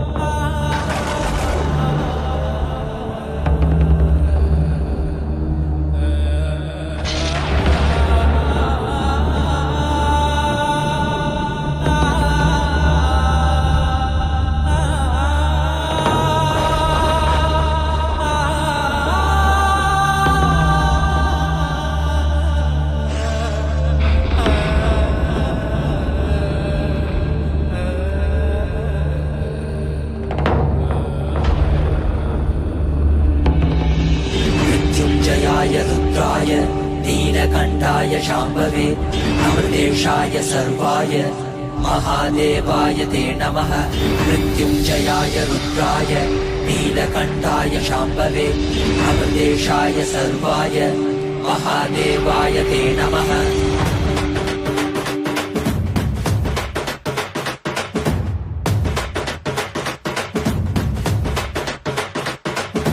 देवी भाग्यमुरा मनति यत्तटि मोदमुरा देवी सौख्यमुरा मनति यत्तटि मोक्षमुरा देवी भाग्यमुरा मनति यत्तटि मोदमुरा देवी सौख्यमुरा मनति यत्तटि मोक्षमुरा परमाशिवुडेरा स्वामी मनवाडेरा कैलास निंचि वच्चिन मनतोडेरा नित्यानंद परम शिवमेरा नित्यानंद परम शिवमेरा मनवाडे मनतोडे मन स्वामी चाडुरा मनवाडे मनतोडे मन स्वामी पाद कमल शरण देवी भाग्यमुरा मनति यत्तटि मोदमुरा देवी सौख्यमुरा मनति यत्तटि मोक्षमुरा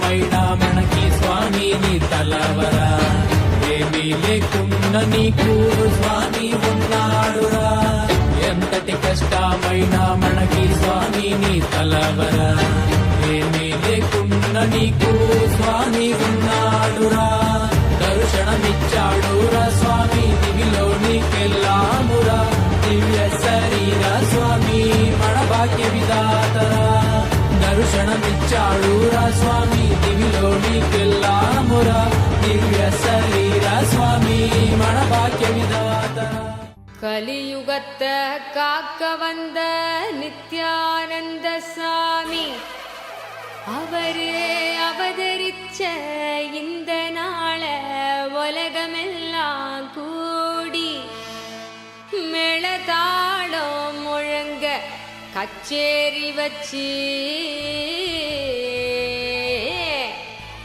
ஆனந்தமா போற்றி பாடி கொண்டாடுங்கடி.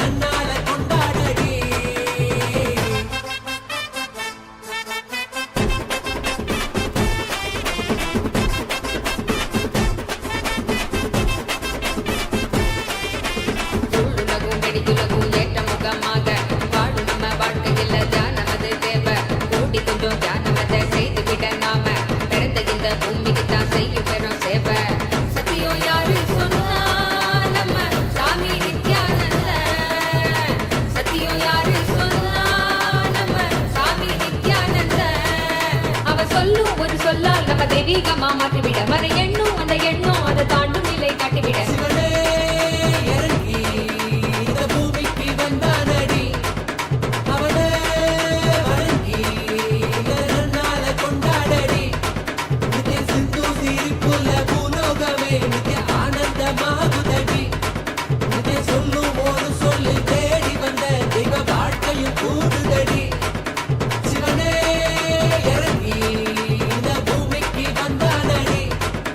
அவனே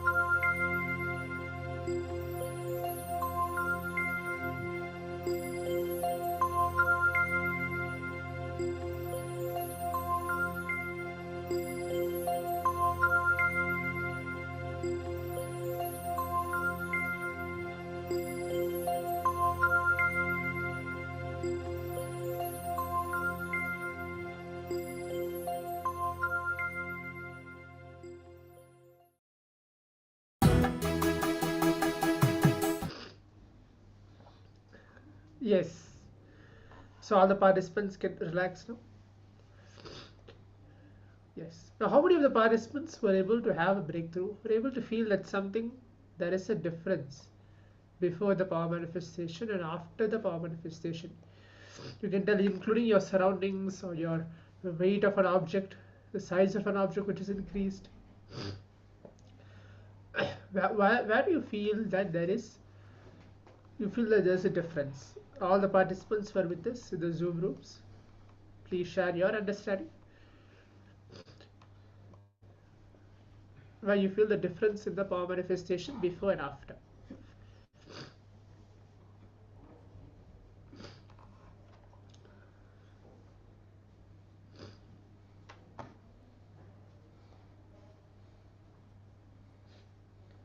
Yes. So now we'll be moving on to the next segment where Swamiji will be explaining in detail and giving the powerful cognitions. And do you really think you can create wealth? So let's understand why. First of all, Swamiji has told very clearly that first and foremost goal for the life is enlightenment, to have the ultimate conscious super conscious breakthrough. So till that happens, wealth should be your second priority. And so not everybody is able to create wealth. Wealth creation itself is a creativity, and creativity is a divine quality. So look in, are you able to create wealth? And if you're not able to create wealth, Swami says very clearly, he does not celebrate being a poor man.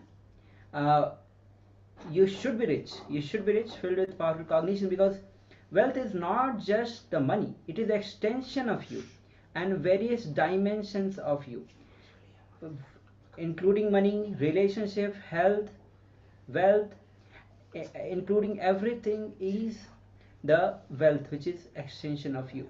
So if you are not manifesting wealth, you're not creating wealth, then you're putting your energy in the wrong direction. So let's listen directly from Bhagwan as he describes and gives us guides us through the wealth creation.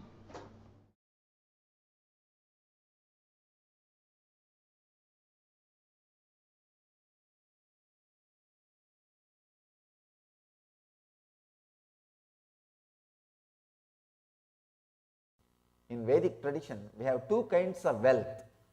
Kubera's wealth and Lakshmi's wealth.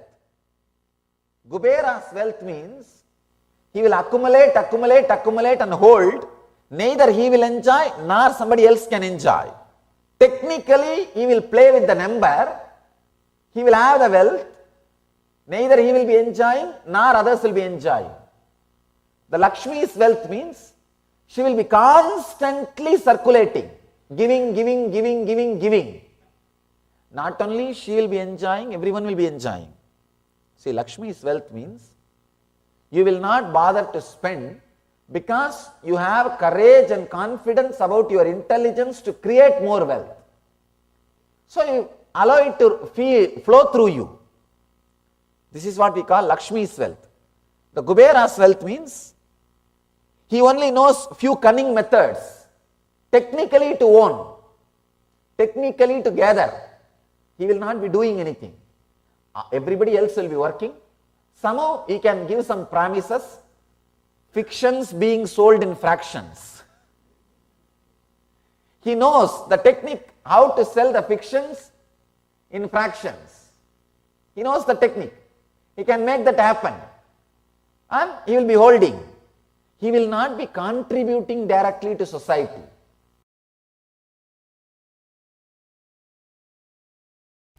I don't want to waste your time. I don't want to waste your listening. I'll give you the last word on abundance. Please understand. Wealth, money, abundance, even though all these words look like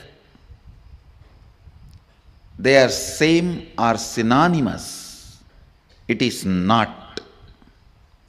Please understand, money is directly controlled, manipulated by few people who keep that concept alive.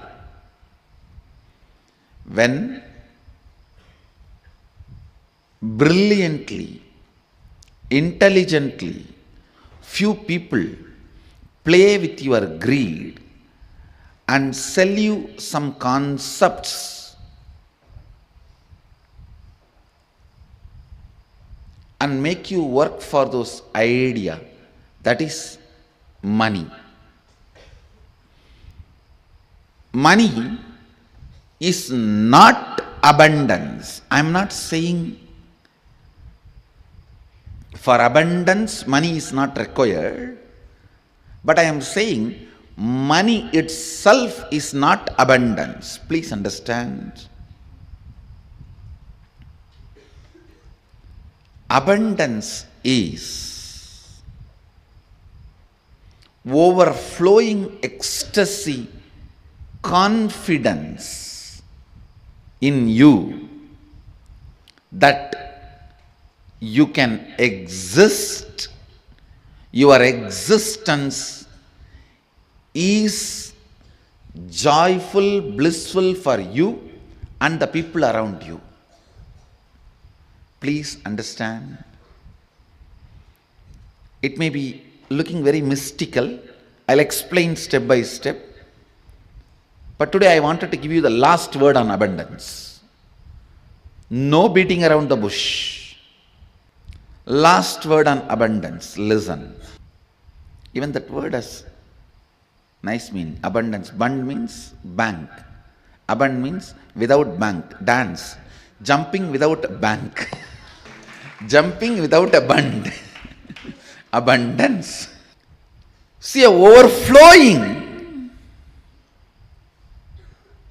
excitement, intensity about your existence is wealth. Understand? Overflowing abundance about your existence, which expresses as your health, as the confidence to make whatever you want, as a strength to manifest everything you need, and not attacked, disturbed, destroyed by the so-called social impossibilities put on you. Please listen. Society puts impossibilities on your head so that you can lose the idea, you can lose the purpose, you can lose the goal of your existence. Please understand. Man who remembers his purpose and goal can never be manipulated or controlled. He will always be living in abundance. If you want to enslave somebody, first thing you have to make him forget his goal. The man who remembers his goal is the wealthiest man in the world. He is the most wealthiest man because continuous remembrance will create an ability to manifest. Some of the basic truths about abundance need to be internalized. Please understand. The real abundance is awakened feeling. That's the essence. Experiencing awakened feeling physically, mentally, in the muscle memory level, biomemory level, and bioenergy level, experiencing awakening is abundance. So even to know about wealth, better to know from an enlightened being. Creation, sustenance, ability to handle when it is destroyed. Creation, sustenance, ability to handle when it is destroyed. These three dimensions about wealth need to be known. Creation is all about high enthusiasm. Understand? The whole thing, the creation of the wealth, I am boiling it down to one word. Intense high enthusiasm. I challenge and I promise. Just radiate high enthusiasm in any line you touch. Even if it is a line of collecting garbage, show high enthusiasm. Maintain the high enthusiasm 11 hours a day. 11 hours is something like a cycle. I am saying 11 hours a day, just for 21 days maintain high enthusiasm. Do it as a practice. Anything you do, I challenge. Not only you will attract tremendous wealth, suddenly the very attitude and life you are having, attitude and life, attitude and attitude towards life, both will take a quantum leap. High enthusiasm. I can say, maybe I can use a word, a little strong word, terrific enthusiasm.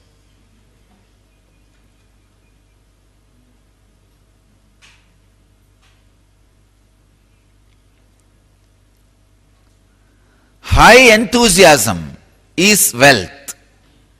Anything you do, radiate high enthusiasm, that will become sacred. That will become sacred. I can say, if you have the high enthusiasm, you have received a prasadam from Guru. The real prasadam is not the food Guru ate or the water washed his feet. These are all outer prasadam. The real prasadam is the high intense enthusiasm. Enthusiasm in anything you do. Filling your being is the right job of the master, then fulfilling your desires. Fulfilling your desires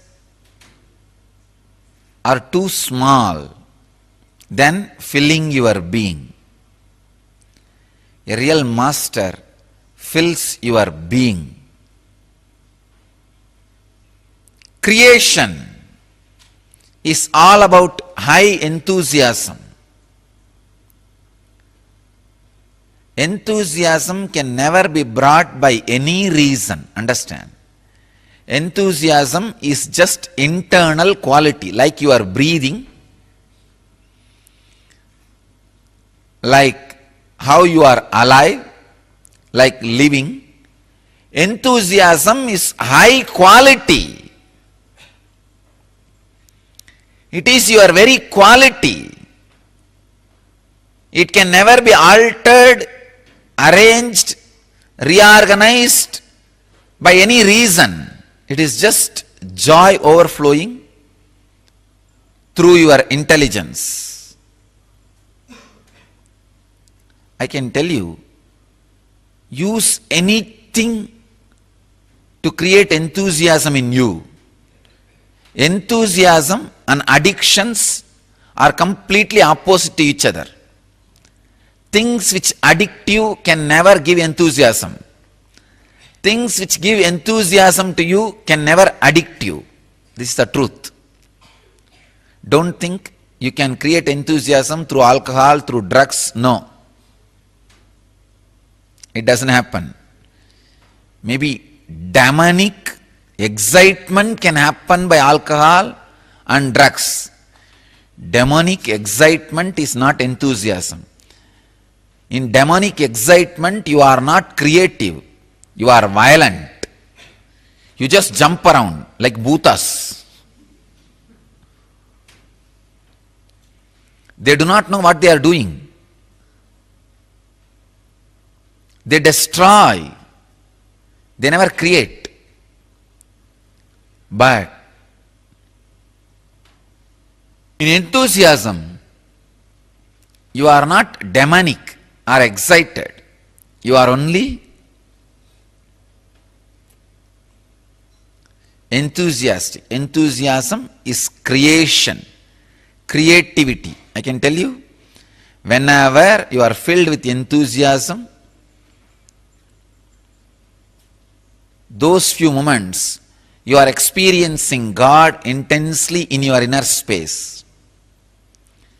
When you are having a big change in your life, but suddenly you have a guts and energy to face the situation, be clear, you received the prasadam.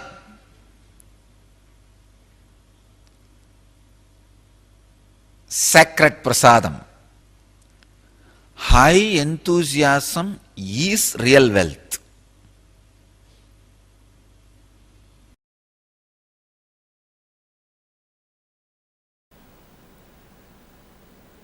Who is wealthy? Who is rich? I am defining. Please listen. Who can eat when he is hungry? Who can drink when he is thirsty? Who can sleep when he is tired? Who is alive and active when he wakes up? Please understand. Who can eat when he is hungry? Not the fellow who has to eat whenever friends gather, family gathers, or whenever you need to eat for the courtesy's sake, you need to drink for the courtesy's sake. No. I won't call him rich. Who can eat when he is hungry, drink when he is thirsty, sleep when he is tired, be active when he is fresh. Who has straightforward, simple, realistic life, living with reality.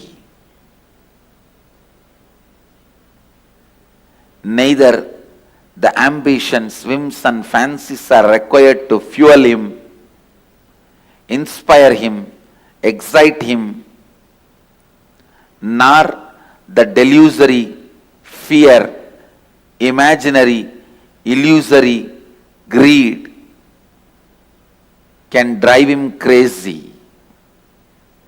Understand? Wealthy man is one who is healthy within. Healthy within is wealthy. Who has the right context for life, right context for what he is doing. Anybody who feels he is completed whatever he wants to do, he is complete within himself. He is fulfilled within himself. Feels he is living long. Person who feels incomplete always feels death comes much earlier. Death has come untimely. Please understand, there is no such thing as untimely. Death can never come in untime.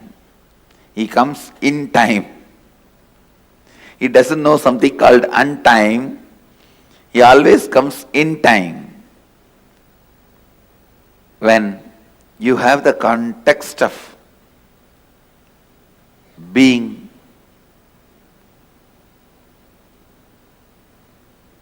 in the space of fulfilled, content, complete, you feel life has so much to offer. It's so rich, so vast.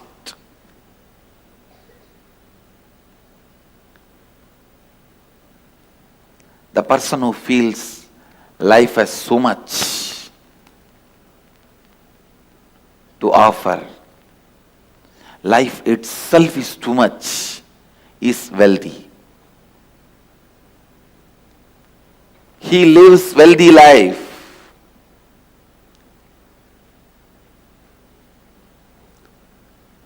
Once you feel complete, you will feel like overflowing with life, sharing it with the whole world.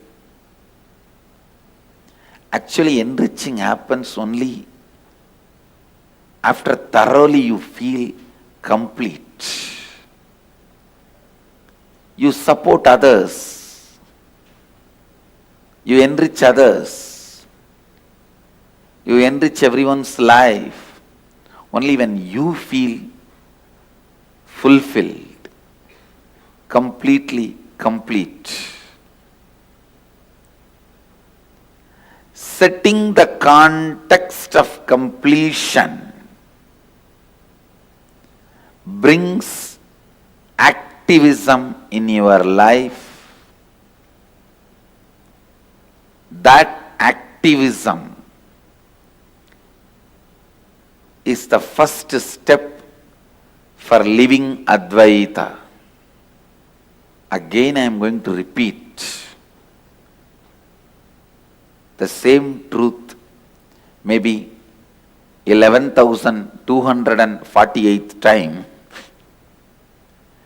Bring completion to yourself before entering into anything. Bring completion into yourself before entering into anything. There is no hurry in life for you to jump into something without having completion and destroy it. Bring completion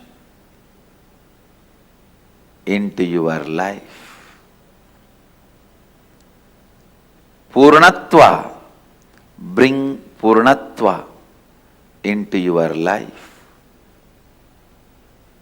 Only when you enter into the space of Purnatva, you experience the love current of Mahadeva. Only then you experience love current of Mahadeva. Understand? The love current of Mahadeva is one of the most important, most powerful, most important and most powerful, brilliant, intelligent, energetic, efficient, alive, ultimate experience of life. Understand the love current of Mahadeva not just gives you some energy, it makes you become Mahadeva.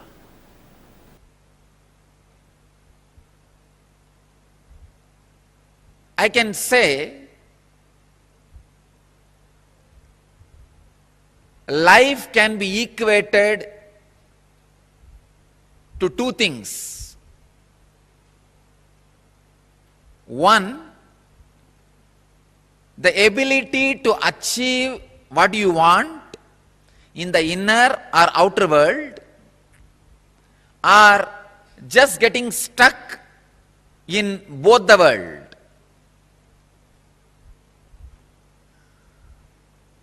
These are the only two equations. As on now, at least people who are sitting in front of me, I can say very clearly, there is nobody who doesn't want wealth. Everybody wants it. But they do not increase the life in them to the level they want it. Wealth can be equated to the life energy you express. Straight equation. Because as on now, a normal man has wealth as the first priority in the life. So be very clear, if you do not have wealth, don't blame anybody, just you are not expressing life in you. Life energy is not happening in you. You may think, what an incarnation has to do with wealth? Why Swamiji should talk about wealth? I can tell you, wealth itself is not wrong. Your concept about wealth, if it is correct and proper, not only it will not be wrong, it will be right. I wanted to present first few basic concepts about wealth properly. First, when a man decides to create wealth, not steal, understand, create wealth, you will have wealth and the great fulfillment you lived. And your whole energy will be towards the creation, not destroying others. I am seeing very clearly, the fellows who are interested in destroying others, going after people, harassing them, they are completely dull, dead. In their very consciousness, they are poor. I tell you, the consciousness, attitude which works towards creating wealth, makes you non-violent, because your whole energy becomes creative. Creating wealth brings tremendous interest in life and non-violence. First I have to clear all the wrong concepts about wealth. Only then I should talk about wealth. Otherwise you will not be able to grasp why an incarnation, a Paramahamsa should talk about wealth, why a sannyasi should talk about wealth.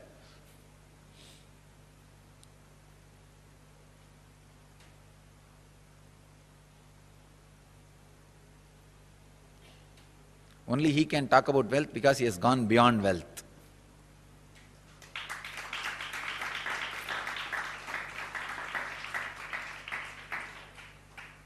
He cannot be made wealthy by wealth. Only a man who cannot be made wealthy by wealth has a right to talk all the secrets about wealth.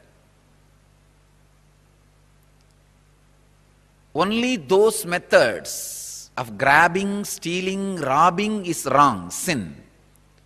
Otherwise, creating wealth, if you are contributing something directly to the people, universe, if you are grabbing from others without contributing anything, that is what is sin.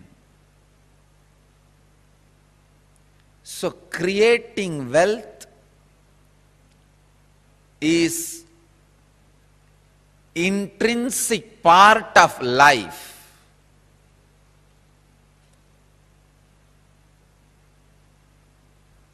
Krishna says very beautifully in Gita, Gahano karmano gatihi. The universe by its nature works. If you have at least the goal of creating wealth, you will be creative. Your energy will be channeled properly. I can give you the clear guidance. The first priority should be in the life for moksha, enlightenment.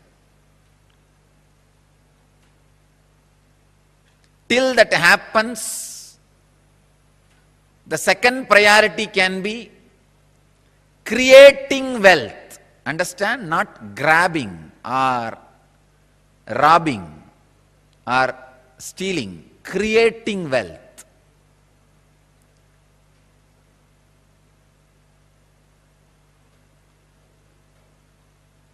Anything else is a third priority. And I don't want to talk about third priorities. First thing, you do not manifest what you desire, but you manifest what you believe. You manifest what you perceive. You manifest what you cognize.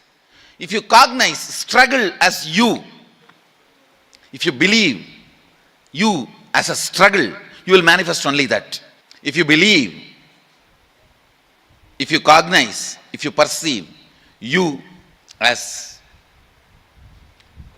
the ups and downs, you will manifest only that in your life. So the first basic truth. So if you perceive yourself as a struggle, you will manifest only that. And you desire health, wealth, joy, completion, enlightenment, stress-free, beautiful, blissful, content life. But you perceive you are not qualified for that, or that is not going to happen for you. You are not capable of taking responsibility for that. Unfortunately, you manifest what you perceive, not what you desire. Unfortunately, you manifest what you believe, not what you desire. Now, this gap, struggle, is what I call incompletions, mental patterns. When the completion starts happening, your perception, your beliefs become your desires. Your desire and your beliefs becoming one is what I call completion. Then simply you start manifesting. What do you want to manifest? Listen carefully. Whatever you want to be, enlightened, healthy, wealthy, whatever, the actual work you need to do is on your fears. Actual work you need to do is on your fears.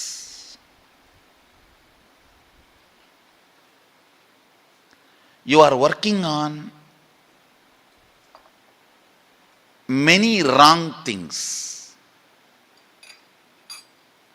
You think you need to work on your desires. You think you need to work on your energy. You think you need to work on your activism. You need to work on your intelligence. No. I am telling you, intelligence is not information. It is ability to handle information. That comes only when you crack down your fears. In the path of enlightenment, if fear is a wall, desire is just a small rope hanging between two poles. Guilt may be a small one thani bush in one corner, which you may not even need to attend.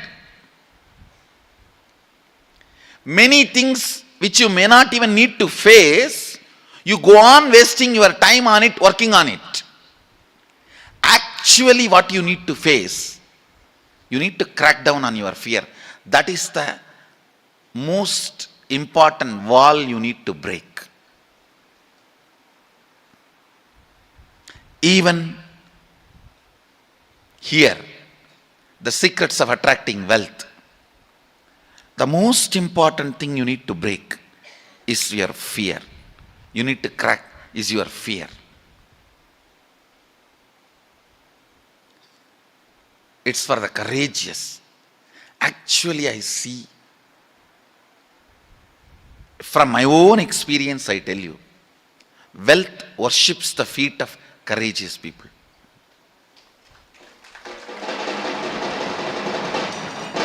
End of the whole secret. You may think, looks too plain, too bland. Internalize your inner space. Internalize this truth. Use this truth as a weapon to beat yourself down. Understand?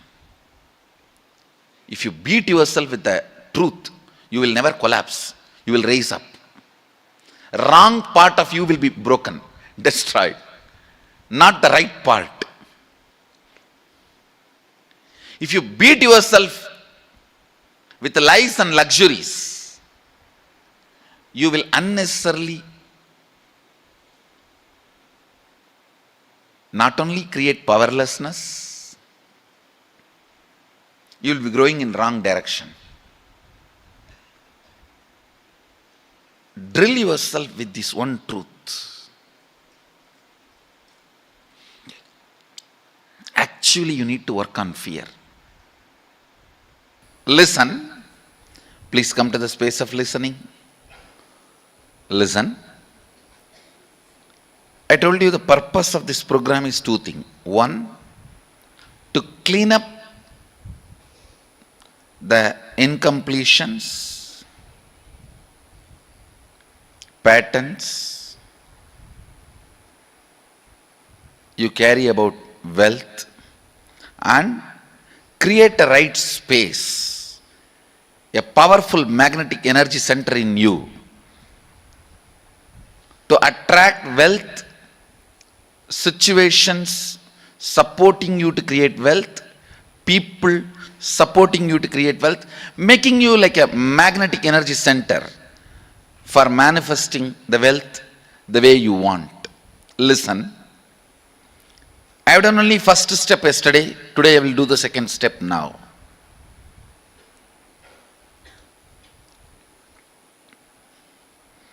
It's not magic, some mantra, some jatu, no.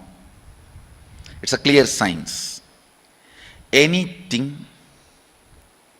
you decide as your perception, belief, cognition, intention, life, you become magnetic energy center for that. Listen, because anything you intend, you become energy center for it. You become magnetic energy center for it.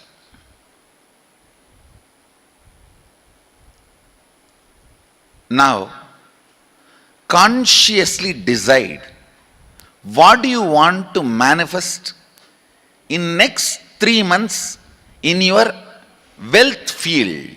Please understand. Now I am going to awaken your Kundalini Shakti and concentratedly make it flow in the direction of your wealth. I will make your intention now as an energy field for you. Next 3 months, don't even plan for some 30 years, no. Next 3 months, what do you want to do? Don't even plan with your abilities. Here, just your abilities are not going to be working. My abilities are also going to support you. So don't have the restriction based on your ability.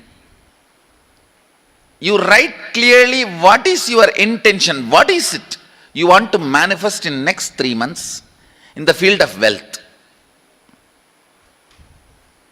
Whatever you think as wealth, sometime you may think more than money, currency, some person as a wealth for your life, or some situation as wealth for your life, or some being active, or whatever you consider as your wealth. Sometimes people feel even extraordinary powers as your wealth. Whatever you consider as your wealth, you want to manifest, attract in the next 3 months, please pen down. Decide very consciously, because I am going to stream your Kundalini energy into this thought current, into your intention. So it will become reality. Please do not take it light.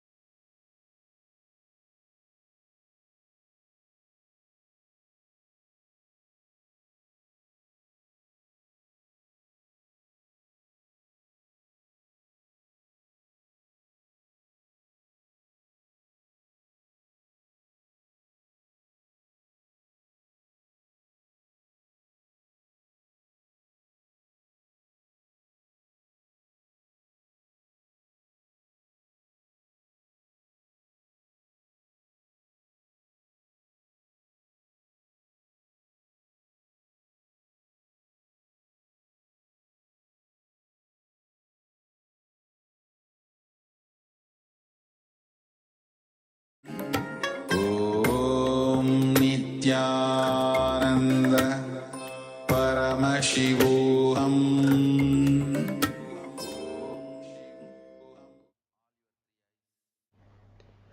Yes. Now let's enter into the internalization exercise. Hope all the participants listen directly from the Supreme Pontiff of Hinduism. How to create wealth. So you do not manifest what you desire, you manifest what you believe. You manifest what you perceive, you manifest what you cognize. If you cognize struggle as you, if you believe you as a struggle, you will manifest only that. For the next few minutes, look in and see. What is your perception about wealth? What do you cognize about wealth creation? For example, you always believe making money needs a lot of hard work, less sleep hours, and you won't be able to keep up, so you stop expanding at work. This is just an example. So I request all the participants to please write down.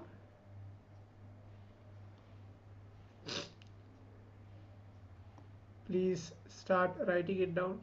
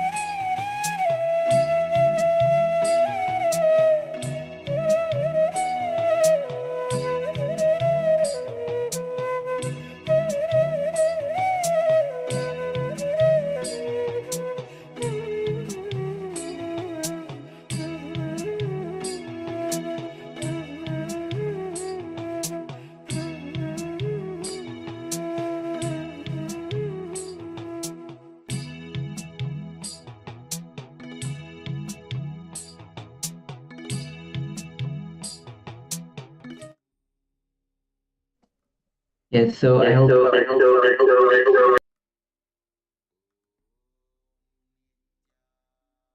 all of you have pen down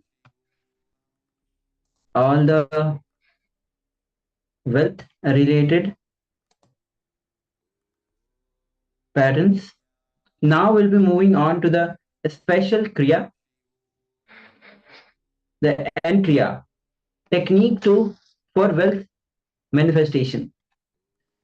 So let's get ready.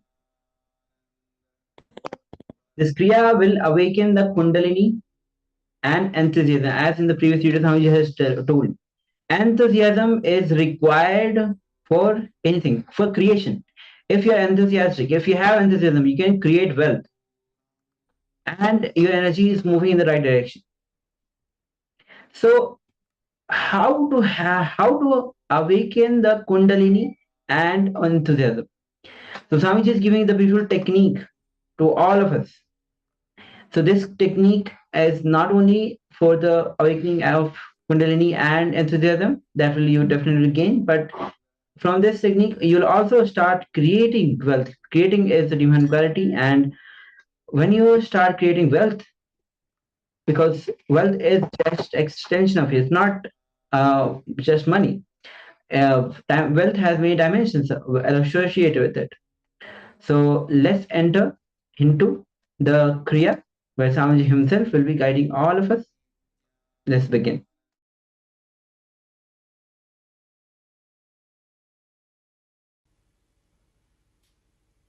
N Kriya. It's a direct technique. Awakens your Kundalini, which leads to accumulation, maintenance of wealth.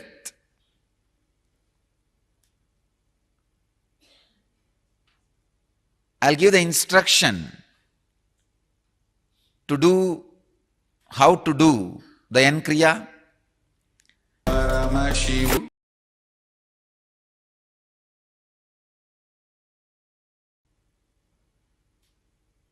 N Kriya. It's a direct technique. Awakens your Kundalini,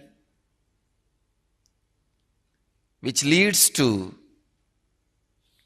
accumulation, maintenance of wealth.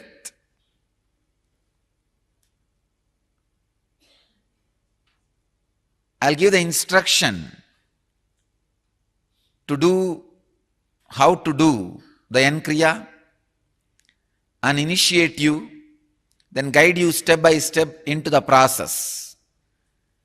Please listen to the instructions carefully. Don't do when I am giving the instruction.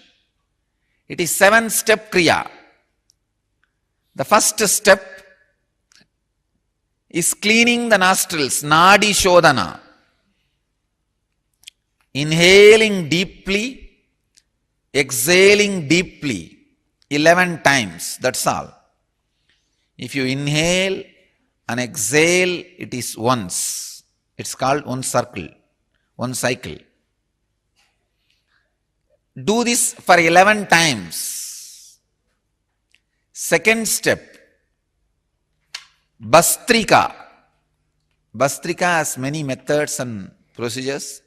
I am giving you one simple Bastrika. Lower abdomen, pull in and up. Just don't move shoulders. Just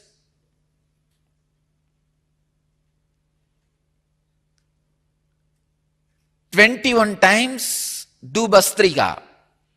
Pull your lower abdomen in and up.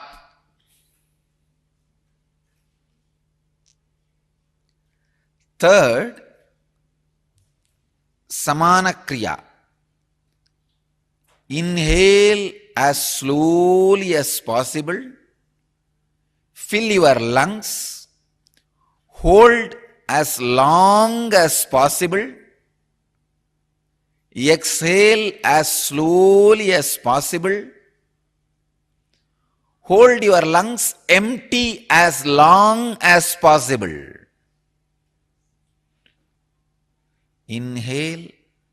as slowly as possible. Hold your lungs full as long as possible. Exhale as slowly as possible. Hold your lungs empty as long as possible. Do this 21 times. This is third step. All these three steps are preparation. Then in the fourth step, you enter the main N Kriya. The Sambhavi Mudra. Please understand. Somebody asked me a question. Swamiji, the mudra which we are doing is described as some other name in some other books. Don't bother about all that. Just do this mudra. Ears, the thumbs on the ears, index finger and middle finger on the eyes, ring finger on the nostrils, little finger on the lips. Lock all the senses, including your nostrils. Stop the breath. If you have high blood pressure or any other severe heart conditions, don't do this kriya. Don't do whole N kriya, just sit and meditate in silence. If you have any other serious illnesses, don't do this kriya. Others can do. Please understand,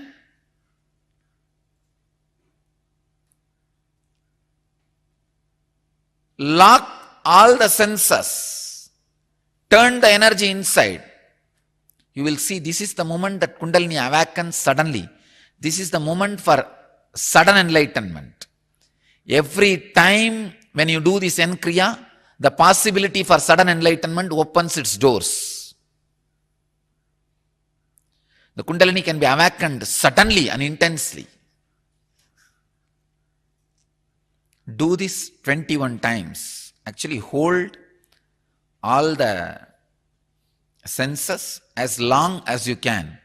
When you feel you can't hold anymore, then relax the nostril. You may inhale or exhale, just body may balance itself. Body may balance itself. When you feel little balanced, again hold the nostrils. Do this 21 times. This is the main N kriya part. Then next, the fifth part is intense humming for 7 minutes. Preparing the body for Kundalini awakening, levitation, or balancing the energy, settling the energy. And sixth step is Shakti Dharana. Raise your hand, face towards the Bidadi banyan tree. Feel connected to Master's energy. When you are filled, pour yourself on the ground. Again, fill yourself, pour yourself to the ground. Do this 7 times. Be a open channel between the sky and the earth. 7th step, just sit and feel connected to the Master intensely and send a deep, loving, compassionate, blissful vibrations to whole world. That's a moment you will experience the levitation and Kundalini awakening. Let's prepare ourselves to enter into the N kriya, which awakens high, intense enthusiasm. Please sit in Padmasana. Let's start the N kriya.